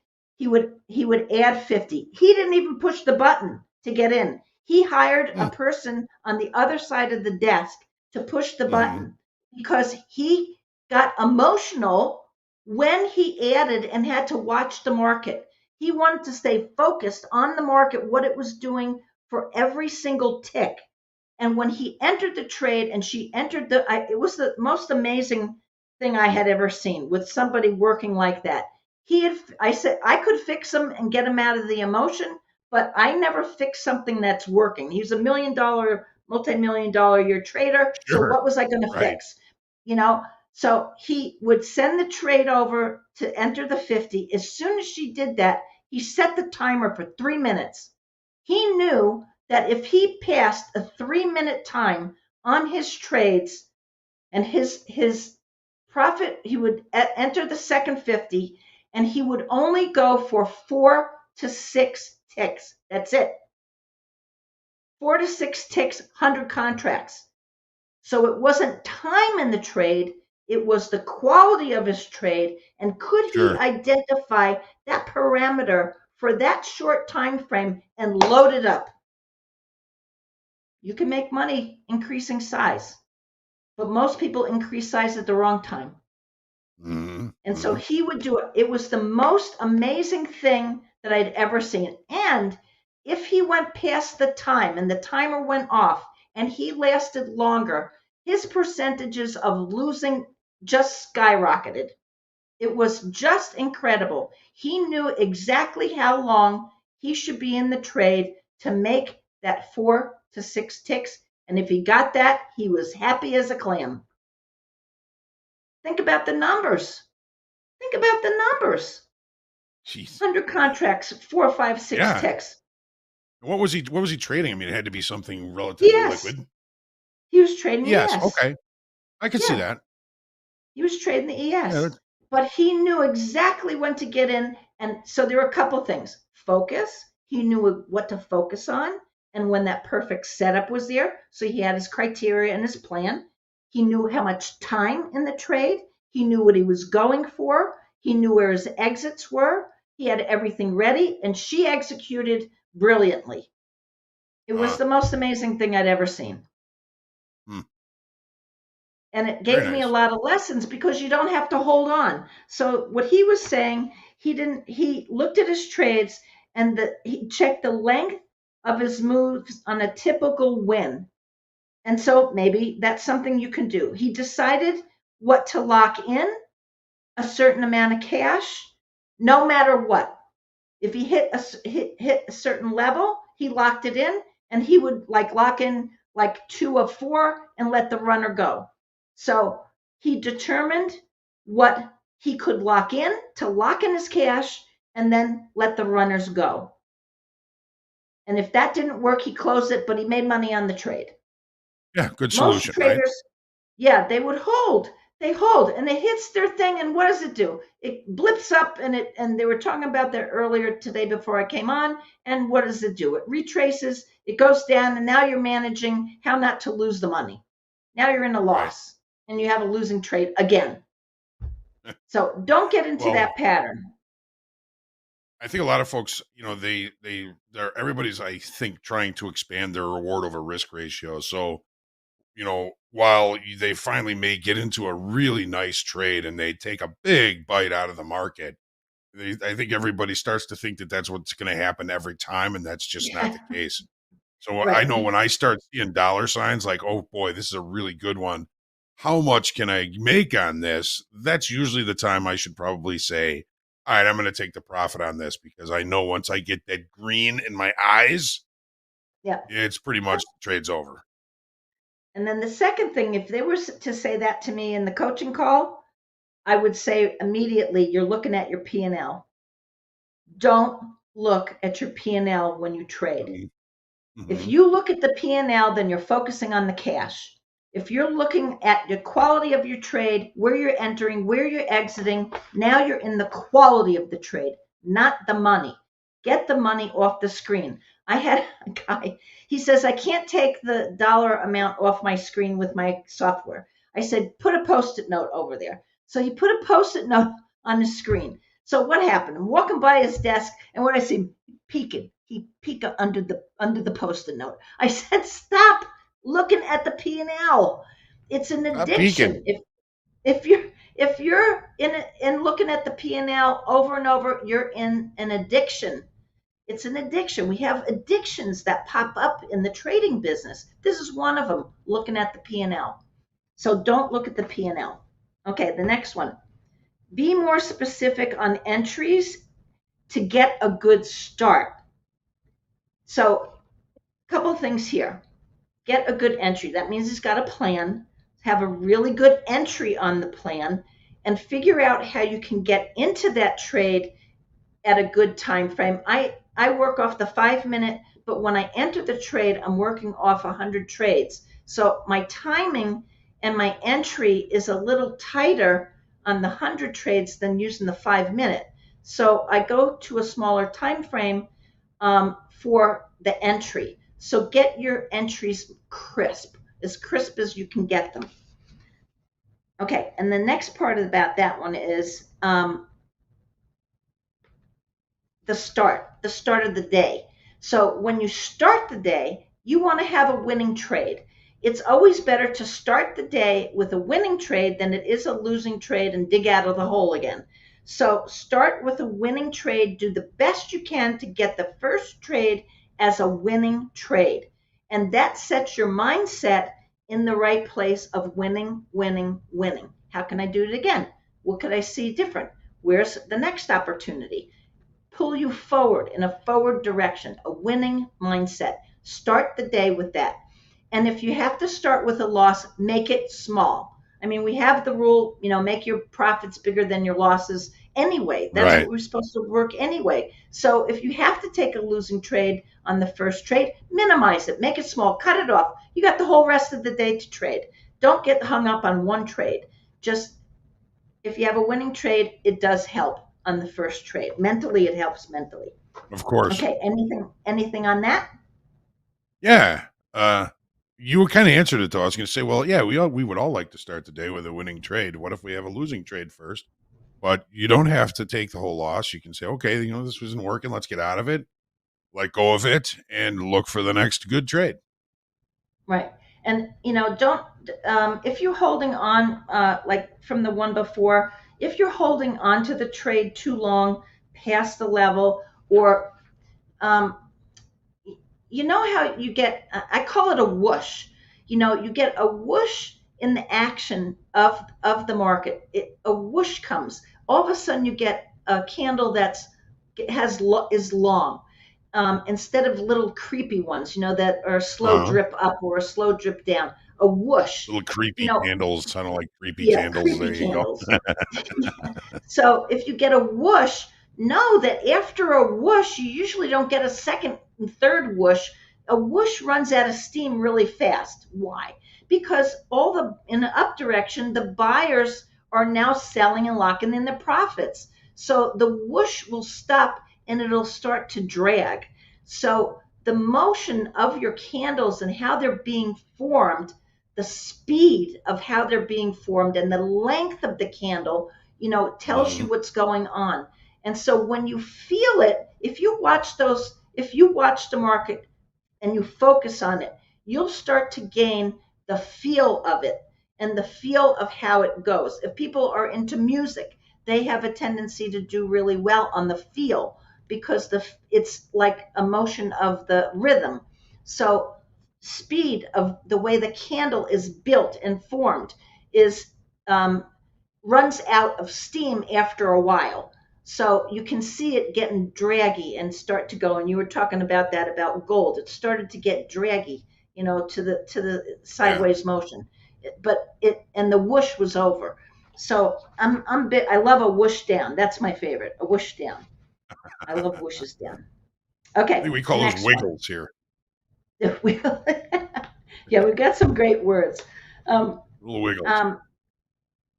Wasn't watching what was happened earlier in the levels before I entered. So he didn't backtrack and see the history of his charts before he went in. So don't get so excited to get into a trade. I want to get into a trade and go, and just jump in. Get some history. Go back to your longer time frames, work down from the longer time frames and come down to where you are and get a history of where you've been and where you're going. And that gives you a good framework for what you're going to do when you plan the next trade. So he said, now I'm watching the pivot points more closely, and that has helped me refine my entries. So, pivot points he was watching, he added a couple things in there on watching his levels. Okay, next one. I'm able to be better defined. I'm better able to define the potential of the trade has before I enter the trade. So, so this is big too.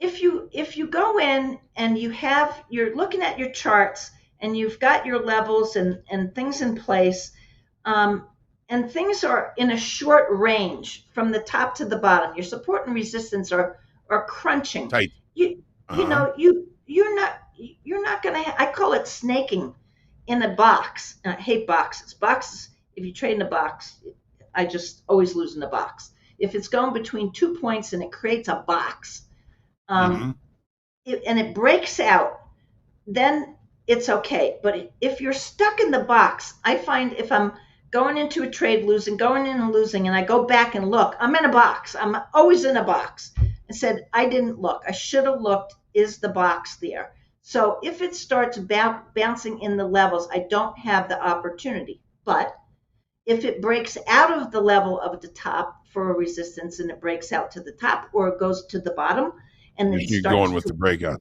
Then I go with the breakout. So I'm ready.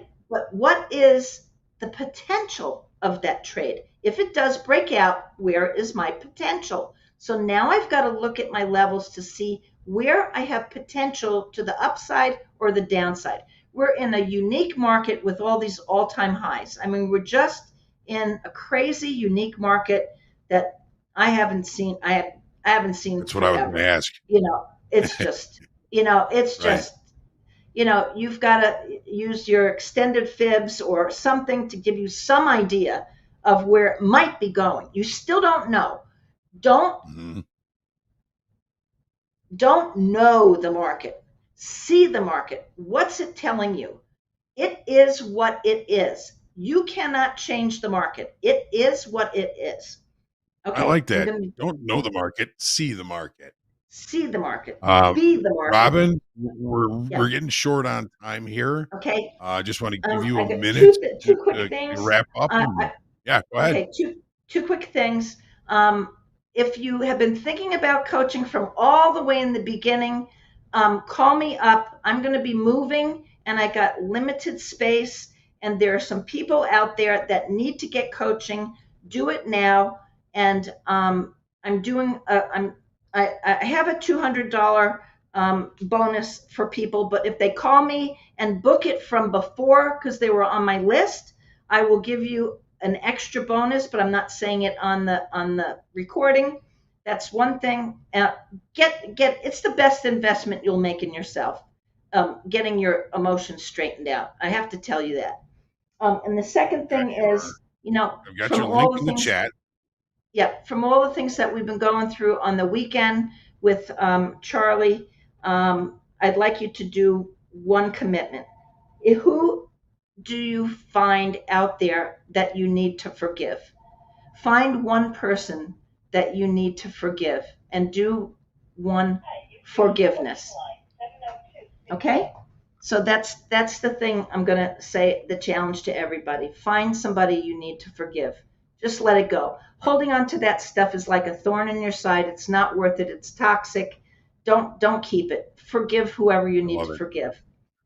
I love it. Even if it's yourself.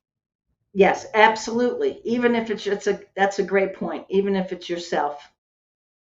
Right. Okay. Robin, so thank you good. very much. Yeah.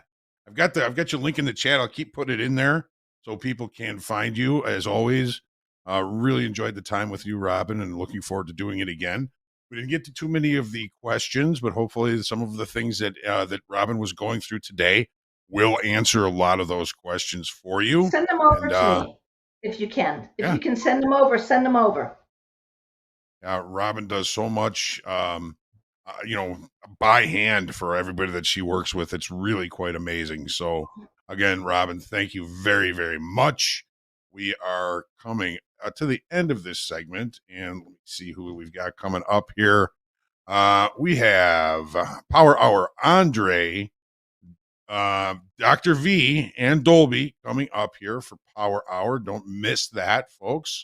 And Robin, really appreciate you. You are the boss. Blessings to you. I'm going to be thinking about who I need to forgive at the end of the day today. And we will see you again very soon. So, folks, thank you. Stick around. Great trading. I love you guys. I love you guys.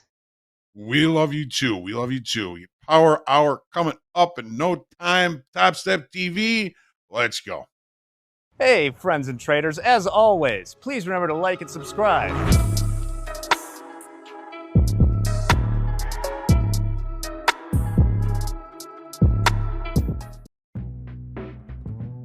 With our new profile management system, you can easily update your personal information and your account preferences so that everything runs smoothly on Topstep X, and we will call you the right name when you end up on the big board, perhaps. Just one micro of...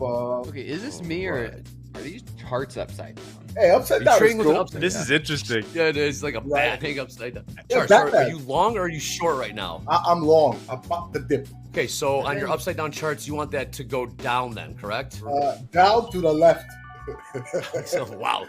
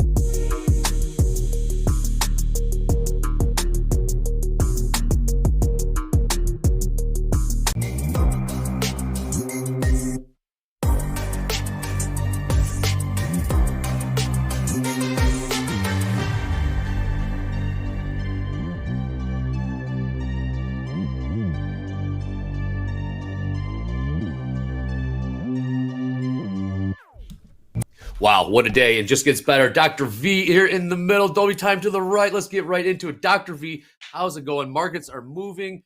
Saw a huge sell-off in gold right there. Big pop in crude.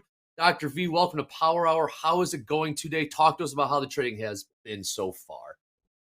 Hello, Topstep. Hi, guys. I'm very happy to be here.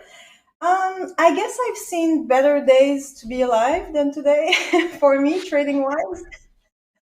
It has been difficult because I guess it's like the Swiss cheese analogy in psychology when a series of little things make a big error.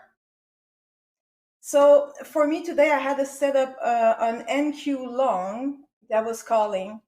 So I took my phone to take the trade. I was copying 3 accounts and my bracket was off since the last challenge, the reversal challenge. And usually I set my stop and profit target manually, right? But then I didn't have a stop, basically, and no profit target. And then I was short and I was long NQ and I didn't have a stop. And also I was 2 E-minis in, which I don't do. I do MNQ usually, right?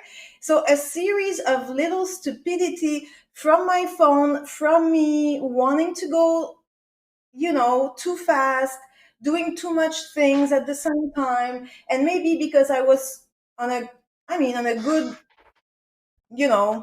roll, maybe I was a bit too confident and I was YOLOing a little bit. I don't know, like I wasn't paying attention. And that's when the market stings. Like, hello, I love you. What can we learn today? Okay. So NQ taught me a lesson today, and I'm very happy. It sucks, right? I lost a lot of money, but I didn't lose my skills. Okay? So that's the good news. The skills are there. It's just that I need to pay attention to make sure that I have my brackets on, my max loss automatically set, because Topstep X is the best trading platform. We are so well protected with it. So use it, right? So that's how I'm doing today. Okay, well, appreciate the transparency here into Power Hour. Let's see, but you do have a combine up. You're up a little on your combine, correct? Up about 1,500 or so. So we can work with that. And let's see where we go from there. Let's take a look at these prices. I'm going to throw it to Dolby time. Last trade in the NQ, 24,793, about 13 points off the lows. ES trading 67.04. Gold, big sell-off right before we came on a Power Hour. Sold about $20 right before we came on last trade, 37.89. And crude pushing higher here, 63.69. House account is still long 5. Micro crude from 63.13. Dolby time, what are you seeing here in the NASDAQ? Well, we've hit a lot of ranges, Trey. It's actually been a really good range day, even though we're down 0.8%. There's been a lot of good opportunities. I have a couple of them circled on this 15-minute chart. The first one that we have was in the overnight session. This could actually, I think, end up being about like a 4-hour or 1-hour range. It was really, really clean. I actually got caught trying to get long in a practice account, but that happens with range trades. If the trend decides to break, you're going to be on the exact wrong side of that trade. Then we broke that kind of like overnight range and then found a new one right below it. So that would be right at 24,920s up to about 970s or so. And then that one also failed straight to the downside and have been ranging again. So something that's interesting about these ranges is that we have seen lower lows and kind of lower highs in most of these ranges, at least that one in the middle and then the one currently. And maybe a slight higher low there, but pretty strict lower highs. So lower high consolidations, pretty bearish. Pretty bearish, but good opportunities for range traders today, even if it is a trending market. Hopefully y'all got some. Absolutely. Keep an eye on that gold. Found some more selling, about $3 off the lows, now $2. 37.89 last trade there. All right, before we get this party started, Dr. V would like to ask you, play above below. I'm going to ask you, what will the price be in the NASDAQ? What will it be on the close? What will the closing price in the NASDAQ be? Then we'll put a poll up. The chat will Vote above or below. Last trade, 24,792. Dr. V, what price will NASDAQ close?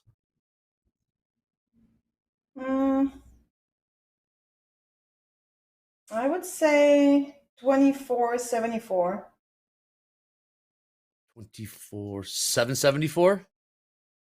24.784. 784. Okay, 784. Hey, be nice to me. I'm hurt, okay? I lost half of my brain. Oh, that's not true. We No, got this. We great got number. this. 24,784. Low is 24,780. See where we go from here. You got the countdown clock in the lower right-hand corner. 51 minutes till the closing bell. 41 minutes till MOC. Keep an eye on that crude. Keep an eye on gold as well. Dr. V, you caught along. Did the stops in. Obviously, lesson learned. That's how trading is, Dr. V. There's no do-overs. It's the tricky part in this thing, but lesson learned. Why'd you like the long? What was the setup that you were saying? Now that I look at it, it was not a good setup. But I have this I trade the Camarilla equation on the 1-minute chart intraday. But I also use trend lines on the 4-hour to assess the sentiment of the market. And most of the time, usually, I trade my 1-minute setups according to the sentiment. But looking at this now, I took a long when we broke my downtrend here. So I was called to take that trade long, okay, on my setup. My trend line was breaking on a support I was watching, but what I didn't see, because maybe there was too much green, whatever it was, we lost my 4-hour uptrend. So we were not in the context of going up on a higher time frame, right? So that was not a great idea. It was I had less probability of this working long because of that context. But again, it's always easier after the fact, okay? Now seeing this, I mean, it stayed above this support for a while, right? Yep. Until it just didn't go. But looking at this now, I see, wow, we broke the trend on the 4-hour and it was bearish actually. But again, I was trying to do too many things at once and that was not a great idea. So trading requires a lot of attention. And for my setup to be valid, I align with the higher time frame, which I did not. So one trade with 10 lessons. So it's a business expense, right? I guess. What does your journal look like after a day like today? Ooh, good question. Oh, it's going to be, it's pretty easy. So what I do is I will check the criteria for me to enter the play, and I will not be able to check the criteria aligning with the 4-hour chart, which is not good. And then it's going to be mainly psychology, because I need to be sure that I have a seat belt when I drive. I didn't have a seat belt. Maybe trading off my phone is difficult, so maybe not anymore. Also, just making sure that maybe I choose different colors for my trends, for my 4-hour trends, to say, hey, look at me, right? Like my alert. Look at me. I'm purple, maybe. That the light green thing maybe was not a good thing. This would have been okay. Maybe this, I would have seen it and say, well, we're not in the context of going up anymore for the moment, right? We could have reclaimed the trend and continue higher. I didn't know that. But at the moment I took my setup, I was not in the context of going long. All right, well, lesson learned. Yeah, lesson learned. The mobile can be tricky. Absolutely. We do have a little bit more downside pressure here on gold. Still about $1.50 off the lows. Crude grinding higher. Continue to do so. The poll is up. We can take it down. Now we're saying 54% are saying above the price Dr. V set, 24,784. Now 55% are saying above. We do have Goolsby is scheduled to speak at the bottom of the hour. We are seeing some headlines from the president regarding Ukraine. Ukraine is positioned to win all its territory back. This is via True Social. Maybe attributed to the sell-off in gold. Not quite sure, but we did see some headlines coming from the president. Will be time. Any levels we got here? For sure. 24,784s. The above below line, I think. Absolutely. That is a very, very spicy level. It's kind of right around the 800s, big round number. It's also the base of the range that we're currently in as well. So this 5-minute range, which we have really consistent lower highs on. Kind of interested in shorts just to see if this continues down, but it could also pop all the way back up again. I feel like either it's going to be a stop out big time or like a big time trade. I don't know if there's any in betweens. I feel that. Yeah, as we've been hanging out around the lows. Quick Delta update before we got on. Power hour NQ minus 7,600, and the ES called minus 11,000. We'll see if how much that does change with the markets moving. But right now, keep an eye on gold. See if gold does want to continue. Again, gold's selling off about $20 right before we got on to power hour. Dr. V, any prices you're looking at for a long or a short in the NQ here in the last 45 minutes? NQ. So NQ, according to my 4-hour chart, is bearish, right? So my next level would be this trend. And also we lost that support that I had in yellow. So, I mean, on the 4-hour, it's pretty, for me, would be more looking for a bearish setup. And also, I mean, it's the end of the day. We sold off a lot. We have this trend like this. We have a steeper one like this, okay? And we have a support. So it's really, we're kind of, you know, like wedging in this area here. So I don't have a trade right now. Dr. V, talk to me. You sound a little like you're a bit down right now because what happened earlier.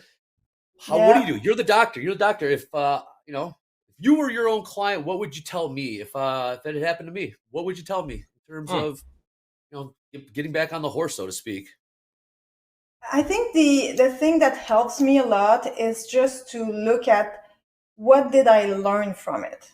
What can I control to protect myself in the future? Because trading is never a linear journey of you walking towards profitability forever and beyond. You know, it's full of highs and lows and stupidity sometimes and learning. So it's like life in general. Like, who can say, oh, I have this manual for life, I know exactly how to live my life? Like, it's not building an, no, I mean, it's not like building a IKEA furniture, right? I mean, we do our best, right, to be good persons, to live our lives, but we have to do mistakes. I mean, we have to learn. I'm only 3 years in my trading journey. I need to learn a lot. Yes, I'm a clinician, but I'm also a trader. So I have two different brains. I have two different ways of approaching life. So me as a trader, I would look at my journal and say, okay, like today, it's not because I didn't have skill what happened. It's because I was not paying attention like I should have.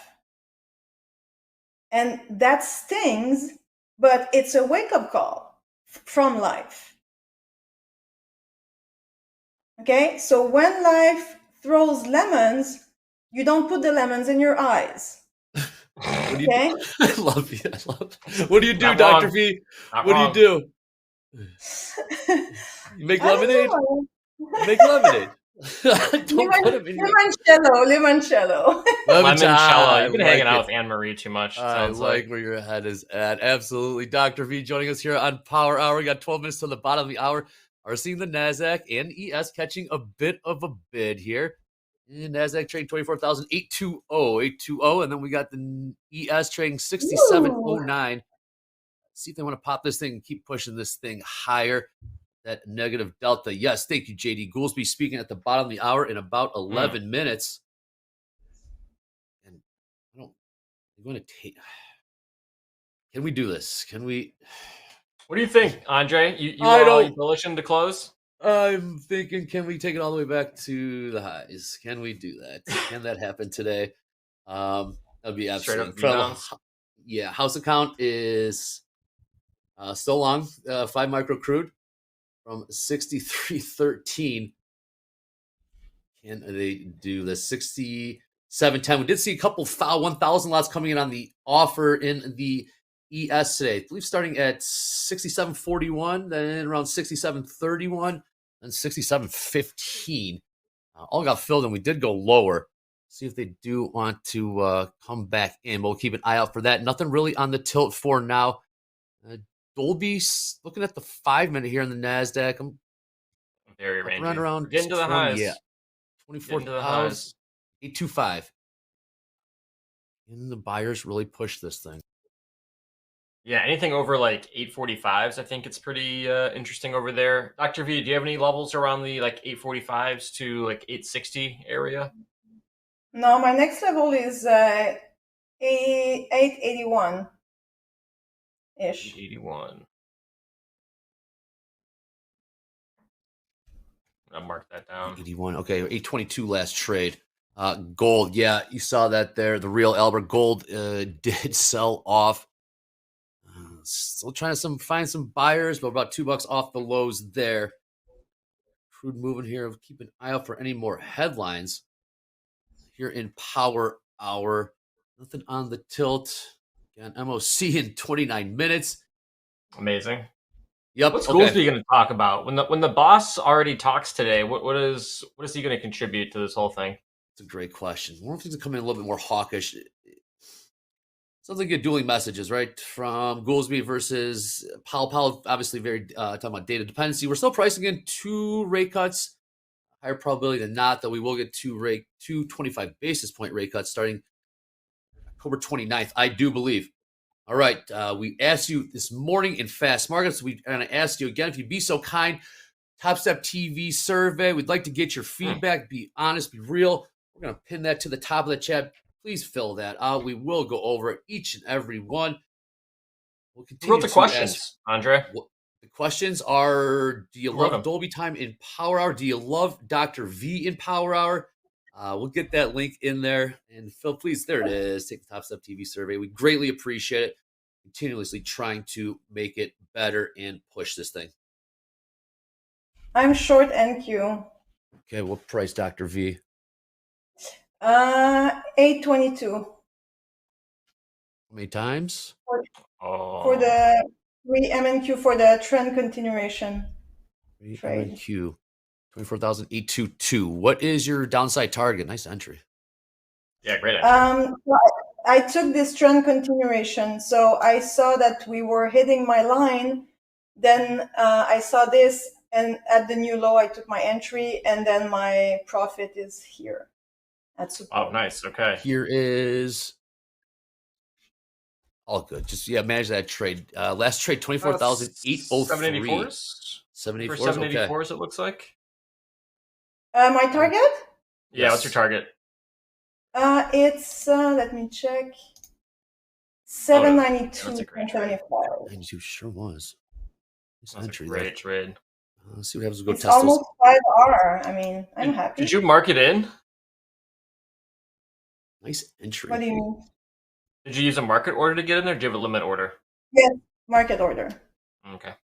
Aggressive. I like it. Very aggressive. It means business. Nice entry. We're going to go test these 24,800. Trading 802s. ES did turn around a little bit. Trading 67.05.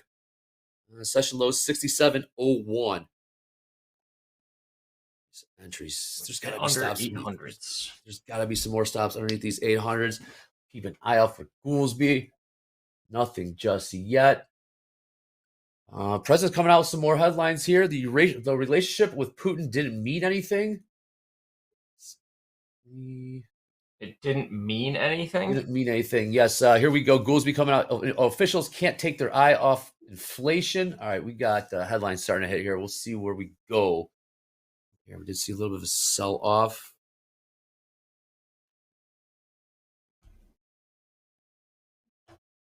President is having a bilateral meeting with Macron right now. Yeah, he was in New York. Oh yeah, waiting for the Trump motorcade to go by. He was stuck on the sidewalk with his crew. I saw that. Sorry, you can't cross the street, buddy. Yeah, we got laws. All right, Dr. V is short right now. Has to be so humbling. Let's go. Yeah, Let me get sub 780s. 780 is what you're looking at. Okay. I think that's when things get interesting. And then maybe 735s would be an interesting target as well. On the NASDAQ ladder, not seeing much just yet. I got a hard lot up. It's 24,809. 4 points away from that. The upside. So, but go ahead, Dr. V. When you have, Dr. V. When you have 3 contracts on, are you looking to peel some off or all in, all out? I'm usually all in, all out. Okay. Market in, market out. Okay. Yep. You know, I like to have a relationship with my trades. You know, like we're going in this together, and we leave together. Sounds like you just don't leave a kid at the pool and then leave one at the park and then take one for a runner. I mean, someday I will have runners, but since I'm trading M&Q. Why having a runner of like $2? I mean, no, that's not worth it. I prefer to have base hits, kinda, and take all in, all out. That's Got it. You know. So market in, market out. Like it's still nothing more just yet. The president, but NASDAQ keeps coming down to these 24,804s. See what they want to do with the 800s. Nothing just yet. About an hour in about 4 minutes. 4 minutes. Goolsby has started saying can't keep your eye off inflation.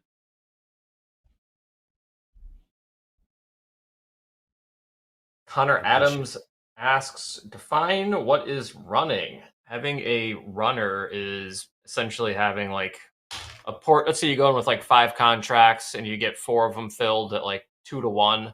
That last one could be your runner, and maybe that one is the one that goes for like 10 to 1 or 20 to 1 or something. That's like the trade that you're just keeping on all day to see if you just hit a homer with it. That is a runner. We say it frequently on here. Wish we had one on, because that means we wish we were still participating in whatever move was happening, but we closed out and we're left behind. So that's the concept of having a runner on. Really trying to maximize profits on that. We call it, shaving some off, like Dolby said, and leaving that one lot on or 2 based on what you entered with.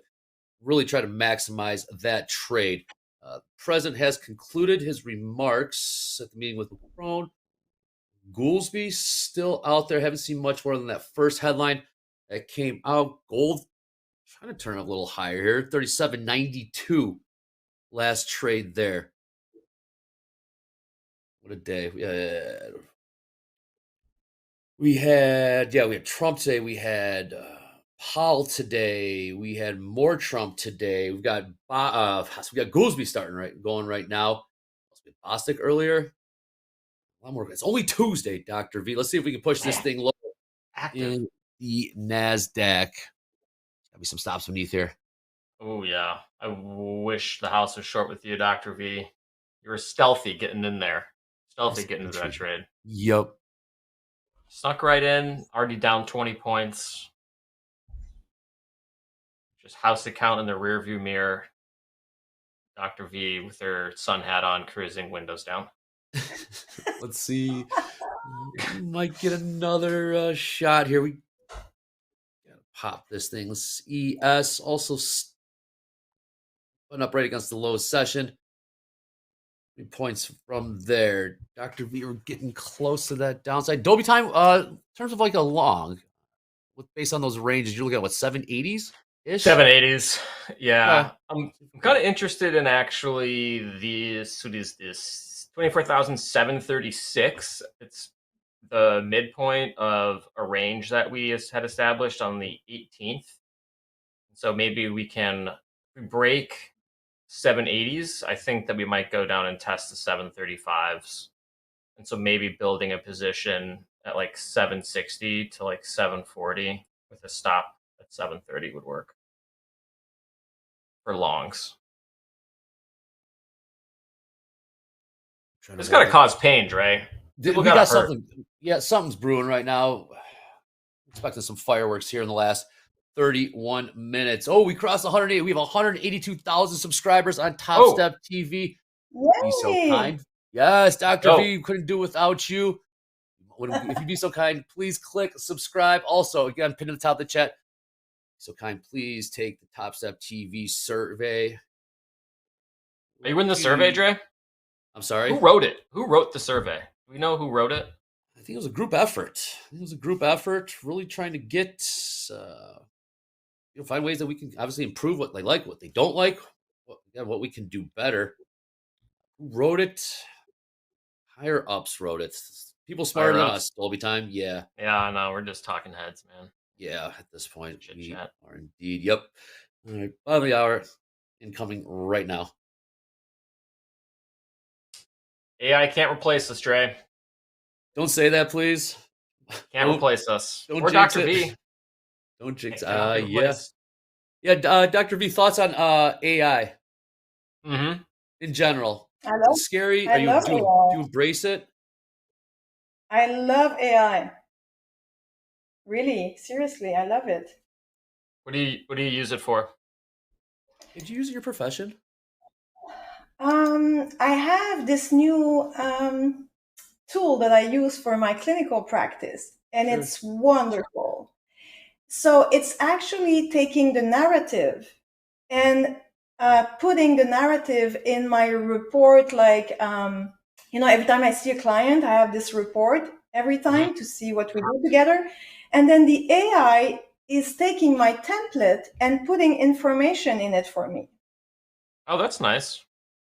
That's amazing. So I can actually listen to my clients. No, I'm kidding. But I can be more... Actually, wow. I'm kidding. Incredible. But I can actually, I'm more present with people, because I know that if I'm missing like some dosage on a medication, my computer is helping me get the details and I can be more present. So I really, really like it. I'm very happy. Approved. All right, so it's coming. We continue to see in all the earnings calls, say the word AI and boom, your stock goes up. We see what's happening with Nvidia. AI it is most certainly the future. Okay, we got 18 minutes till MOC. Markets are in a bit of a holding pattern. Yeah, Dr. V, short from 24,822. All right, we'll see if we can get through these 800s, but right now they're trying to hold the floor right there. Also, you saw Gabe come in this morning with Fast Market. You saw him yesterday. No one does it better than Gabe with bringing you updates for Topstep X. Gabe, those that are just hearing for the first time, what do we do?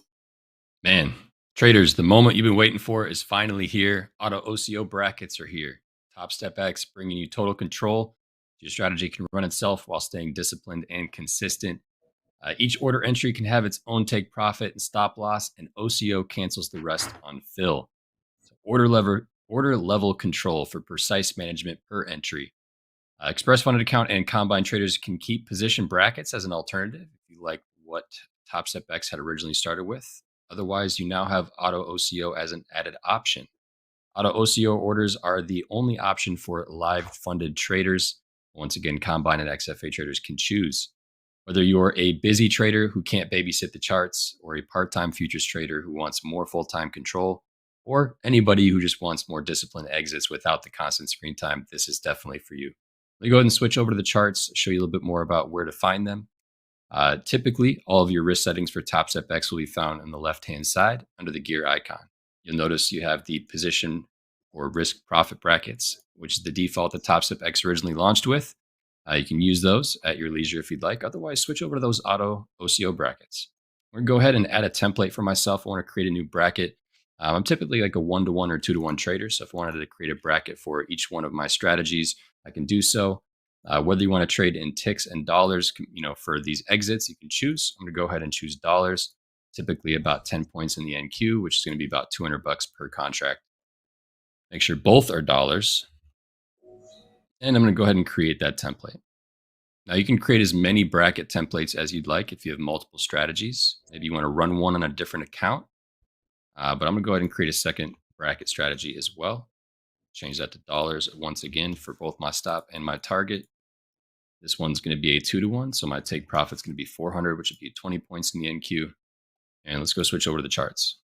So I'm in the NASDAQ. I need to actually tell what particular order entry tool that I want to use to determine whether these brackets are actually on or off. So right now in the top right-hand corner of my charts, I'm not a chart trader. I'm not typically the one to right-click, but that's where you click and select the bracket if you are a chart trader. If you are a dome trader or an order panel trader, you need to make sure that that OCO bracket area in that panel is selected to the proper strategy prior to entering the order. But once I do that, let me go ahead and select the 1-to-1 strategy here in my dome. I'm going to go ahead and buy one at market here in the NASDAQ. So there we go. Entered at 812. I got a stop at 802 and a target at 822. I wanted to go ahead and add a second contract, but this next one, I want to go ahead and make it a 2-to-1. Go ahead and change my bracket strategy, throw in that second contract, and now I've got a 2-to-1 strategy as well. But that's going to be the quick demo. I'm going to get it back to Dr. V, Andre, and Dolby in the markets, see what's cooking for the remainder of this power hour. Back to y'all. Thank you, Gabe. Very exciting stuff. Still in this trade right now. It's 25 minutes till the bell. We got some offers in above. Okay. If it ever gets up there. And bids down below if it ever gets down there. What prices? Bids are 725 to 745. Offers are 845 to 865. 845 to 865. Okay. Last trade, 24,809. 809 gold bid. Thank you, Coach J. Yes, gold about $12 or so since bottoming out at 37.83. Now trading 37.95. Dr. V, do you find yourself having more trading clients that you've been on TV? Yeah, I'm so happy. So people are reaching with Instagram. So Dr. Vanessa Charland on Instagram. And yeah, it has been great. I'm really happy. Some people are just so nice, like just sharing stuff. And I have my first hater last week. He wrote me a message on one. Hold on. Yeah, my first. So my friend told me, I guess that, it's a good sign. You have your first hater. Hold on. It is. Hold on. Do you print out the comment and get it framed? I think I should, actually. That's a great idea. Poor people. Also, I think people see it as it was just mean, yeah, not even.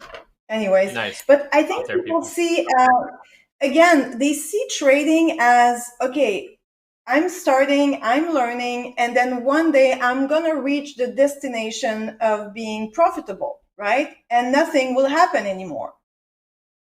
I'm going to...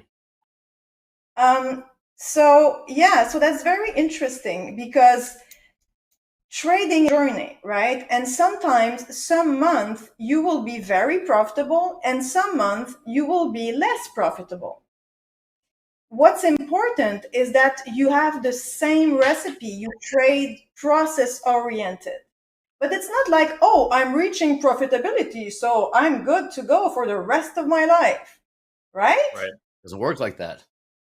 Can you share maybe also something about that? I think people don't really, they have a lot of expectation on how it should go, and it's not an easy thing. It's very hard.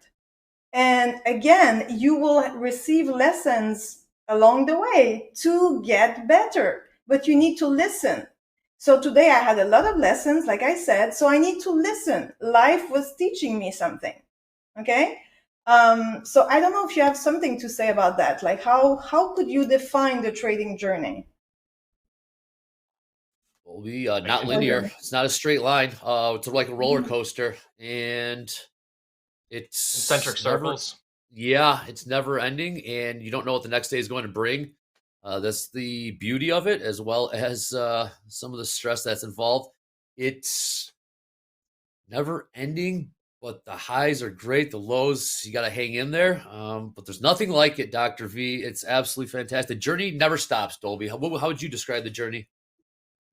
Concentric circles. They're just going perpetually going round and round and hitting the same problems, different areas. It's truly never ending. Doesn't matter if you're great at trading or terrible, you're always going to run into some emotional baggage, whether you're on a 10-day losing streak or 10-day winning streak. There's some intrusive thought that is going to try to make you lose money. Always. You just gotta trim those hedges, you know? Yeah. Ruin the fence line. I love it. It's always you're always in the moment. One of the beautiful things about it, you're always in the moment. A lot of pleasure, a lot of pain, so they say in the chat. Yeah, it's a lot of ups and downs. It's just do not know what's going to be happen the next day. Like another next thing hour, too, next Dre. minute. Yeah, which is, we trade on the screen, so we don't get some of this. But I think if you're like trading on the floor, like in real life, you really see that everyone in that pit is trying to take your money. And I don't necessarily think we feel that same sort of like fear or defense response when you're trading at home. It's a little bit more like pressing buttons, video game style. But truly, when you open up your computer screen, every tick is trying to take your money. Every single person in that market is trying to make you lose on your trade. 100%. It's hard. It is competition. Yes, trading around other people. Definitely pits for sure. Closest thing to sport, I would say, in terms of the financial markets. Dr. V, are you still in this? Trade's still valid. Last trade 24,818. You're short from 822. Yeah. So if it breaks my downtrend, I will be out of the trade with. Now it's break even because my stop was there. But if we're following the trend, we should hold the price down. So if we pop out of this, I'm going to be out of the trade. Dr. V, were you truly that close to hitting your take profit, or did you move Yes, it? I was. That was more pain for me. So 1 point from my profit target. When it rains, it pours. Oh man, it rains, it pours. Or when the shit hits the fan. Oh, yep, does it ever? is everywhere. It is everywhere. I didn't know that part. Oh my! All right, we got ES catching a bit of a bid here. 67.11 half. Nasdaq at the line in the sand right here at 24,825. YM, the Dow Minis made a new all-time highs today at 47,055. And just continue to sell off, bottoming out at 46,545. Last trade, 46,621. 621. Got 8 minutes till MOC. Again, at Topstep TV, we're always going to be bringing you when Powell is speaking, when Trump is speaking. For those that are just getting caught up on the trading day, let's bring in what Powell's, how he greeted luncheon there in Rhode Island. Powell had this to say just to start it off.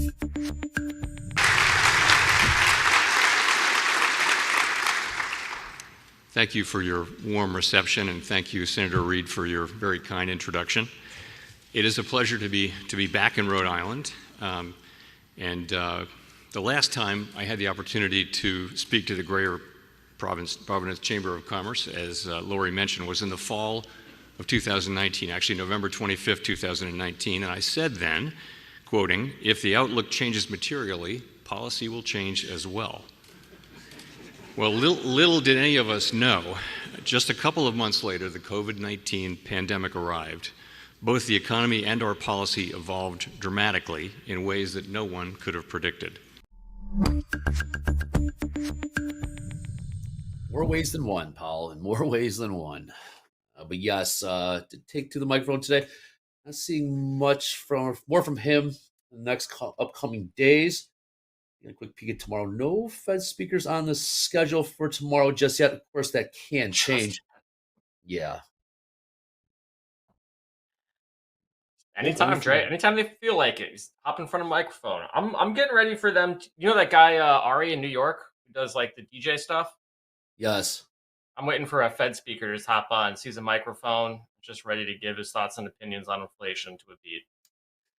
The CEO of Goldman Sachs is also a DJ, and DJ Saul likes That'd be to a good DJ battle. Incredible, absolutely. Right, ES at the upper end of the range here, 67.11 last trade. Can continue to grind this thing higher here in the last 16 minutes of the trade. Dr. V, talk to me. You're in this trade right now, upper end of the range, short 3. No, I'm not in a trade anymore. No, you're flat. Oh, you're flat? Okay, very good. I saw it there. Okay, you're flat. Very good. House account is long 5 micro crude from 63.13. Last trade 63.70. Do we know how we're going to manage this trade in the house account? JD and Hoagland, they took this trade in opening call. That's right, opening call. Oh, another bell. No Lenny there. Nope. No Lennying there. Dr. V, if you don't mind, will we get your P&L for this combine, please, so we can update the board? It was 1,543, I think. So. Okay. And now I'm long from the trend break. Let's see what happens. Okay, what price are you long from? 828.50. 828.50. All right. See if we can push this thing higher. What's your target to the upside here, Dr. V? 5 minutes LMOC. What time is it? 15 minutes for the bell. All-time highs. Just say, Dr. V, let's go for these all-time highs. We have 5 minutes. Okay. All right. Long, 5? No, I'm just looking for like a 1-to-1 on this one because, it's 15 minutes and it's going to be close. So. Okay. So it's 844.75. 44.75. All right. We can do this. Absolutely. Watch these ES. We're going to Delta squeeze. They're asking in the chat. I very well might. What is Delta? Whoa, minus 7,200 in the NQ, minus 10,000 in the ES. I'm being told to stop distracting you, Dr. V. I agree. I'll let you manage this trade. Take a look at some of these other markets. ES grinding higher here. We're about 12 points off the lows. Never quite got to 6,700. Only trading 67.13. 67.13. Overtime still working. So again, yes, please. Still working. Dr. V, please. Oh, yeah, sorry. I just wanted to say that every time you're following a process, you are winning, okay? So even if it's, it sucks, right? Again, I had a rough day. Then my profit target was 1.2, like above. Okay, we turned around we knew the support was there. And then we decided to turn around a little higher, okay? So I was here. Here. The profit target, okay? Again, it doesn't mean that the trade was not a good one. And sometimes I feel that we are beating ourselves up too much. It's not the outcome. Of course, it's great when it's hitting your target. But here it's, what is your system? Are you following the rules? Yes, then you're winning. You have to remember that. It's a process-oriented job. And you need a lot of screen time. A lot of screen time, a lot of repetition in your strategy. So please be nice to yourself, okay? You're just trying to do your best, okay? Following the process. This morning I had, for example, I had a bad reading on NQ today, but I had a call for a short on platinum, okay? Earlier this morning. Platinum. But what I saw, I love platinum. What I saw is that we were trend breaking. So we were breaking the downtrend on the 4-hour. And breaking it, we did, right? So when the short play called, it was not, I didn't take it because of this context here. Like I said, I always try to align with what the 4-hour chart is saying. So every Sunday, I will chart my monthly level And then I will chart my 4-hour trend lines and support resistance as well. And every day I will come back and adjust my 4-hour trends and level based on price action. For example, this line, I will not need it. This line, I will not need it. So you trim down your levels at night, but it's always good, even if you're trading the 1-minute chart, to see what's happening. What are the big bucks doing? Okay, so the big bucks are buying. So don't short that, okay? And we've been downtrending since, let's see the date here, July. It's been a little while, okay? So it has data. So yeah, that keeps me away from trouble when I actually see the lines. But you know what I mean. So it's always look to the left to make sure that you see the whole, like a bigger picture of what's happening. This Dr. V, you say you love platinum. Do you like gold or do you like platinum more? Which one do you prefer more? On the fingers or on the chart? Yeah. In real life. In real life. In real life. Yes. I don't wear a lot of jewelry. Fair enough. So Well, I Goldie think has I some gold prefer, on it. yeah, I'm not a big jewel person. Like, I prefer to go out to eat. Like, I love food. I love wine. I love like living. I love experiences. So for me, money is buying experiences, memories. Seconds here, MOC, sorry. And light buy side S&P's 400 mil, sell side NASDAQ 200 mil, buy side Dow 133 mil. Light. Okay, nothing really moving there. MOC came and went. Again, a light buy side S&P's, light sell side NASDAQ, a light buy side ES. Did the markets move much? No. No. And no. We still might get filled on something, but not off the MOC move. We might have a buzzer beater trade on our hands. So yeah, what the markets are doing here. Again, in about 4 minutes. We'll get another injection of liquidity. Again, those numbers can and will change. We have the ES try to pump higher here. 67.13. Last trade in ES. See if NASDAQ wants to pump this thing. Dr. V long from 828.5. Gold recovering nicely.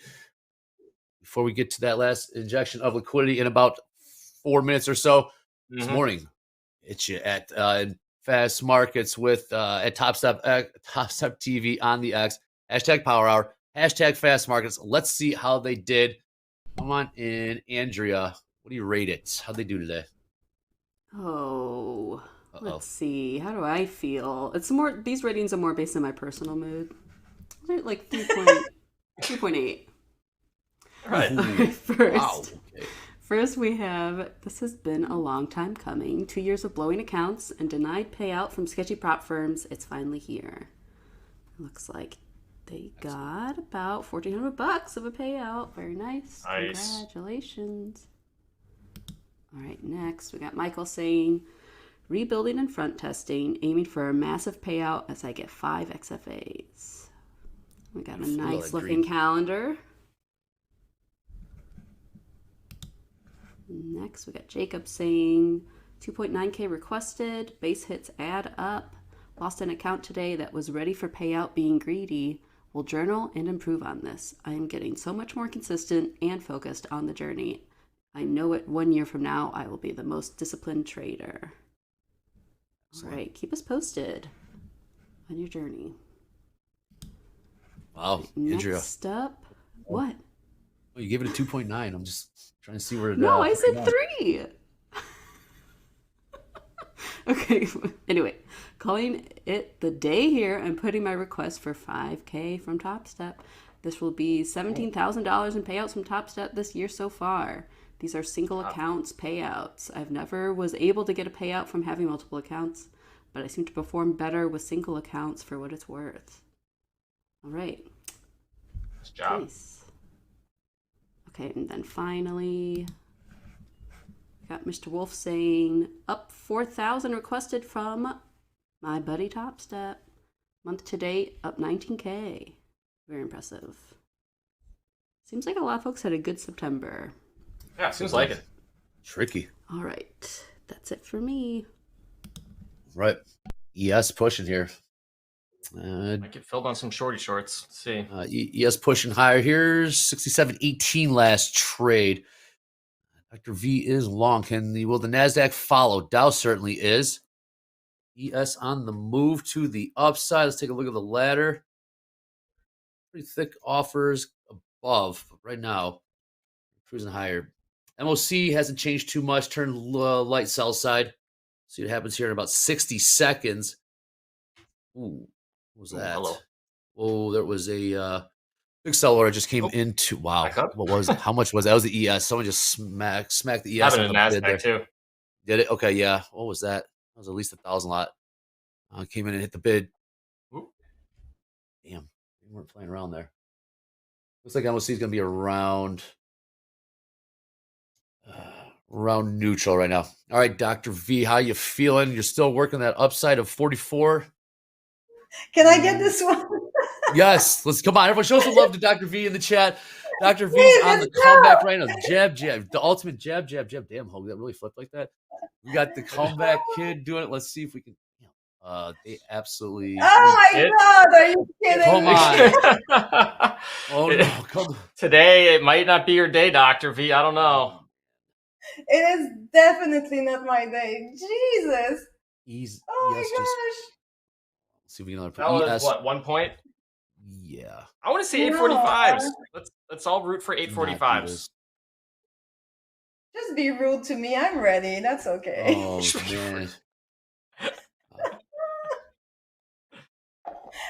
Jesus. No, come on, another push here. We got 4 minutes. MOC light sell side. We saw that ES Delta go from double check this, went from minus 10,000 to plus 300 or minus 300. Pretty much saw a squeeze happen there in the last few minutes. Come on, Dr. V, let's get this fill. And on a good note, I think we got this. Dolby, we still working these offers? Yeah. I'm working 845 so Dr. V can get filled. Thank you. We're right on the other side. She's at 44 3/4. We're at 45s. I just want to high five you. Let's high five. Yes, absolutely. Yes. Push this thing higher here. 4 minutes. Working those 40. How close did we get? Very. Within a point, God. I think. No, within a couple points. About a point and a half. I think there might be another push here. The Delta got completely unwound. Dr. V riding the roller coaster of trading right now. Was short. All the emotions, all of them at once. Yep. Cut the losses. You're seeing it here in real time on TopstepTV. Can we get this push? Come on. Oh, Dr. V has folded her arms. She's had enough of the market. She's going to tell the market. I've had enough of you. Blaze locked in here with about 3.5 minutes to go. Dolby. Of course, you're so rude. ES turn around a little bit there. Well, might be okay. Yeah, we'll see. Might be okay. This is a tight range, though. It's a very disciplined range. Up to those 840s, and it was like, come on, buyers. Nope. All right, give one more push. Right back around. One more push. ES still staying strong. Before we get in the last 3 minutes into the close, again, pinned to the top of the chat, the TopstepTV survey link is up there. If you'd be so kind, please take a moment to fill that out. Tell us what we can do better. What you like, what you don't like, who you don't like. Please keep it real, as the kids say. We greatly appreciate it. We'll continue to post that link. But right now, we're seeing a bit of a turnaround here in the markets. You got to be kidding me. We're going to end on the lows. Oh man, yes, very close. I need a psychologist. Do you know anyone good? Oh, we need a referral. You got to be kidding me. We did turn around here about 2 minutes. So 1 point, and now 1.75 point. So maybe it's a new. Do we have a new moon coming? Is it like today or something? Oh, maybe. Maybe the energy. Oh boy, maybe. yeah. Someone get the Trading View moon indicator up. See where we're at. Let's see if we get this, Phil. Come on, let's show some love to Dr. V. Dr. V, after a tough day like today with the ups and downs, a little mistake, how does a Dr. V keep this type of day in the past? Anything you're going to do after? You go grab a nice dinner, have a glass of wine? What does that look like with Dr. V? Go for a run? How does a Dr. V get over? Yes, all three? Or I'm going at the same time. I'm so hitting the gym right now, like beast mode, you know, like so much. You have no idea. It's going to be a leg day. It's going to be a leg day. Oh, yeah. Dedicated to the NASDAQ. Let's do this. Oh yeah! Don't skip leg day. That's as everyone knows. Yes, let's see if we can get this, Phil. Push this thing higher. They're saying the new moon was 2 days ago. 2 days ago. 2 days ago. Okay. Yeah. Here we go. Thank you, Hope. Get my calculator. Get my new levels. Come on, let's get one more push here. Right, we are pulling all of our work. Out at least. Can I just get stuffed out or something? Just end it. Oh, end this pain. Yep. Indeed. Oh man. Well, you got to see the real raw emotions here of trading. Yeah. There you go. The whole gamut. All right, here we got 30 seconds. Take a look at the ladder here. ES, lots of volume. Will the NASDAQ pump this thing higher? One time for Dr. V. Thank you so much for joining us. 20 seconds. Working 47, 44. Come on, Dr. V. We got this. Push to see us. Dr. V's had enough of this market. Oh it's man, so Dolby time. I love it. I love it. It's pure entertainment here. Like I should come more often. You know? Absolutely. Always welcome here. Dr. V, thank you kindly for jumping on. Full of transparency. Go check her out. We'll put those socials here in the chat. Dolby time. Good patience today. Good patience. We know we got more coming tomorrow. House account did end up. We'll get those props for you. Dr. V, again, thank you so much. Everyone in the chat, go follow Dr. V on the IG. To you haters, we're watching you. With that being said, shout out to all the bellers. It's only Tuesday, and we've seen the absolute roller coaster of profits and losses, the emotions, and we are not done yet. We got at the buzzer coming up after this. Tomorrow's Wednesday, it's just hump day. Stay locked in. We're all in this together. With that being said, I'm throwing it to my main man, Gabe. Gabe, take us out of here and into At the Buzzer. Thank you, Dr. V. Man, what a good day here at Topstep TV. Thank you, everybody, for joining us. As always, it is just Tuesday, as Dre said, and we have a ton for you still the rest of this week. So make sure you come back, hang out with us at the buzzer, 3:15 today, Central Standard Time with Coach Jay and Coach Paul, as always. We have slow markets this evening at 7:30 with Coach Dakota. We also have Aaron Luce coming in for the London session here at with Trading Gold at 1:30 a.m. And you have Deanna at 3:30 a.m. Central Standard Time for the Euro trade. And then we'll be back 7:15 tomorrow, opening call as always with Coach Jay, JD, and Hoag. Starting off the day with your trading checklist, getting prepared, what economic reports we have coming up for the day, what news took place over the night. And then, we'll be hanging out all day tomorrow until 3 p.m. again. So in the meantime, it's been a long day, so go home, get some rest, recharge your brain. You may already be home, but maybe you're at work. Get home safe and enjoy your time with friends, family, whatever you got planned this evening. And we will see you very soon. But in the meantime, take care. This is Topstep TV. Let's go.